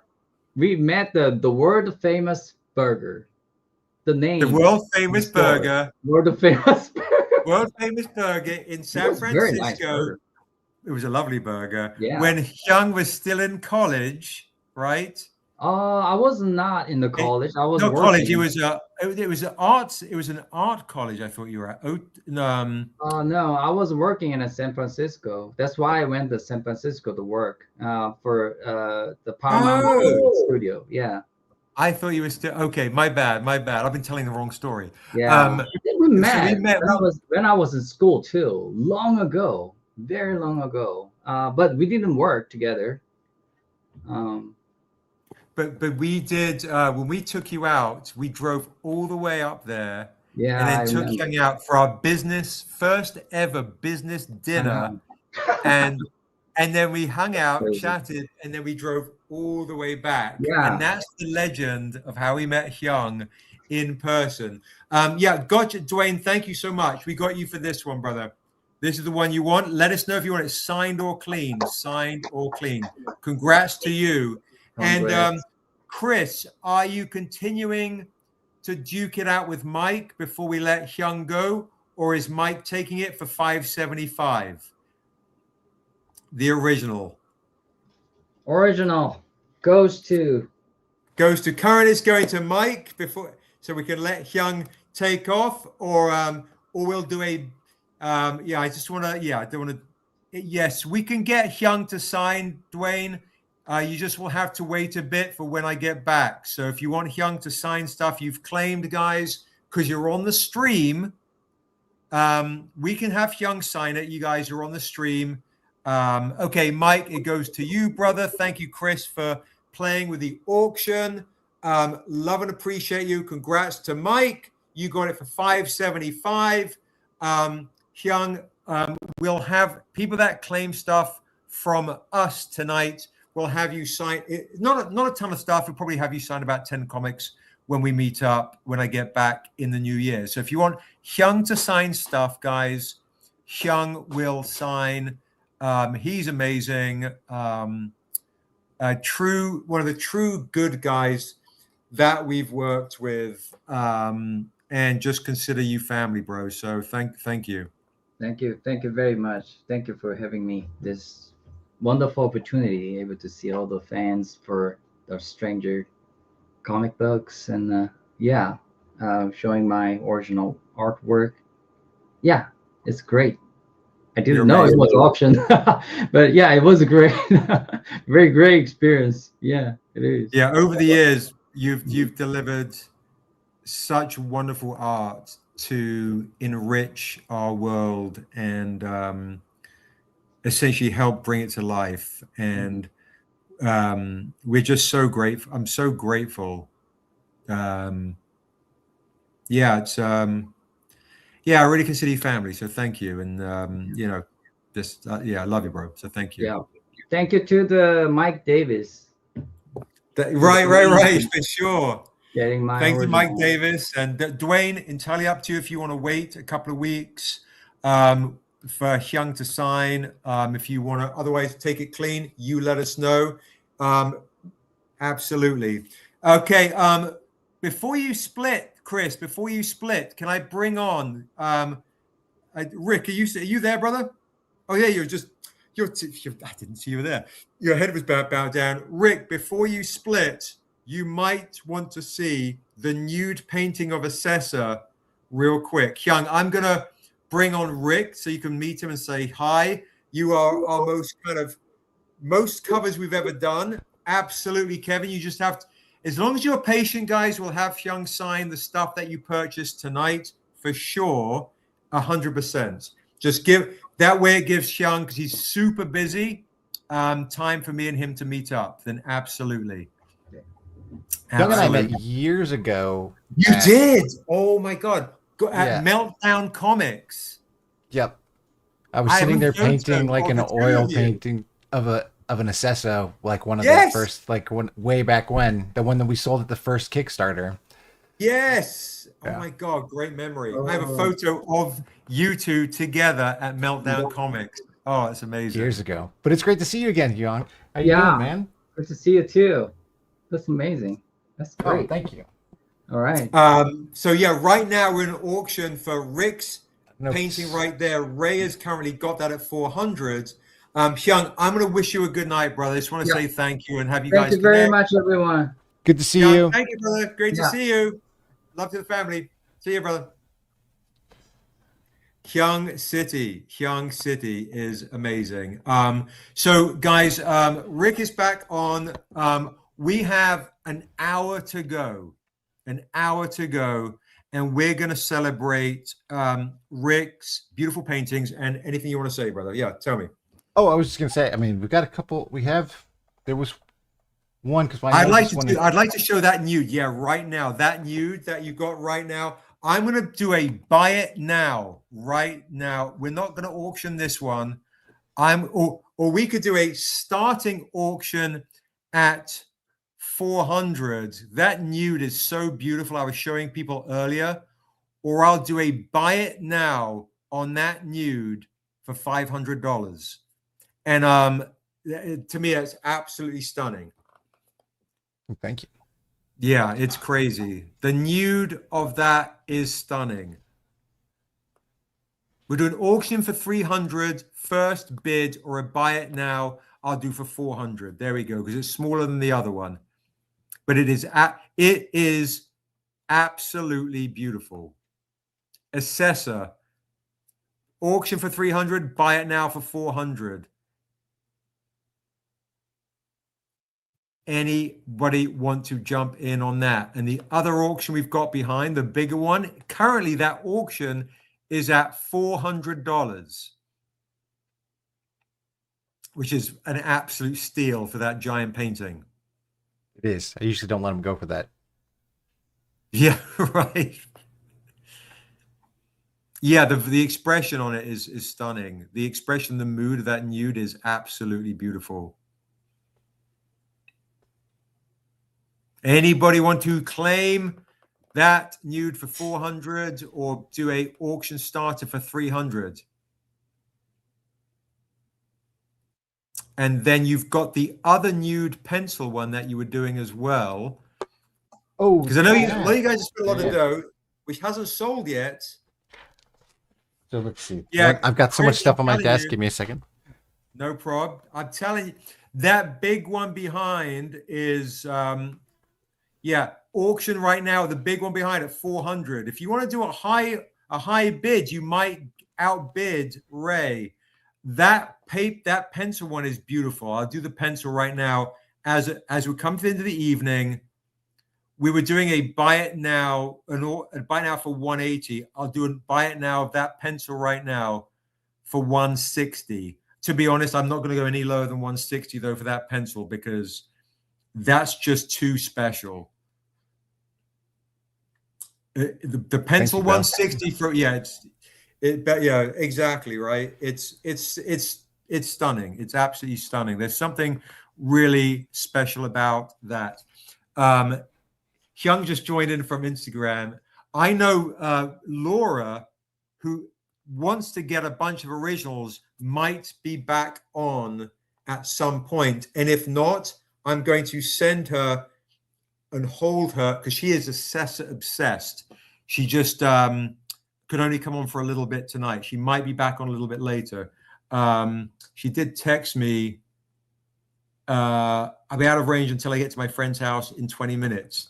I'll just text her. We're on for another hour with Assessor paintings.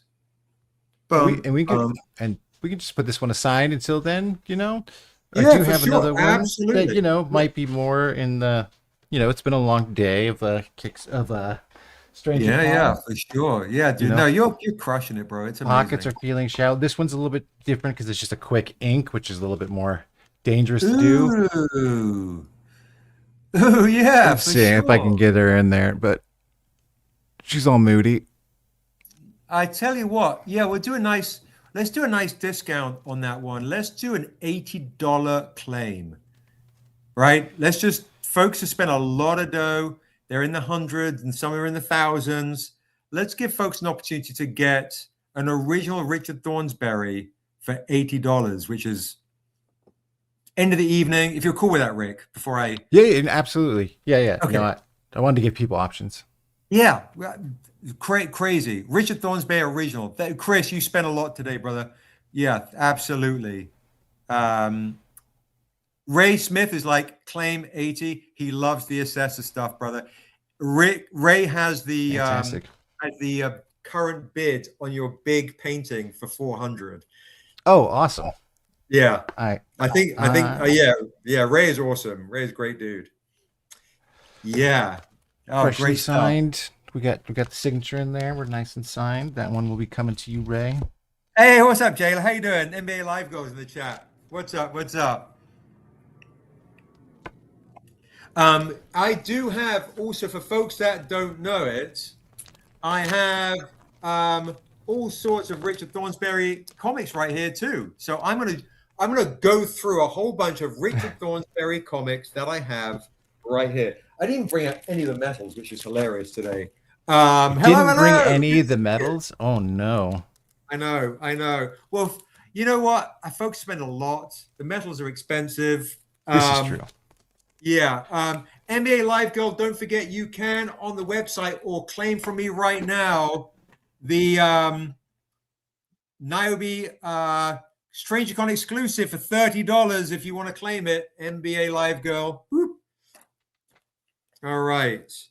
Much like see. Hyoung, looking at some of these older covers, I'm like, oh, could do that again. Really? But, Okay. but think about it. When we did Meltdown, that Assessa painting was probably the second painting I had ever sold, and that's over a decade ago. So. Oh yes, well over a decade ago. It's crazy. That's so crazy. In about 15 minutes, by the way, we're going to play Dead in the Brief. We're going to have some fun. And then I'll see if Daryl's got some other originals too in about 15 minutes as well. And if Laura comes on, because I know she wanted some of the originals, Tehani stuff, I could also take screen grabs and send it to her as well. So no pressure and all the things. But guys, I'm going to show some amazing Rick covers, and I'm going to do discounts on them, and we're going to do buy 3 get 1 free. All right, so you want to get some Richard Thornsberry covers? Here we go. All right. Here is let's just start with this amazing Morkamoa set. I haven't seen that one in a while. Let's see. All right, check this out. Here's a Richard Thornsberry set. Boom. Boom. Boom. Look at, I love this one of baby Niobe with the symbol of our Numenel in the feathers with this beautiful glowing symbol behind. And you know what you can get for free? What? Morkamoa himself. Come on now. I'll do all 4 painted covers. Alex Ross, sure, you've got your big kind of bust pieces. You're okay. You know, you're not too bad. Here's Richard Thornsberry. Here is our Stranger Comics. Amazing painted. Look at the fire in Yorick's eyes. Morkamoa set right there. There is Chief Escanu with a symbol of Powesian right there. Honestly, one of the dopest covers I think we've ever done of Daryl's Morkamoa Very Hulk right here. Richard Thornsberry set. Each one I'll do for $15 on their own or $60 for the set. So let me know. Instead of $20, $15. If you're missing one of these guys, and we'll have Rick sign them.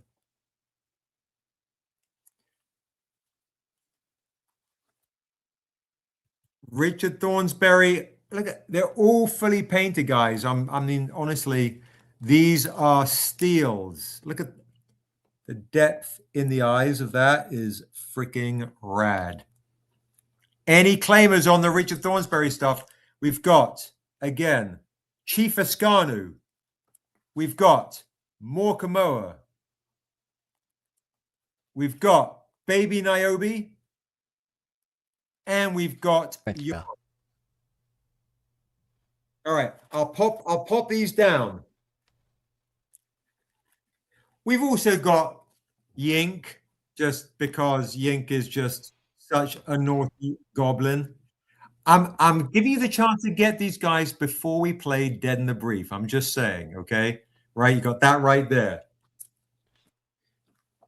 You also have, look what Rick did for the Cornishes. Right. These are amazing. These are absolutely amazing. I'll do the Cornish set for 40 on discount. I believe there's only like 20 of these. The Cornishes have 10. I think we have 10. Those were fun to paint, actually. Quite a bit of fun to paint. Yeah, to be honest, they're amazing. Conan the Barbarian, Frazetta homage. Look at sexy Yink right there. Whoop. Yink, little stink. Yink the stink. $20 if you're a Frazetta fan.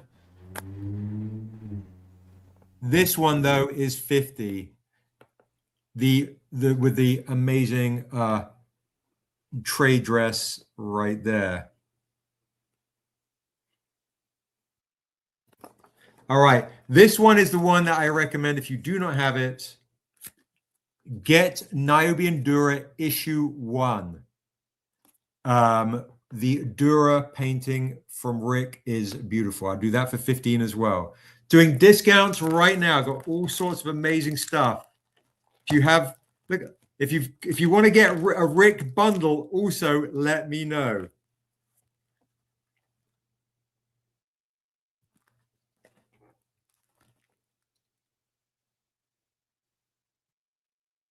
$15 for this super dope Vastar with the amazing triple flames in the eyes. Look at this. Yeah, the portraits on here are amazing, to be honest, guys. They're stunning.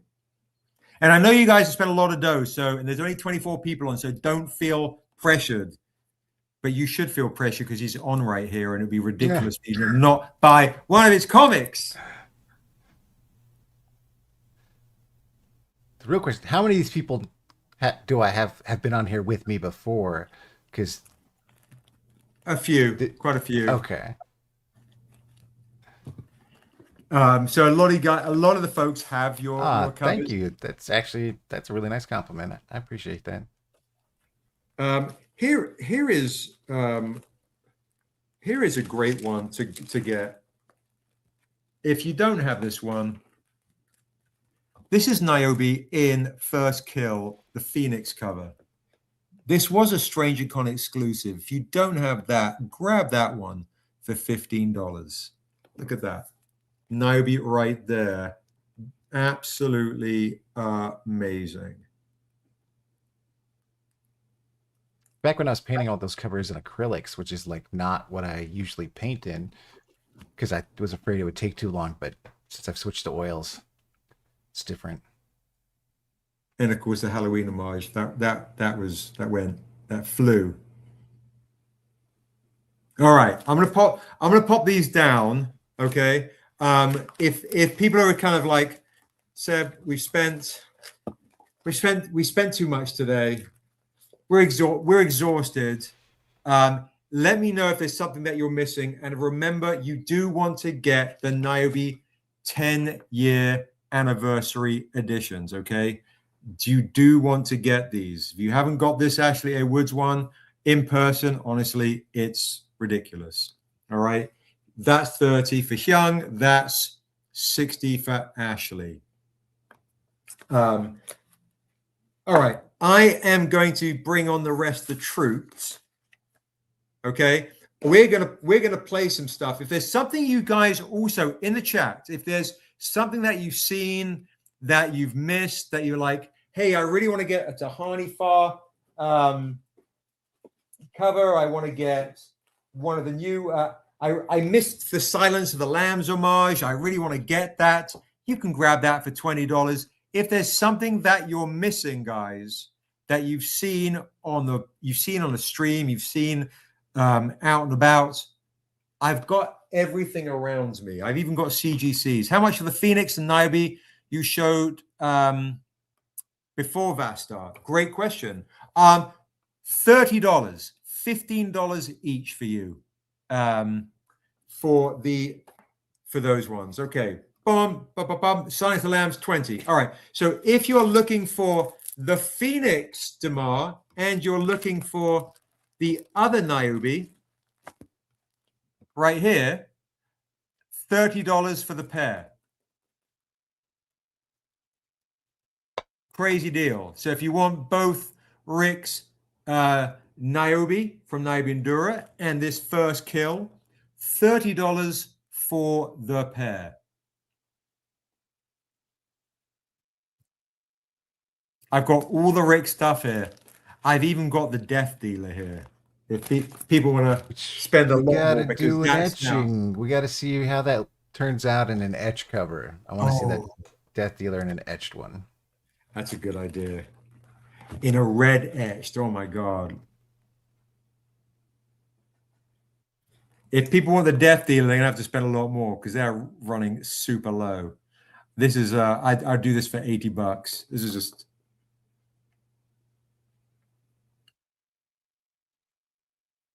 The one with the lightning. Oh yeah, for sure. Okay, so the first kill. So you want. Whoop. I also have this one as well, the She Tribe one as well. So you want Damar, because I just put everything down. One with a lightning. Okay, I know you want this one. So Damar wants this first kill.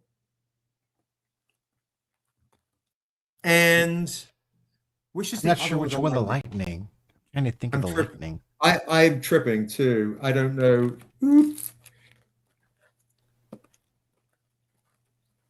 We also have this Vastar too, which is one of my favorite covers. This is one of Quincy's favorite. In person, guys, this one is absolutely beautiful, by the way. Absolutely beautiful in person. My God. On metal, that is stunning, by the way. So we've got this one for Damar. The other one with the lightning. Oh, there's also one of my favorite ones we've ever done. Oh, Monsters. Right. It's crazy. Crazy. That in metal is crazy. The one where her eyes were glowing.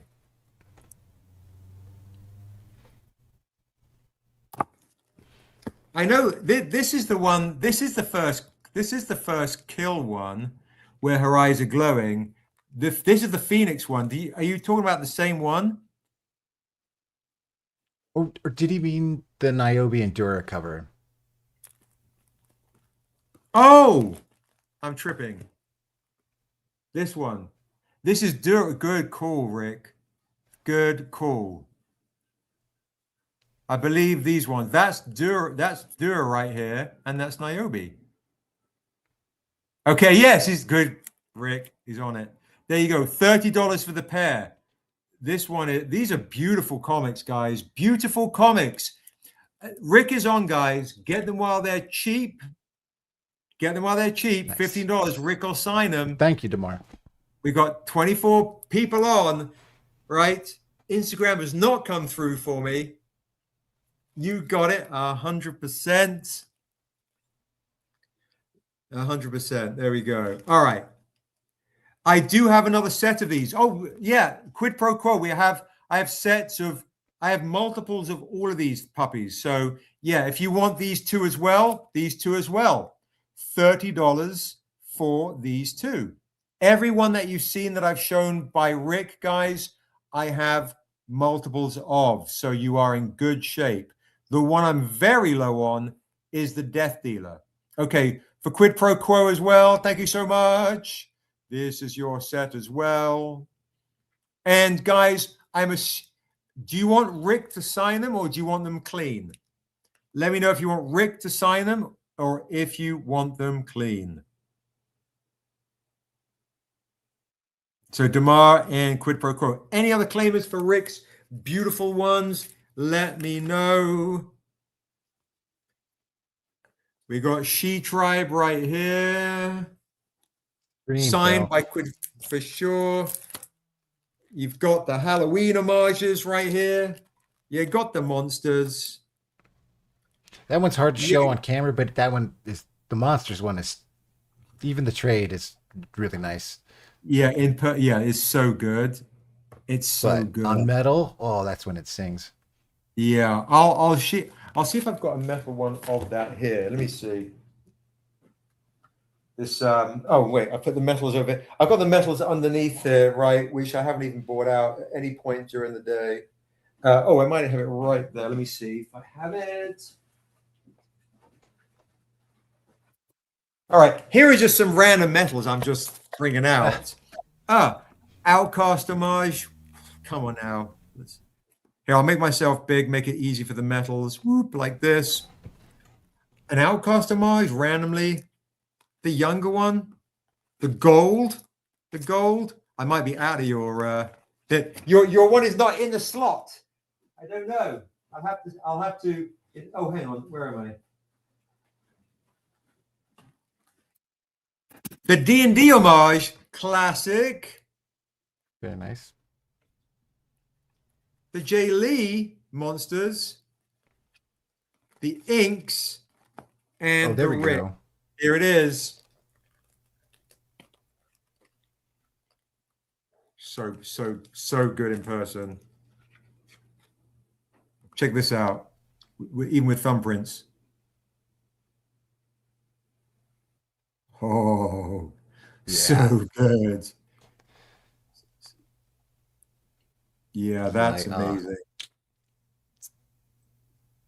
Tales of Sunday issue 3 Monsters. $100 for this beautiful metal.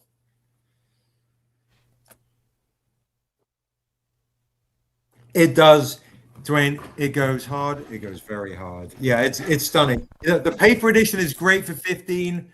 If you want to grab that for 15, it's a steal. It looks great in person. The metal, guys, is 100. I'll throw in the paper for free if you want it. If you want to rock that, get Rick's Monsters, guys. Trust me, you will not be disappointed. All right, Josh is yawning. Daryl is waiting. I usually do get the Monsters. I usually do something fun as far as metals, like a big metal discount. I just spat all over the screen. That's cool. As we're coming to the end of the evening, we're going to play a little bit of Dead in the Brief. Okay. Before we do that, as it's the D&D part portion of the evening, I will do the paper edition of this. I do have Mike Davis, like any Death Dealer. Yes, I'll bring the Death Dealer out for sure. If anybody wants the paper edition of Dungeons and Dragons, it's $20. You don't have that one yet, Mike? I'll do the metal of this for $80. We're getting into the Dungeons and Dragons portion of the evening. I'll bring out the Death Dealer stuff right now in metal. Okay, Mike requested it. If you're a D&D fan, you want to get that. Paper 20, metal 80 on a discount. Okay, let me find the Death Dealers again, and then we'll bring on the troops, and then we'll show Daryl's last Ridges. The metal D&D is crazy. All right, there's one of the Death Dealer. How the hell did the other one just... Really nice, Brian. Yeah, the metal D&D one. Where is it? Why did the... what in the what? Okay, I have this color version edition right here of the Death Dealer. I also have... I just bloody had it. The spot color of it. How did it just disappear on me? What the hell is going on? So what happens is I have the spot color edition of it, Brian. Mike. Oh, it's got to be over here. I put some over there. Please, dear, there. It's the last one, of course. All right. So spot color right there. Of course. With the red eyes. And the color edition. When it's like magic is happening, Jocelyn. It's just happening. All right. I'll also have a look in the box for the metal editions. Okay. And I'll see if we have any CGCs of it too. Let's see. In my we only bladder, did a handful of those, I thought. Ooh. Ha ha ha ha. Hoo hoo hoo. Look at that. There we've got a spot color CGC 98 Mike Davis. If you want it, it's yours for $300.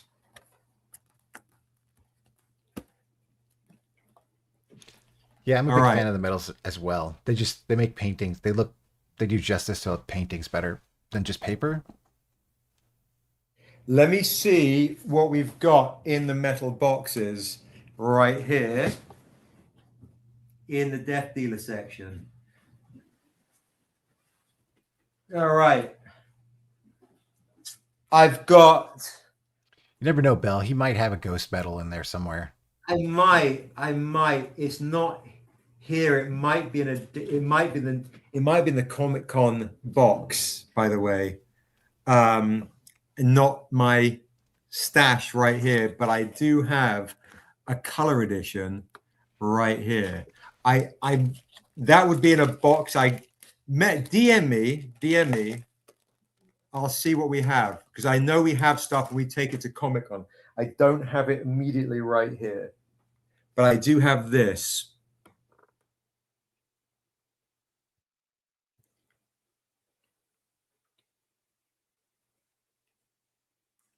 This one right here. I'll do for $250. Damn ring light. I love it. Yeah, just right all over her. And I'll do this for 200. There we go. I'll do this one for 200. Look at that beautiful Death Dealer right there. And then let Vicky message me. I'll check the box for the Ghost Metal. The other box. I just don't have it right in front of me. The Death Dealer has become very rare. Okay, I am going to bring on. So yeah, Mike messaged me, Vicky messaged me for the Death Dealers that you're looking for specifically. The red paper, red metal, ghost metals, all the things. Okay, let me know. And if you want the paper edition, guys, paper editions have got very rare. I'll do them. They're $80 each, or I'll do the pair. I'll do the pair for $100. Let's get silly. There we go. These have become, yeah. This my math is at that point. All right, I'm going to go and pee again. Daryl, are you ready to rock? Cool, Josh, you ready? Okay, I'm going to bring Josh and Daryl on. I'll go and tell Quincy. We were going to do a reading earlier from Shear's life, but of course, the day I had so many guests on that everything got exploded. Maybe I'll do a reading after we play the game, but I'm going to somehow try and muster the energy to do a Dead in the Brief with my boys here. Boom. There's Daryl. There's Josh. Daryl, I'm going to make you nice and big. I'm going to see what originals that you still have, and we're going to do silly deals. Did anyone buy the Predator, by the way, Josh? No? All right. Predator, we'll come back to. Boom, right here. I'll do the Predator. Nice. For $75. I want someone to buy this amazing thing off me tonight. Lucian popped on. I don't know if he's still on. Requesting dragons and things. Predators right here. $75. There's a crazy exclusive. End of the evening. Nutty time, folks. I'm in delirium time, so I got that one right there, 75. And then Daryl is going to show. You have anything else, D, to show? Boom, there it is. Okay. I did an experimental Calandrum.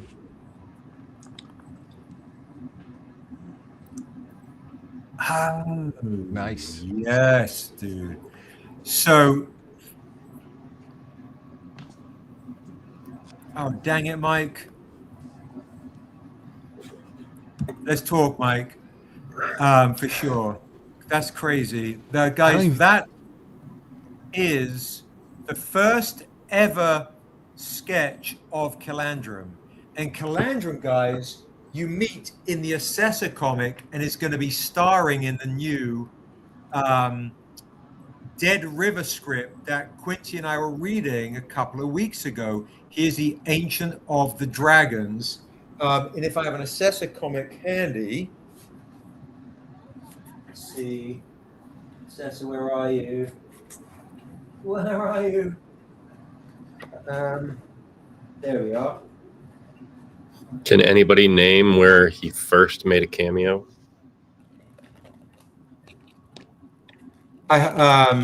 Oh, good point. No. So Josh is going to ask, where is the first cameo appearance of Calandrum? And if somebody gets that, they're going to get a free exclusive. And the first full appearance is in Assessor. I'll just show you guys because Lucy was talking about dragons. I don't know if he's still on, but here is this right here.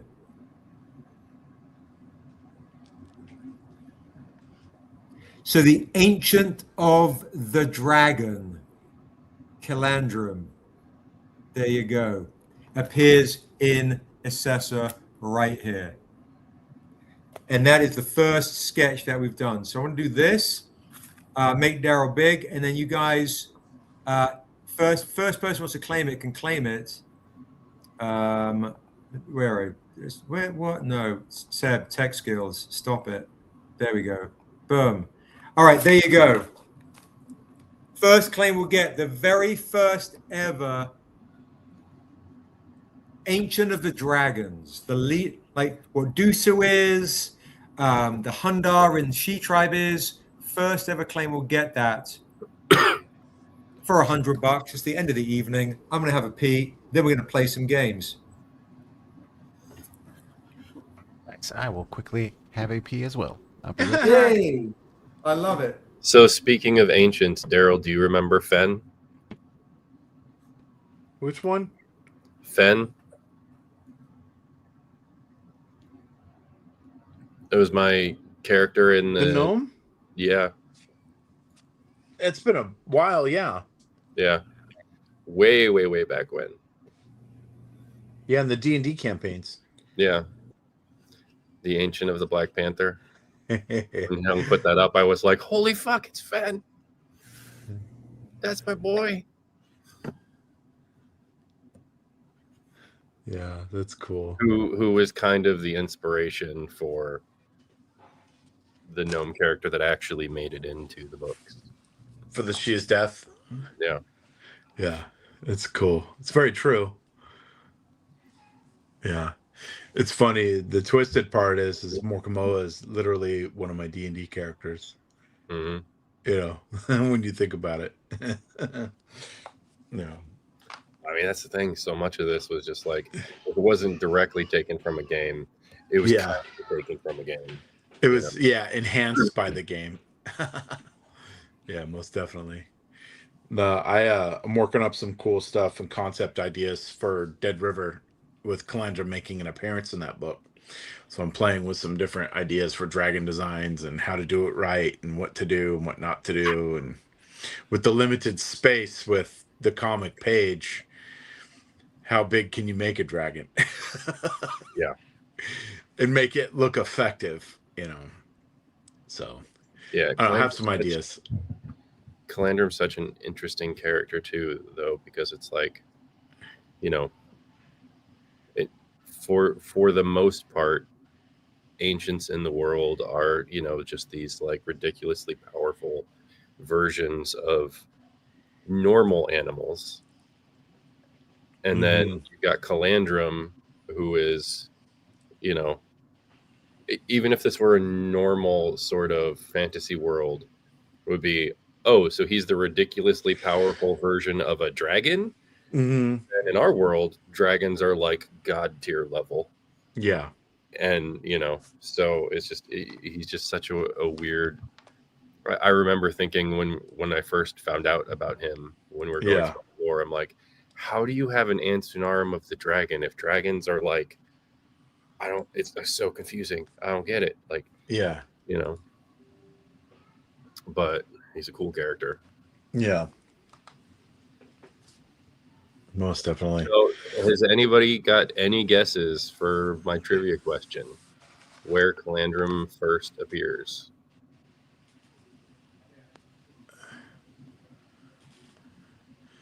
It's just a cameo. But if you've read the books, you can probably get an idea of where it is. Yeah.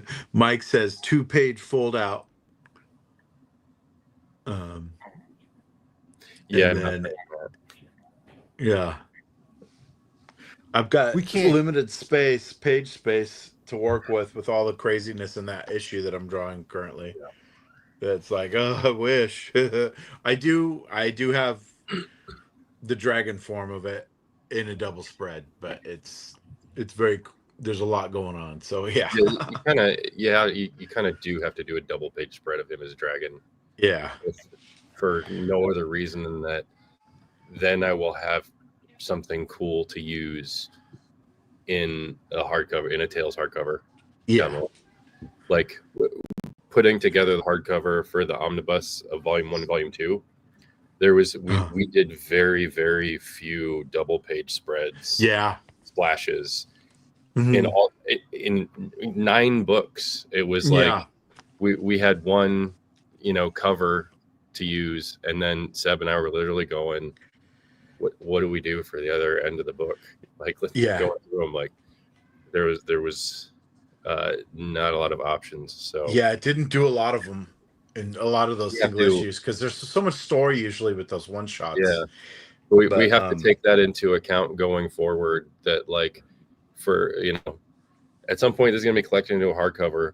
We need to make sure we do some cool splash double page spreads. So I've got a couple in Dead River for the hardcover. So I got a couple in Dead River I'm working on right now. So and Morkamoa is loaded with them.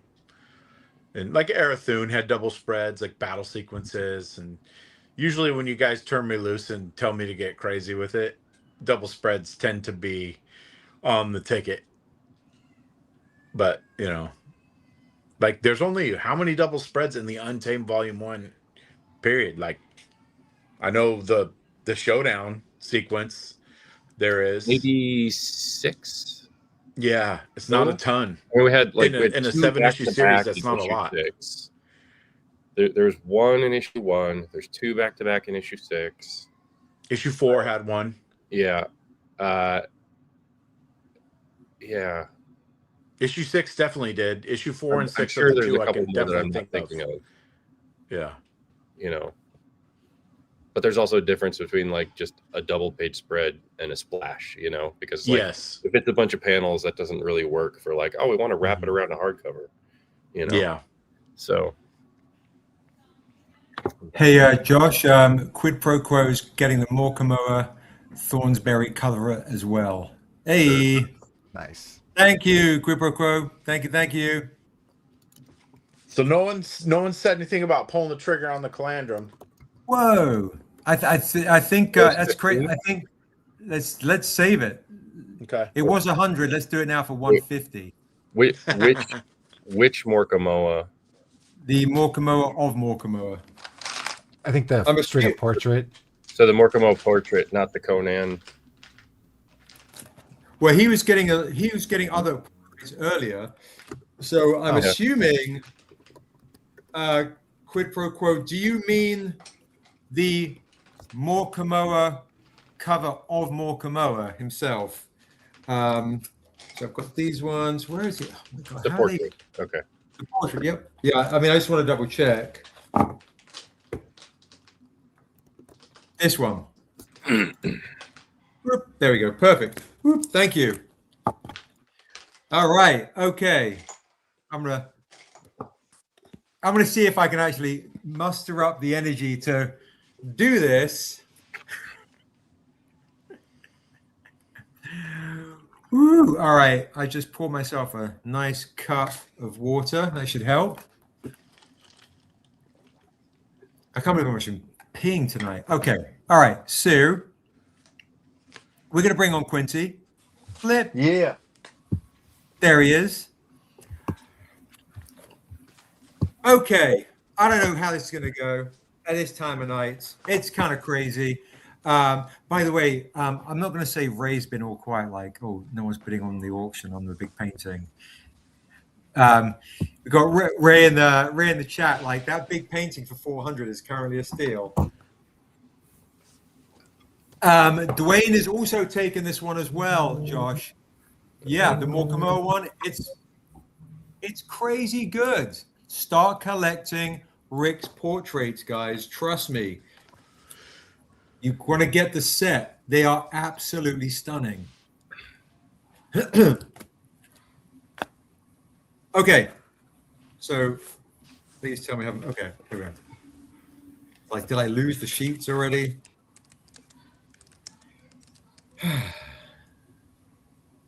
You're gonna fall asleep on us, old man. Yeah, no, I know it's If you're gonna fall asleep, do it in dramatic fashion like Quincy. all the Morkies, Daryl says, all the Morkies. That Calam should send me a picture of it. I'll send it to Lucian because I think if he was in the chat, he'd probably get it. Guys, in the up. Oh yeah, we're hitting that point. Should I save this for another stream? Should I save It this might for be another? underwhelming if I think it everyone might is be. falling asleep during the It might. brief. It might So, be. Okay. This adventuring group falls asleep in the tavern and dies. They wake up dead while Robbed, their naked, buddy and is bound. being gutted by a goblin.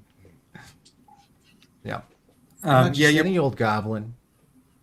You're probably right. You're We got 9 minutes to 7. Yeah. Past well past Yeah. afternoon naps. Okay. Quincy's the Okay. only one who's not collecting like retirement at this point. I will So- say this: rather than us doing a dead in the brief, Yeah, tell we me. could tell some anecdotes about actually dying in a brief. Yeah. Like literally, more than 10 years ago, we were playing D&D. Seb was running the campaign, and I probably got to Seb's house at like 11, 10 in the morning. We went and got burritos, made characters, probably started playing around 4 or 5 o'clock on a Saturday when we've been making characters for like 6 hours. And literally, we threw down in the brief and we got party wiped, and we had to make brand new characters. Like, people just started dropping like flies. I mean, that's Like- the thing about the system, though, because I don't know how many people know this, but we didn't actually play D&D. It was a variant of Rollmaster that these guys have been developing for years, and it's so complicated. It literally would take you a whole day to make a character, so you're so invested already. It's not like D&D where you can just go like take your phone out and go, okay, I got a new character, let's go. Yep. You are It was invested session from the 2 very after beginning. making a fucking vampire. Excuse me, I'm swearing. Oh my god. Sorry. Failed like a roll jumping at a like 6-foot chasm and Yeah. just died. And I threw such a fit that Seb was like, that's fine, you're not dead. You're not dead. I mean, I literally like threw a fit. You were bummed. You were invested in your character. Like, we'd spend hours. Like, we'd have characters die, and we would find creative ways to bring them back. And like, this has been a theme. I met Seb at 19, and I LARPed pretty much the same character, a ranger, for like 4 years while I was in college. I met him. I had just graduated high school. In my senior year graduation, 4 years later, I was monstering a LARP adventure with Seb as the DM, and my friends were trying to get my character Ol out of hell. I say, how many times did he really die? Like literally, we adventured to get my character back alive again. Remember that? Yeah, absolutely. That was like Absolutely. crazy. Like, so we as a group of gamers, because a lot of people, and I play D&D all the time with friends, and we have throwaway characters that die all the time. But that's the difference between what we do with Asunda. When we sit down to make characters, it's all about the character. And so when they die, it's that much more impactful, and it sucks that much more. But it also makes you play smarter to a degree. It makes you pay attention more. Where other D&D groups I've been involved in, it was like, if this dwarf dies, I'll make another one. Or I'll make that warlock elf I wanted to make. and blah blah blah, but not in Asunda. That was what separates our D&D campaigns. And Dead in the Brief is a joke, but it's a serious thing because we'd have friends F around and find out and be 6 hours into a character they created and have to write up a new one. Or someone just crit hits on you and just one shots you in the eyeball. Yeah. On the crit table, and you're just like, come on. Can I ask you guys in the chat, folks that are listening right now, do you all play D&D? Do some of you play D&D, or do not? Who plays D&D in the chat to basically go, what are they talking about? Can we talk about something else? Who in the chat role plays D&D or plays Baldur's Gate maybe on a video game to know what's happening here? Pop in the chat. Who knows what? Hell, Drive Through RPG. There's so many RPGs out there today that any style, flavor you want. It's not just D&D or even Rollmaster, which is ancient, archaic system written by like fabled old men. Love it. There's all kinds of different ways. 10 Candles, like one-page RPGs. Those are great RPGs if you're trying to do something more like a one-night experience, which is kind of like Dead in the Brief. Right. Do you remember? I think it was. Okay, let's play. I think it was the one where we were on an island. Daryl was DMing. We were on an island, and we were about to get party wiped. And I think Chris made a god call and rolled an odd. Yeah, it was something absurd like that. So what folks are like, Duchess of Black says, I don't play that, but I'm a casual gamer. Totally understand, Dwayne. Yeah, it's I wouldn't, as per usual, play the live action role playing video, but the last time I did that, kicked us out. I realized my kid was meant to be on Patreon and then YouTube, and he hasn't been on all day, and I'm quite disappointed. But this is, I guess, just creating Asunda was really just being able to escape into it as a kid. And that's what we did. Escape into fantasy worlds, You've still only played like Death in the Brief, right? Like you haven't actually sat down to play something like D&D or roleplay yet, have you, Quincy? No, he has. Yeah, I played one time with these guys. It wasn't long though. He was during COVID. You were a Sin Morkai, right? Yeah. Good memory. And I think I played with Josh like a couple times, like over Zoom or something like that. Remember that? Oh yeah, and then, during the that was the first one during the dark days. And then during the pandemic, we were playing on Zoom for a while. Right. Yeah. Quincy was playing, but that one I think we were actually playing D&D when we were playing on Zoom. Mike trying to that was 5th edition. Yeah. Didn't Richard play D&D? Like Big Richard play D&D in the army? That was like one of his things. Yeah. He's because he played before he left to go to the military. That was a fun Demar has a question. Yeah, I think that's a great thing, guys. Why don't you guys in the chat have some questions for us? And again, if there's something that you want to see that you missed out a chance to get, like you wanted to get, I don't know, the Jaycen Wise. I forgot to show these version editions of the Indiana Jones. This is a New York Comic Con exclusive. New York Comic Con exclusive. If there's anything that you want to see that I haven't shown tonight, now is the time. We're going to just chill out a little bit. And if you guys have questions, feel free to ask. So Demar asks, if I may ask, what was more challenging when creating the world of Asunda, the world or the characters within it? I'm gonna bet it's the world because the characters they created themselves when everyone was playing. Some of them. Yeah. I think for me, and I'll throw it around to the guys in general. Do you find it more difficult to world build, or do you find it more difficult to create the characters? For me, the world building aspect is more difficult, I think, because the characters immediately I identify with them, and then they take on a life of their own. Quincy, you know, Daryl. Before I throw it to Daryl, because obviously he's big in the world creation and Asunder. When Quincy, who has been doing a lot of law keeping, he's a law keeper, obviously, and keeping everything in checks and balances. When you're writing now, Q, do you find it more difficult to create the characters that you're writing, like in that Romeo and Juliet story, or coloring in the world, building out the world? I think at this point, I don't find any of it difficult.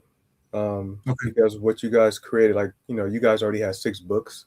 You know what I'm saying? So you guys create the world, right? Now, and it's funny, I just had this conversation, and every time people come up like, oh, and they talk about writing or whatever, you know, I always say, like, and I told you guys this before, like, you know, like when creating something, it's like I've had the privilege to, you know, not have to start from a white canvas, right? Like, so I'm pretty sure it's much difficult for you guys to start from a white canvas and then you're jumping into the sandbox. Exactly, right? So for me, it's not hard at all, because I always say, like, when it comes to my development of world and characters, or even writing, I say I write inside out, not outside in. And what I mean by that is, if you have these 6 books, that's the trunk of the tree.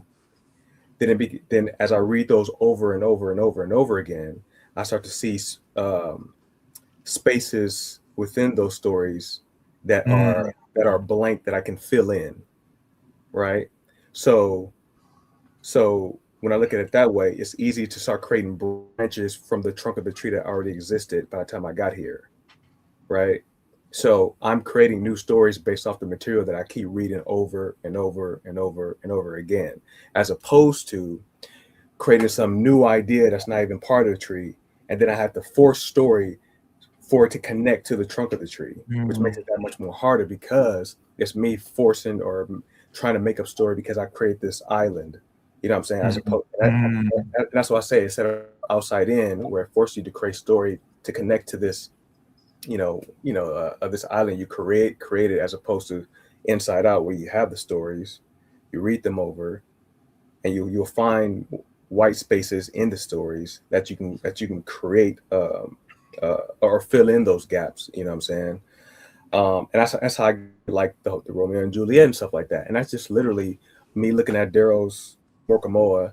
That's an infant Niobe, and then you have the Untamed, where she's about, like, 12, and then you have like Naomi Endura, where she's like 8.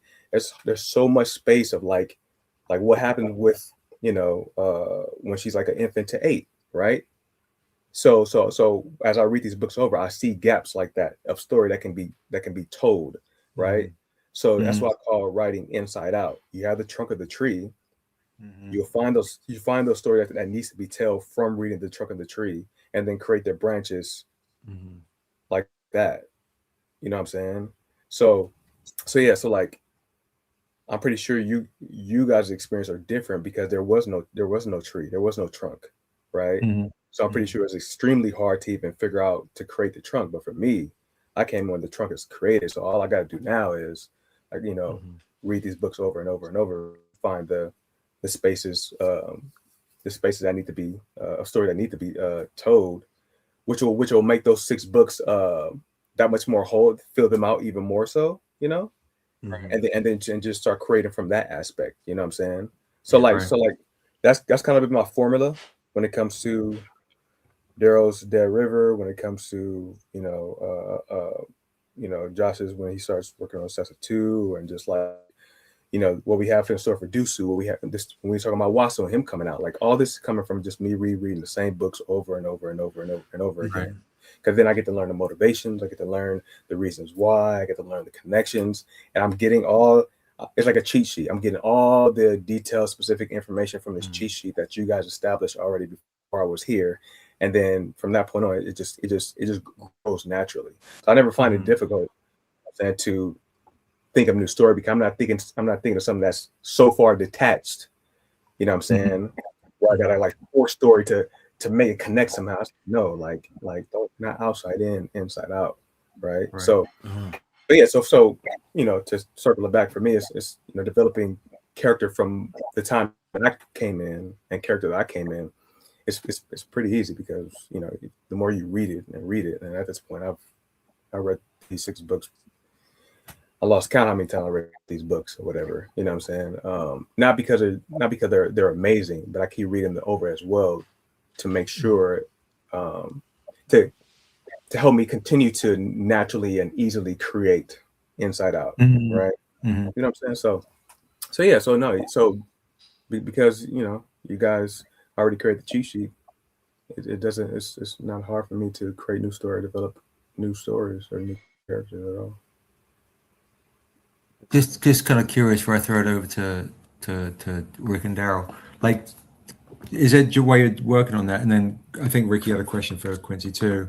Is there why you on your journey?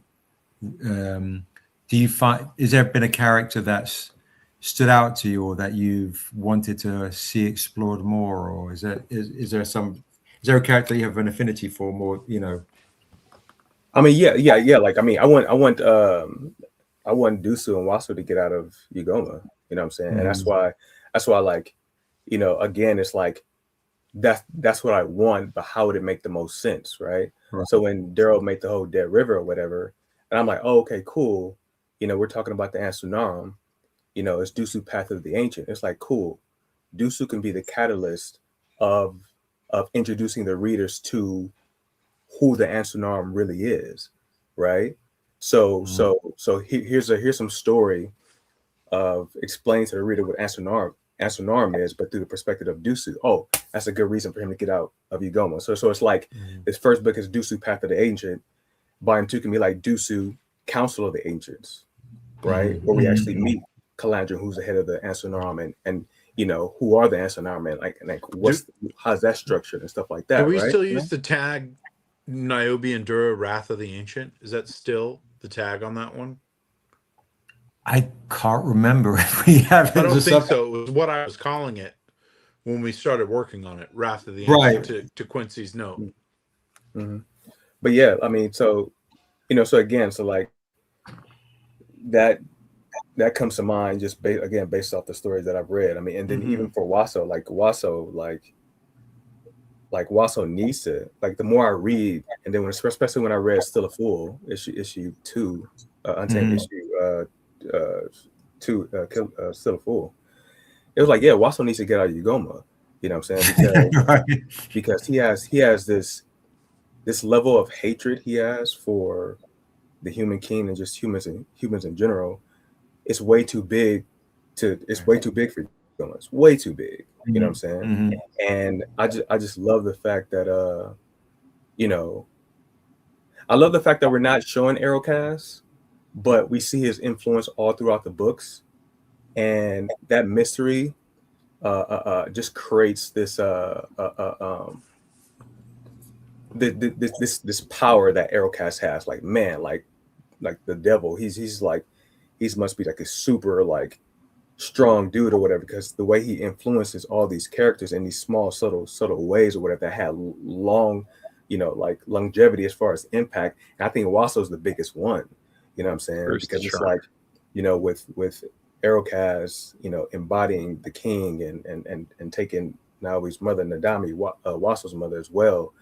You know what I'm saying? It's like, I like to believe that it wasn't just Arrowcast and Arnumino having a sibling god rivalry, but also doing that to implant a seed in young Waso at the time, for Waso to be consumed by this vengeance, by this hatred towards humans, to one day go after the Human King. Because the thing is that Arrowcast wants a division. Like, he doesn't want humans and Galamin or elves to coexist. Like was it Eskanu or Paulor, right? Paulor. He allowed the humans for a long time to come into Ugoma to create peace, right? So I think Aerocast's reasons are twofold. To, you know, to mess with his Arnumino, you know what I'm saying, his sister, to take her number one, person in Nadami, take her away, but then also make sure the division between humans and elves stay as it is. And then use Waso as a tool to make sure the division between humans and elves stay that way, because of Waso's vengeance that he hopes would take Waso out of Ugoma to actually go and attempt to kill the Human King. Mm-hmm. And if that actually happens, then there'll never be any peace between elves and human if Waso can do that. But I'm thinking like, wow, if we wrote that as Aerocast, thinking as the devil, thinking like 20 steps ahead in the future to the young Waso, then it wasn't just about the sibling rivalry that he had with Arnumino to embody the Human King and kidnap the Queen. That's just one part of the plan. But then also have that young Waso, plant that seed of hatred towards human because of that. Mm-hmm. When it gets older, and see how that blossoms. You know what I'm saying? And so like I get these ideas from just reading the books over and over and over. And again, the more you read it over, you get the story, and you start literally seeing like all the reasons and all the impulses within each character as to why they do this, as to why they do that. And then you start reading beyond just the story of what's written. You know what I'm saying? And then the connections just start coming naturally as you read them over and over and over. You know what I'm saying? So again, to revert it back, man, like from what you guys have already had by the time I got here, me just reading that over and over again, creation of the world and characters becomes super easy for me because of the foundation you guys built already. That's awesome. That idea though would be really impacted by how Untamed Volume 3 ends. For sure, absolutely. Once I get that done, because Waso matures a lot in that story. Mm-hmm. But it's a good, but I think that backstory is amazing. Laura Townsend just jumped back on. I don't know if we're able to show her that one. I'm going to show. I don't know if Laura's. Did you miss the D&D portion? Sexual Chocolate Comments just came in. We might be putting it off. But we might. I was like, do I have the energy? Can I do it right now? Also, can the rest of the troops hang as well? Laura says, I'm here. Just show Laura, because I know she's been in and out real quick. Josh, it was this one that was still available, correct? That if that chap doesn't give us an email address? If he doesn't. And then... okay, so let me just do this real quick for Laura. And then Daryl has some originals. Actually, let's start with Daryl's original real quick, because that's too good. Laura, the dragon one? We'll show you this one. This is the Ancient of the Dragons, who appears, his first full appearance is in the Assessor book, so he can turn into a dragon. That's in his draconic form, I guess you could say, and he is going to be a big feature in the new comic Dead River. And we were doing a big discount on that for just $100. Just $100. Cool. Yeah, isn't it crazy? I didn't even see you draw that one, Daryl. Damn. Yeah, just finished that one. So we're going to go through some quick stuff for Laura, because I know she likes some of the originals and she's such an OG big buyer of ours. She's in for this and the 1 through 7 metal. Okay, so Josh, I don't know if you have Laura down through the Untamed set, metal set. Okay, so pop her down for that. Thank you, Laura. Thank you so much. That's awesome. It's a great set to get. So 100 for that. And then Rick, can you show Laura the painting that you have of the nude and the sketch as well. I'm going to show Yes. Laura the sketch. Let's show Laura You want- the sketch You want to do the first. painting first? Sketch first? Okay. Let's do the sketch first, and then wow. and she'll see she can choose either one or both. So this is an amazing sketch right here. I don't know if you can see it. Oh, the light's a little funny. Huh. That's weird. It wasn't doing that earlier. There we go. Oh yeah, when you cover the light, there we go. So that's That's Assessor semi-nude coming through her cloak, which That's is cool. absolutely beautiful. You can see the hands on the cloak through her white robe. We were doing this for $150 in the end on a massive discount. I think is absolutely That's stupid. fine. Yeah, if you keep bring it a little bit closer, I don't know if they bring it even closer. Yeah. If it's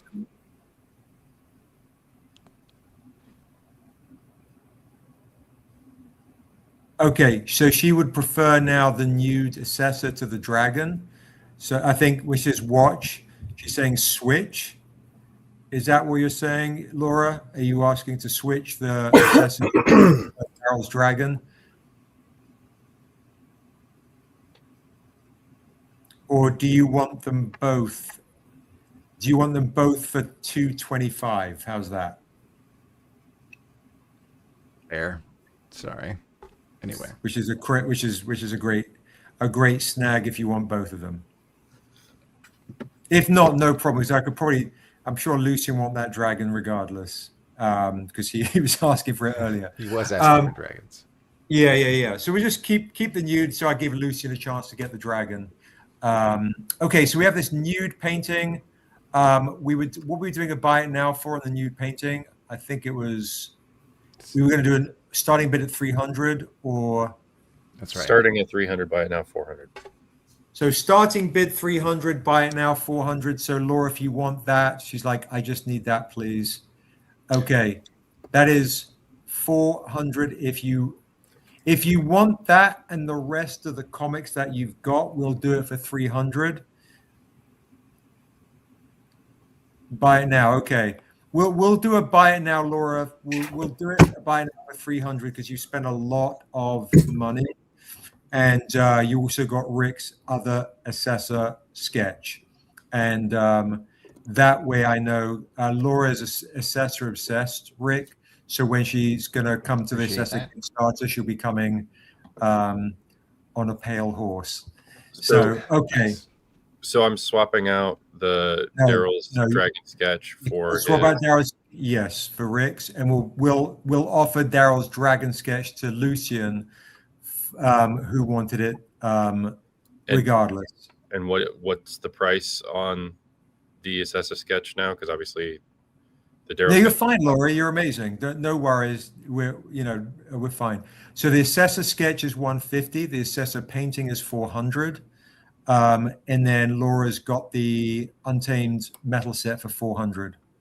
And then the current bid on the other Assessor painting is 400. 400. That's currently going to Ray. Yeah, great pickups.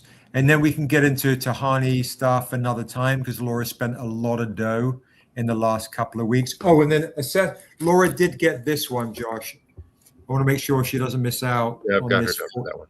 because I believe she has this one already from a previous order. We're going to check the J League. I have her down for the Gone with the Wind, and then I have a note to check orders for the 11 Dead. Yeah, Laura, we're doing a discount because you're buying a lot of stuff for 300. So we're doing the big discount on the nude painting for 300. Realistically, that painting should be a lot more. But because you're spending money in other areas, and I know you're going to come for the Assessor Kickstarter in a big way, they love you too. Yeah, it's that's we want to make sure you're really hooked up because I know you're a big supporter and a big supporter of the arts and the originals. So definitely when we do the Assessor Kickstarter and Strangercon, we'll make sure we do it on a day that all our folks like Laura are there right from the jump, because I want to make sure Laura has a chance to get some of your amazing stuff, Rick. Yeah. So yeah, and currently Ray is leading the auction with that big assessor painting at 400, which is absolutely bonkers. But it's nice that everyone has a chance to get multiple things. It's an amazing thing. Yeah. So yeah, I think Dead in the Brief and D&D Chocolate. I think we'll save that. But with Laura coming on, I want to make sure she had Nathan can sell a kidney. I appreciate that. Appreciate Nathan with his kidneys. Daryl, you just to kind of jump back. Thank you, Laura, for everything. By the way, you are so very much appreciated. So very much appreciated. Daryl, you were talking. We were talking earlier about the question was earlier: character creation versus world building. What do you find more difficult? Bye, Laura. Thank you.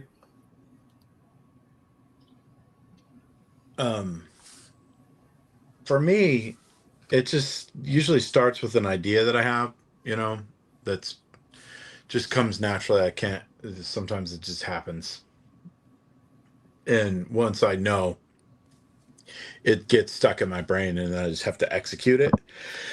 When it comes to like character, some things come easier, others not so much. The world building comes a lot easier for me. I'm sure you're so good at that stuff, man. It's crazy. The world building is easier, and that's why I'm reading a lot right now. And reading lots of different things for being better at character. It's always I set a stage and a setting, and then I dig in. So the execution is always harder for me, in the sense of like making it feel realistic and baked in when it comes to the characters. Getting into the mind of someone the way you guys do when you write, especially you, Seb, and Quincy with his acting. It's very much like driven by, I feel, by the character itself, what they're going through internally, where I have all that in my mind, but being the visual person and creating the settings and the cultures and all that just comes much more naturally for me.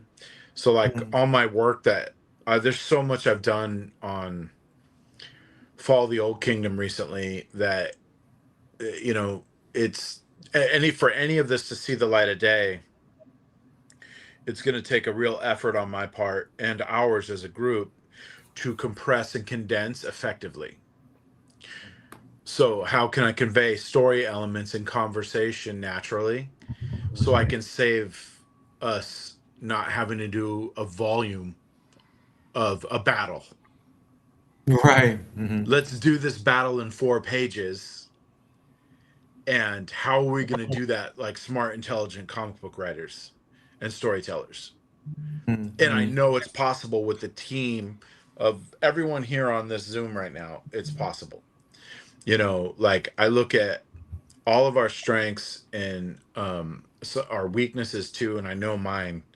And I go, how can we do this? Like I keep staring at the red on Rick's painting, and I'm just like, oh, it's inspiring me for me to do the cover for his book that we're doing soon.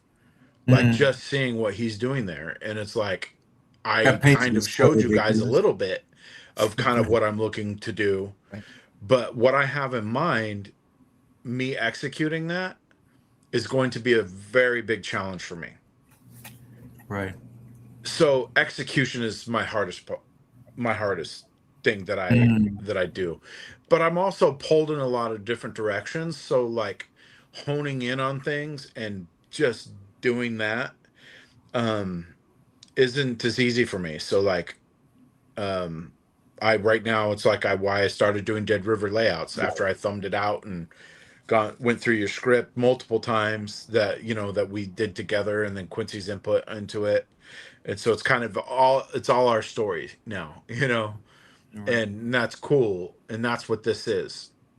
But the execution, when I showed you kind of what I was starting to do, you guys were like, this is awesome. I am so effing insecure about it. I'm like, That's real. there are elements that I know are awesome and I can't wait to draw them. And there are elements where I'm like, oh, I actually kind of want to do that differently in panel 2. Maybe I'm like, my idea of it and my thumb of the final panel is great, but my layout right now of it is trash. You guys didn't say anything about it when I showed it to you. You're like, that's cool. Look at the way you did that. I'm like, yeah, I had it right 2 hours ago. And I still fiddled because of my insecurities in execution. So that being said, the development and the world building and all of that has always come naturally for me. Right. And it has everything to do about being a little nerdy kid and who I am. And so where I know I'm lacking is character and motivations and that's why when I'm doing writing exercises for like fall, like I had to one night I stayed up super late writing a scene out for fall. He's talking It's about, gonna guys, he's talking about a thing called Fall of the Old Kingdom, which is taken back in, it's yesteryear, like pre-assessed even times, like a long time before. And we actually reference it in the new Hello Stranger, in the new prose piece for the new Tales of Thunder Omnibus, which I've finally finished. And yeah, it was great. That prose was awesome that I read yesterday. I loved it. Daryl, can I ask you a question? Sure. Because like, I mean, like, you know, I think Rob Ayers alluded to it earlier today when he was talking about, you know, you laying out the book, right? Like, and I told you this plenty of time, like how impressed I am for you to look at the script and, you know, like, how do you know how many panels goes on a page? How do you know what shape of the panel it should be? You know what I'm saying? How do you know, like, how do you draw that out? How do you take the words from a script and lay it out on, you know, on a book or whatever? So that's one aspect of it, right? And then you just said that, you know, you get real insecure about, you know, your drawings and stuff like that, you know what I'm saying, whether you're a page in, 2 pages in, or whatever. How do you, cause at the end of the day, you're going to complete it, right? So, but how do you combat the insecurities and the emotional aspect side of it? You know what I'm saying? Like, do you go for a walk, or do you like what are some of the things you do? Because at the end of the day, you do finish it, but these are hurdles that you have to go through within your own self. So I'm just curious as to know is like, what do you do? You know what I'm saying, to combat those things, you know what I'm saying, to kind of push through to get it done, to get out of your own way, I should say. Yeah. Well, in this instant, this is me working with a new tool.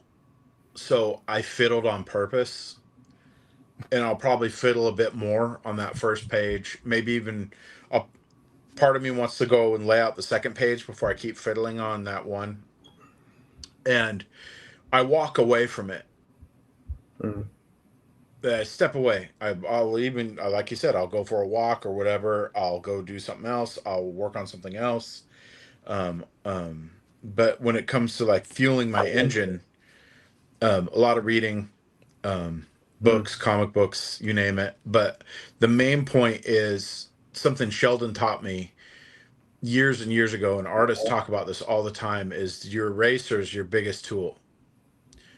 Don't be afraid to abandon what you're working on.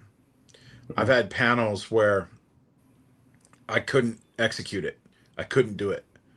And I tried to rework. And finally I just erased the entire thing, then laid it out in like 10 minutes. And the new idea was infinitely better. But it was I have to abandon things at times because the execution isn't there. So I would say I step away, or I remove. I cut it out. Kill your darlings, as people like to say.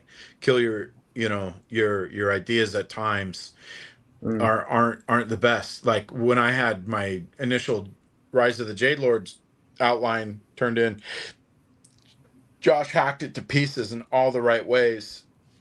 and it was like, oh, he needs me to do X, Y, and Z, and this needs to be seen at this point. And I'm like, damn it, he's right. You know, that changed the story. Like, my initial pass of what I have in mind for Dead River was supposed to be a 12 issue or a 12-page little thing to lead into gaming content. Well, the gaming content I'm not worried about for this, because the format of this issue now, which is between 24 and 26 issues as a standalone comic, was written in mind that we're doing game development, like with Rick's book, Issessa, with what I'm doing with Dead River. These things will be gaming modules on top of the comics. So every element I wanted in my story, I'm getting. Seb came in, scrubbed it. You gave your notes, scrubbed it again, rewrote it, and then I attacked it. Yeah. And right now, my frustration with it has everything to do with the final product and the way it'll look. Because I drew Rise of the Jade Lord in a very specific fashion. I'm not doing that this time. I showed you guys the first panel that I drew. It's a lot cleaner. Yeah. But what's it going to look like with me delivering this new book? So I've got comics right here that of different artists that I respect in different ways for different things that I'll go, let me take a look at this real quick. What new thing can come to light? Because I don't panel like these guys. I don't draw like these guys. But I'll look at something, it'll go, oh, Daryl, you could do it like that. Like, if I'm being honest, I'm not settled on my croc design fully, but it's good enough. It's so good. Yeah, but you had that problem. I don't know if it's a problem, maybe, because that croc design is really good. Is like when we were doing Assessor, guys, Daryl had two characters he created. I guess I created one. He created you did. One. I bastardized it though. I created it into something new. That's something that you created. Yeah. Something I used to play as a character in Daryl's game, John and this other character, One, these two guys that are in Assessor's comic. And when we were writing Assessor, Josh and I were writing it, and we were like, oh, we want to have this flashback when Assessor was younger, much younger in a different era, and we get to experience the era that Daryl wants to create, the Fall of the Old Kingdom. And Daryl was like, no, we're not going to do that. We're not going to do that. I don't want to have that design. Don't want to get it designed. It was this anxiety. Too close to me. Yeah, right. It was very close to him. So yeah. But you know, it's funny because I have some similar things at times with like, oh, I just want to put that off for when I'm ready. But it's funny. It's like Clint Eastwood doing Unforgiven. He got the script and didn't do Unforgiven for over a decade later. Yeah. But I'm like, you know, we are getting older. We can't churn out comics like Marvel and DC. We don't have the pockets. We also have very attention to detail with the craft and creation that it makes it. We're not going to get them out unless we kind of do it now. Yeah. So I had to make my peace with that. And Josh and Seb turned in a very cool draft with those characters in it, and I was like, and that's the biggest thing I learned from you guys, right? So I haven't been plagued by that, right? Because, you know, they say experience is the best teacher. Well, I have the wherewithal to not get to a point where experience has to teach me, right? Instead, I'm just listening to you guys, right? And that is, when you create something, don't be so beholden to it that when you share it, you're not willing to let go of some of the things. You know what I'm saying? Because, you know, I could be blocking greater ideas, right? And so now when I create something, I create with an open mind. So when I create something, I'm creating it loosely, right? So when I brought you guys Romeo and Juliet, you know what I'm saying? Like I already have programmed in my brain, you know what I'm saying? Just like, okay, this is a story, and just like it's open to everybody. You know what I'm saying? Right. Because I know if I'm just like, oh, I don't want to do it, I want to do it, I don't want to do this, I don't want to do that, then we get nowhere, right? You know what I'm saying? And then also, I just made sure as I was developing the story, I was checking in with Seb like the whole time, because like my thing, I didn't want to create something and then it just ass backwards. You know what I'm saying? Just like it's like trash. So it's just like checking in. It's just cool. And as I was going, it was like, okay, cool. But even in completing it and then being so nervous when I brought it to you guys or whatever, although nervous, I wasn't. I mean, I knew I was gonna be fine at the end of the day, because again, I wasn't holding on to it, just like, you know, like you can't change this. I'm just sharing this with you guys so you guys can know, not for you to change, right? And so because I learned that and implemented that from you guys, I always know creating something just like, oh, like it's open, and it being open will then, you know, present new ideas from you guys or whatever, creating better story and stuff like that or whatever. So yeah, so thank you for that. Yeah.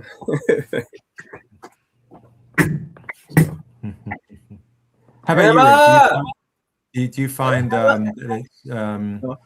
do you have insecurities as well, like what Quincy was saying, what Dara was saying, when you're working on your when you're on your art? Or like when you finish like a painting and you text it to me, do you feel any of it? I mean, like every artist is, you know, struggling with whether or not they feel like they're good enough or whatever, or you know, vision and execution. Dare brought up a good point, and even going back on like world versus character and how you write. Like, so when I was younger, I was much more interested like in canon of a thing. The canon has to be perfect. The canon has to like line up. And you get older, and I'm like, fuck your canon. I don't give a shit about your canon. It's because human stories are myths and fables, and so Hippolyta is like the mother of 3 different people that might not be, or, you know, like all these ancient myths we have, there's all these different ways they're told depending on which tribe is telling them, which is, I think, amazing, and gives itself these ways to like give characters like new dimensions or what if possibilities, because I feel like it reflects humanity as a whole, as that each of us contains multitudes, right? Like one day I'm like confident, this is good, and I recognize and I can see it. Another day I'm like, this is trash, I'm gonna paint over it. And you know, and you know, which brings me to another thing of like, there's the critic, and then there's the inspirational voice or like muse that I think has to happen when you're creating something. And it's a very delicate balance of when, because you have to let the critic in there to edit, to be like, hey, okay, you don't need to do all that, or this isn't working here, but you've got to let the muse run around and just be wild and do its thing. And it just recognize when the time is these two can like change places, and then you go back to being a muse or dealing with your muse, and then go back to editing until your thing is where you want it. And that is always the delicate, like that's the balance. It's always hard to strike. 1 second, I'm gonna read that. Yeah, and then definitely like when you know, because we all have different taste, like people, especially as an artist, you have a different taste as to like, all of us have different taste on what we find beautiful. And that's the thing about like art, is like not all art is meant for everybody, right? And so something I might find really cool looking, and someone else will be like, I don't know what that is, or I don't like that, or that doesn't inspire me to do anything. And I think as artists too, over time, our tastes and what we're interested in like putting down on in mediums, it changes. You know, there was a time much younger, being just completely obsessed with like, oh, it has to be real and all these things. And you know, it was interesting. I just saw a video recently about every year in China, there's like 9 million students who have to take this 3-day art exam that will dictate where they go to art school in China. Wow. And the thing that struck me about this is in 3 days, 9 million of these things are graded. So you're watching these people look at these things. Less than 5 seconds to look at a drawing and decide the general, like, okay, you're 81. You're not going to the top school. You're going, you know, you're going to be a risk somewhere or whatever. But the thing that was insane to me was that all these like drawings of the same thing from all these different kids. They were really good, but they all looked really similar, meaning they were all very technically good, right? In a very Western mindset, like, you know, because I'm Western or whatever, I was like, oh, but that doesn't make an Andy Warhol, right? We only get, the only reason everyone is an Andy Warhol is because we already had him, right? We get one Andy Warhol, and you might be able to outdraw and mimic Andy Warhol, but no one gives a crap about that, right? Everyone on the Western side is always like, oh, what's the new thing? What's the new thing? Yeah. And so being able to allow yourself to take risks and not just like, you know when to use your technique and know when to actually like throw the technique out the window, do something because it feels right, is also like, it's not like building a house, because if you do that with your house, it's going to fall over, right? So it's this like dangerous thing that for me has always been kind of like, yeah, like it can be like just nerve frying, you know, at times. And especially to go back, like even Hyoung, we're talking about Hyoung, man. Like this guy is a staunch professional. He's done some of the biggest properties we know today. Exactly.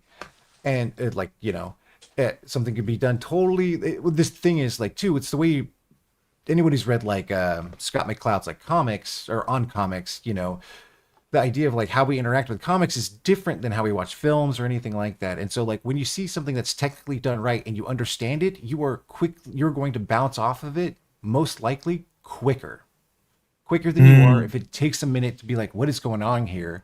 And you're actually engaging with something.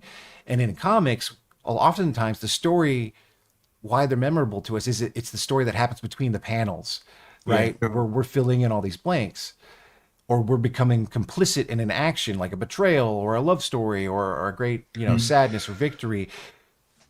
You don't need to say, hey, look, your guy was successful. It's because the person sees, you know, a good piece of art, and in that beat between the next panel, they're envisioning the next moment, and now they are there. They are part of it. And so making art that people like have to take a minute to like, okay, and then experience it is like now much more what I try to aim for, which is like, you know, and who knows what that looks like. It's different from day to day, because like how I feel about art today, it's going to be different tomorrow. You know? Right. To your point there, Rick, even Hyoung was critical of his work from over 10 to 15 years ago. And he's the master. That's what I was that's what I actually brought him out before. Yeah. Because I was like, the artist's even, plight. You know, it's just, you know, because we change. And that's to illustrate too, like we change, and all of us change. This idea that we are static creatures is just false. We are not, you know, we change day to day, over decades, over lifespans, experience, all that, you know. And I remember being with you at sorry to interrupt. Go ahead. No. I was going to say, when we were at a meltdown, that's when I remember somebody walked past you and me and Hyoung at Meltdown Comics, which isn't a comic shop anymore. Crazy. Yeah, it's crazy. Somebody walked past, like, hey, you might like this, blah blah, and the guy was like, I don't like that shit. Like really like this, and carried on walking. I was like, oh, okay, and I'm on to the next, like immune to rejection. And then Hyoung was like, how do you deal with that feeling? And I'm like, I think he's an idiot. You know? Right. That's your special power. Like, I swear to God, you can let things bounce off you. With that stuff, it's you know, like I get art is subjective. But if you as somebody walking past my booth and you can't look at Hyoung's art and think that's freaking amazing, I don't care how subjective art is, you're an idiot. And to be real, like if you can't see you should that, still be able to recognize something that is well executed. 100%. And also, if you're rude, then you're other things as well, right? It's your other things as well. Your other things as well. Yeah, I'm watching my tone with the little one, but I think, but yeah, I'm of that mind, right? Which is like, if you don't like, yeah, for sure, cool, you don't like my stuff, you can't read it, you don't like, it's not for you. Yeah, I get it. Sure. You're an idiot. But I mean, there's definitely certain times where I'm like, that guy's an idiot. He doesn't get it. You know. Yeah, but also, but I'm, you know, that's I don't know if that's my defense mechanism or I have that level of confidence for the most part. But I feel like I have supreme confidence, or I have whatever is minus, right? In the negative column. There's nothing in between. I remember one thing. I was driving, and I was on the phone with Josh. I was with Josh on the phone. I just remember talking to Josh, and Josh was like, he's like, I don't know if the stuff that we do is as good as you think it is. Like you as you sell it, you know. And I'm like, oh yeah, no, it's the best. And he's like, see, I believe, you know, it's like, see, I believe you. It's almost like, is the stuff, and I've had these conversations before, is the stuff that I write as good as the way I sell it or pitch it? Maybe, I don't know. But am I convincing myself? Am I convincing others? I'm really good at pitching and selling. You know, I remember one studio picked up, like, so I won't say who it is, got the rights to the Untamed, and you know, and then when they read the book after they paid for it and the whole thing, they were like, you know, oh, I don't know if it's good as it's not as good as your pitch. And I didn't really get it. And in my mind, I'm still thinking like, hey, you're an idiot. But what I found is with the Untamed and specific books like that, it's, do people have the comprehension level anymore? Do they have the patience, right? The patience to read between the lines? Because the stuff that we do when we're writing, without wanting to be arrogant, sound arrogant or whatever, is we don't write 1+1 type stories. And that's what I be saying, right? Right. That's what I'm saying. That's what I be trying to tell you guys. Like, these are books that you absolutely cannot read one time. You won't really get it. I'm telling you, you know what I'm saying? Like, I'm not just reading these books over and over and over, just get creative ideas and stuff like that. It's just like I'm learning, like, it's like the books have enough substance that as you reread them, it'll still give you something new. You know what I'm saying? You won't get everything. You won't get everything if you don't read these books multiple times. And that's the making of a good book, where you have to reread it over and over again. You know what I'm saying? So somebody telling me they just read it once and don't get it. Of course you don't get it. You only read it once. You know what I'm saying? And it's just like until this day, I still have questions, right? I got even with the Untamed book, I got questions. You know what I'm saying? That I want answered. But I still got questions and stuff like that, you know. But I think that's the making of a good book, a book that, you know, that you have to reread over and over, and not just because you have to, but you want to. You know what I'm saying? Right. But you know, but like I said, the biggest thing is that the book, as you reread it over and over again, it has enough substance to keep giving you new things the more you read it over and over and over again, right? I can read it and exhaust it. I haven't. That hasn't happened yet. That's awesome. You see what I'm saying? It's so interesting. When was the first time you read it, Quincy? How many years ago was the first time you read 2018. it? Okay, so 7 years ago, right? Tell me you don't have a totally different read than 7 years younger you did on certain things. Oh my gosh, absolutely. You know what I'm saying? And the cool thing about these books is that Daryl, right? You can't just read the bubbles, right? There's so much going on in every crevice of every panel. You know what I'm saying? That you probably won't catch the first read through. You know, so like now when I open a book, like as I read the bubbles, I'm literally looking at 4 corners of each panel, just making sure I don't miss something. You know what I'm saying? Because it puts so much symbolism, you know what I'm saying, within the books. You know what I'm saying? That if you see it, it connects. It's its own story as well. You know what I'm saying? Which you know gives you that much more comprehension on what they're actually talking about just by their setting and their freaking surroundings. You know what I'm saying? And it's like Mhm. I'm not as the kids say nowadays, I'm not glazing. You know what I'm saying? This like I'm really speaking off of like me being a fan of these books and what I get out of them, right? Like I get so much inspiration from them. That's why I said when it comes to my creative process within this, it doesn't come hard to me because it's like, man, like these books are dope and they feel with so much substance, not just from the visual art, but from the writing and blah blah blah. You know, like so it's like yeah, like it's like you can't just read these books in just one go. You know what I'm saying? Yeah, it takes multiple reads. You know, and you know, It's and so then funny. There's a race. Go on, go on. huh? Yeah, but the thing There's is, a if you guy. allow yourself to do, go ahead. Go on. There you go. No, go ahead. There's a guy. There's a No, guy. no. Go. Finish. No, this yeah. What I'm saying, if you allow yourself to do that, you know what I'm saying, like you'll see what I'm talking about, like on some real ish. You know what I'm saying? You'll see what I'm talking about, like yeah, man, like I appreciate people that. on Strangercon kind of making good stuff, bro. You know.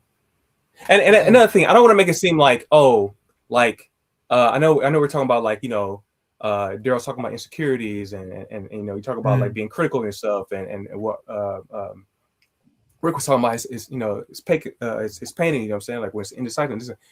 I don't want to say I don't experience that. I think that because as far as art, this is not my first medium. Acting is, right? Mm-hmm. When it comes to acting, I'm extremely like, 'cause that's my art form. I'm extremely critical. You know what I'm saying? Like yeah, so I experience all those range of emotion because acting is what's close to my chest. You know what I'm saying? As writing is for you, as painting is for you, as drawing and illustration is for you, and stuff like that, right? I think with my creation for you guys, you know what I'm saying? It's I have a passion for it. You know what I'm saying? But I don't wear it like acting, right? So I'm not stricken with the insecurities and stuff of the ideas that I come up with or what I write. Oh, you just don't have any skin in the game is what I'm hearing. I'm hearing you don't have Yeah. any skin in the game. No, when it comes to acting, bro, acting is like, yeah, like I'm a maniac, Of bro. course. I'm a maniac. What other like I don't know, art where you go in, do a thing for people, and you don't find out if they want you or like you unless they call you. You just sit there waiting and no one calls you, right? It's the worst. Like I literally had to train myself. Like when I'm finished the audition, and when I leave out and I cross that threshold leaving out, I just leave it there. You know what I'm saying? Gotcha, Yeah, you go insane.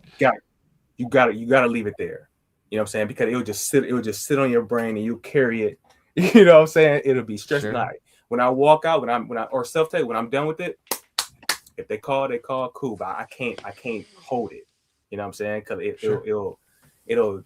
Was that easier now? Was it harder when you were younger? When you were earlier in your acting? Absolutely, because when I'm young, I'm thinking like, oh man, like my I want to get this.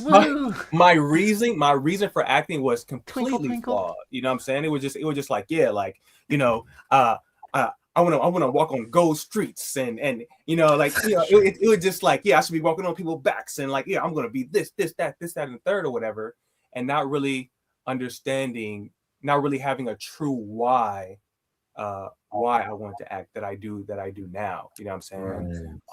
Sure. And cause like acting informs my reality just as much as my reality informs my acting. You know what I'm saying? And I just seen this movie called Rental Family with Brendan Fraser. Such a good movie, and the way it made me feel leaving out, it was like that's what I'm doing it for. Like I want to affect people like how I feel right now walking out of the theater. I want to affect people like that. Isn't it crazy when you how see that good was- art, right, Daryl? Like I get that feeling when I see good art. I'm like, oh, I want to make art. But you were just talking about looking at those artists and you're like, I want it's to all use art, right? Yeah. We it's want to all make about evoking we want to emotion feel or something. feelings in each other. Yeah. Yeah, we want to feel something, and we want that to resonate with other people as well. You know what I'm saying? That's the relatability, that connectivity between human beings. You feel what I'm saying? Absolutely. Art is human extension, right? It's me extending. You know what I'm saying? And to the next human being who's extending whatever art form there is. You know what I'm saying? We create that bond of connectivity. You know what I'm saying? Like that's what it's all about. You feel me? Well, and I think what's great too about like just Stranger in general, we all have such like such radically different backstories in reality to who we are and where we come from and our trials and tribulations and what we bring to the table. That's what we got. Daryl's the one who will research the actual historical background on things and he has a interpret that in major a way in it. that exactly. And the anthropology side, we got, and each of us has our own things that we do, right? I'm the dark guy, whatever. And and but we all bring these very different things, and we still yet somehow are able to make stuff that is interesting and people connect to and fulfills us. And I don't know, that's pretty rad and pretty lucky. Not everyone And can do that. you know one thing, it's I'll let you go say it, but before this topic ends, Yeah. I have yet to this day experience, and that's why I'm so ready for Assessor issue 2 to experience Josh and his creative side. I'm so ready for that. You know what I'm saying? Because Josh has just been in my experience, he's just been the editor and wearing all these multiple hats, the admin, all that busy. or whatever. I am so ready to see the creative side of Joshua Cosine, bro. Absolutely. I mean, that's the thing. So role playing. So we all have it, and it's small, but we all kind of have a root and play acting together. That's what we were doing. That's how Asunda was born, was us play acting together and making cheating at make clicks. Yeah, and cheating at clicks, which was also play acting, but with rules. And I don't know. I think that is the thing that we were. I think generations before us were taught that you grow up and you put things behind and you don't play anymore. But the fundamental part of being human is we play, and we like to play, and that's it's how we pass the time. It's how we communicate. It's how we bond. It's what we love to do, and we did it. So I think that's part of what. So Josh could. I'm trying to say I think Josh might be able to do it because I know he did role play. Josh would used to write a lot though.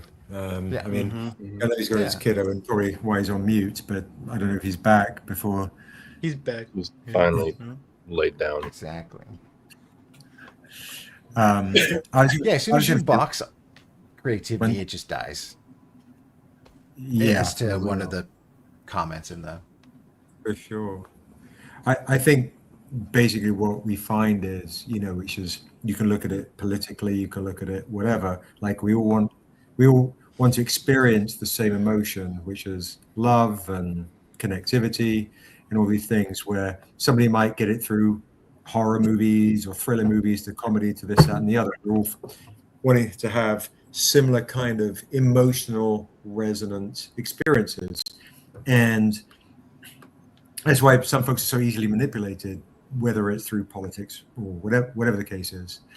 I think when it comes to us creating, we want to still have those feet. So if you've got the Venn diagram, in the Venn diagram of all of us is the genre of fantasy, right, in the center, but also I think telling tales that reflect the human spirit.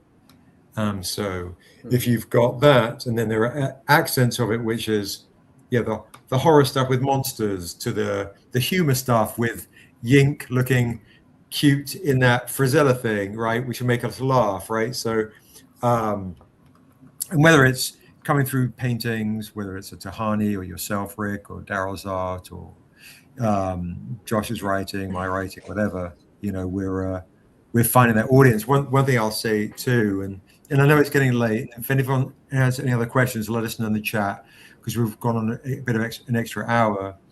Is when I'm to echo something that Quincy said earlier, is when I do a reading of a passage, or Quincy does, people go, oh, sometimes, not everybody, not all the time, sometimes we go, oh, I didn't see it. They're finding something new just hearing the way we read.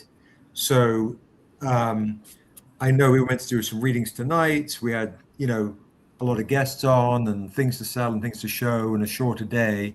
And we had the Patreon only Zoom earlier.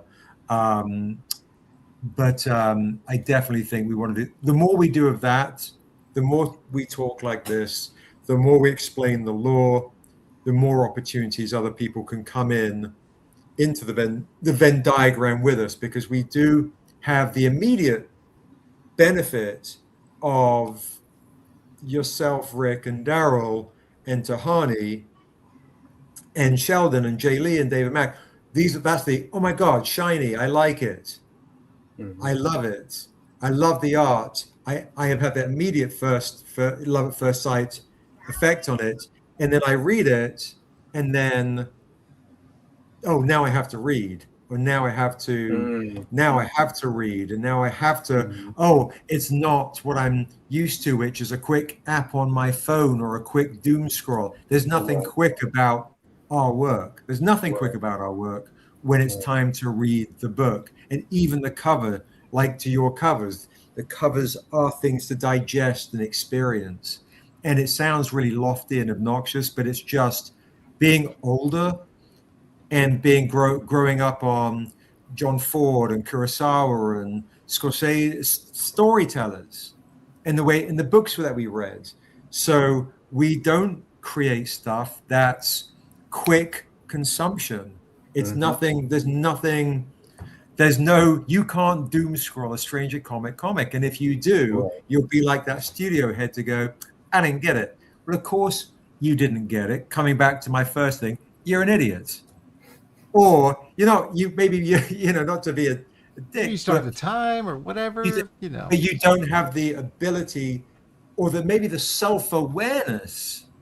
People do not have the self-awareness. They don't have the patience to comprehend, which is not no one's fault. It's the state of the reality of society.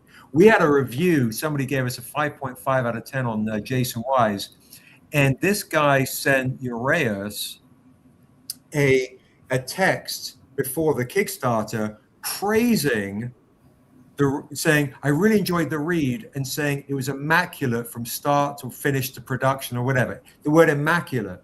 Then the review came out after the Kickstarter and said it was underwhelming, and clearly there was no rereadability. I was like, oh, that's hilarious. That's what we do. And it was clearly a grab. Here's a cover, and I'm like, I'm not going to feed into it. I'm not going to respond. What's the point? But I'm like, we're in the business to give folks the opportunity to have patience, to be able to reread, to be able to learn, to be able to grow, to be able to teach us as writers and creators, and to embrace in a real soulfully, connective way, and the older we get, the more people we lose, our family, our friends, our loved ones, the more important it is that the art that we create really, really hit. We plant these seeds. We plant these seeds, in this TikTok generation, because it's, and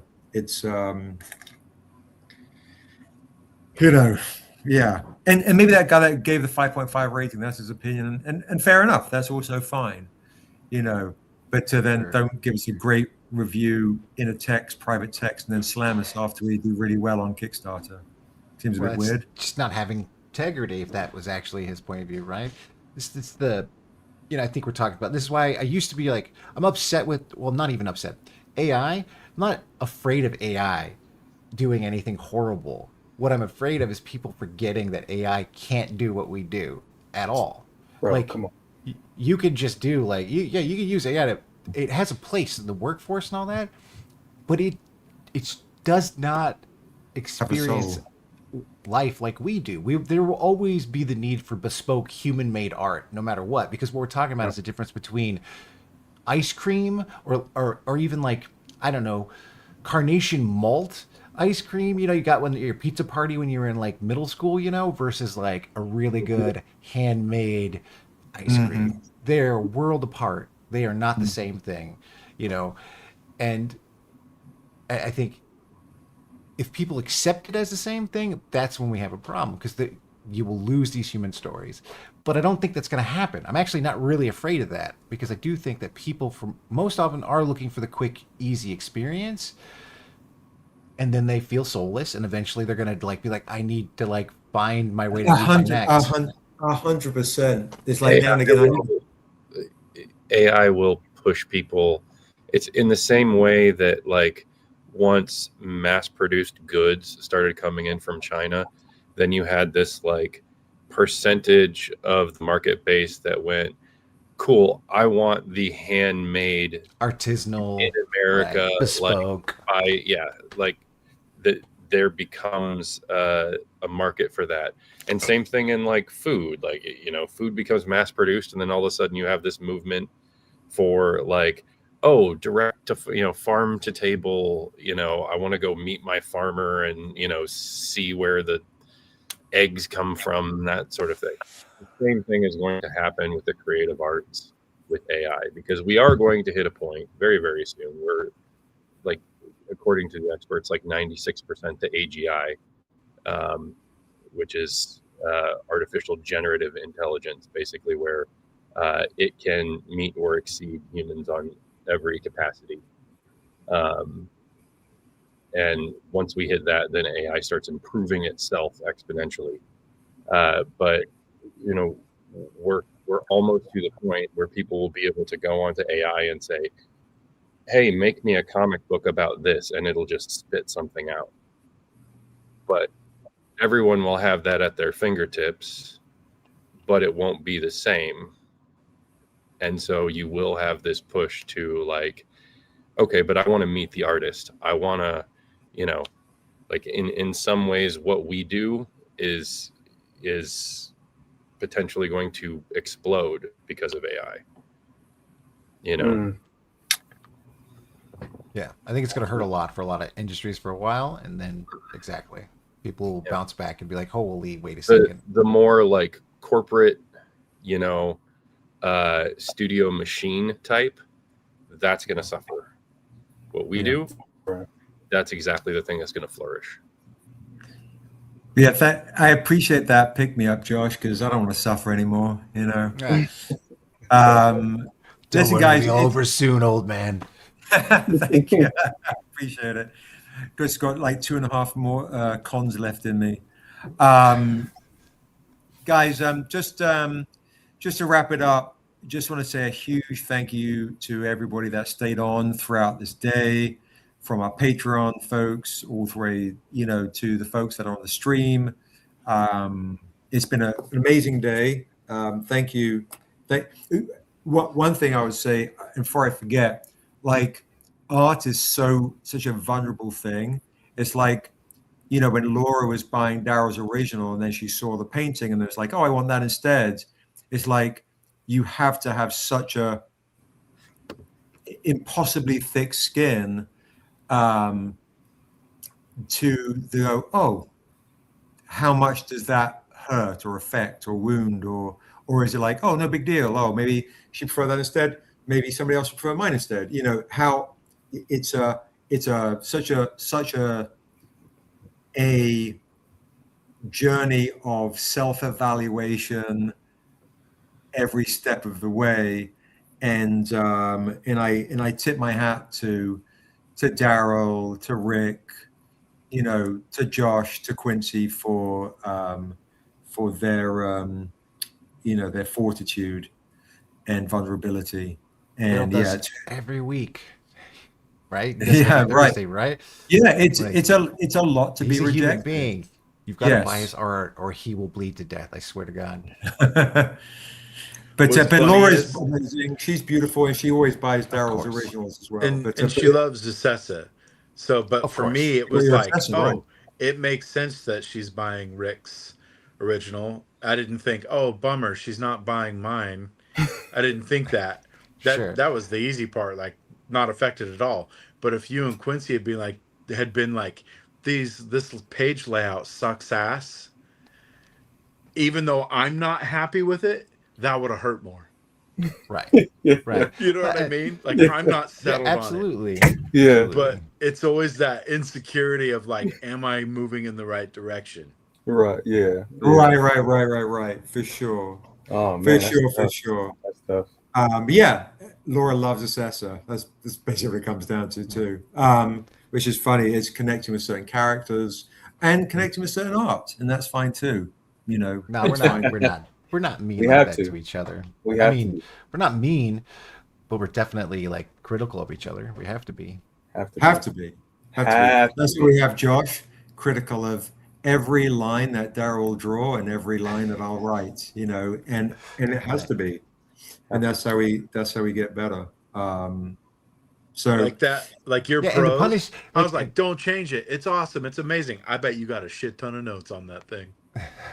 From I didn't Josh. have any. I didn't have any from Josh, but I'm sure I'll I just see the rewrote it. edits. You did? Yeah.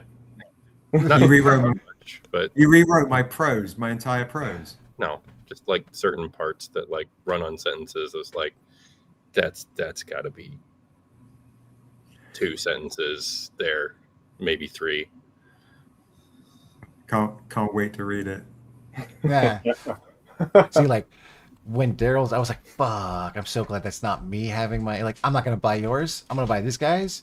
But then, of course, Seb had to punish me by bringing out art that I did like 10 years ago, and be like, "Cool, thanks, man," just to put me back in my place. Don't worry. Good Lord, no. I just had the little comics here. Like keep me I know. I company. know. Of course not. All right, guys. I appreciate everybody. All the folks in the chat support. You can't. It's this simple. We can't do it without your support. So Bottom this line. is full-time work for us. So thank you. And then much love, Kev, Vicky, Takuma. You know, Mike, Dwayne, everyone in the chat. Yeah, much love to everybody. We love and appreciate you. Love and Happy holidays. We'll probably do a short Thursday live. Be me tuning into Quincy. Quincy no. shaking his head, but I'll be at a Christmas party that night, so you won't see me I'll next be Thursday. at a Christmas party at night with Daryl. You're going to be out of I'll town. see you Tuesday, Quincy. And I'll see you Thursday too at the Christmas party too. When are you leaving town, Seb? Monday. Okay. So Wait, get me the Monday? give me the Nita. Is it? Am I seeing you on the stream for the first time? Say something. Do I have to sell you something real quick? All right, I'll be bringing the exclusives with me on to Oregon. It'll just be me. All right. Good night, everybody. All right, Thanks so much. Love and you appreciate soon. you guys. See you guys. Peace. Bye. Love you guys. Good night. Thank you so much. Good night.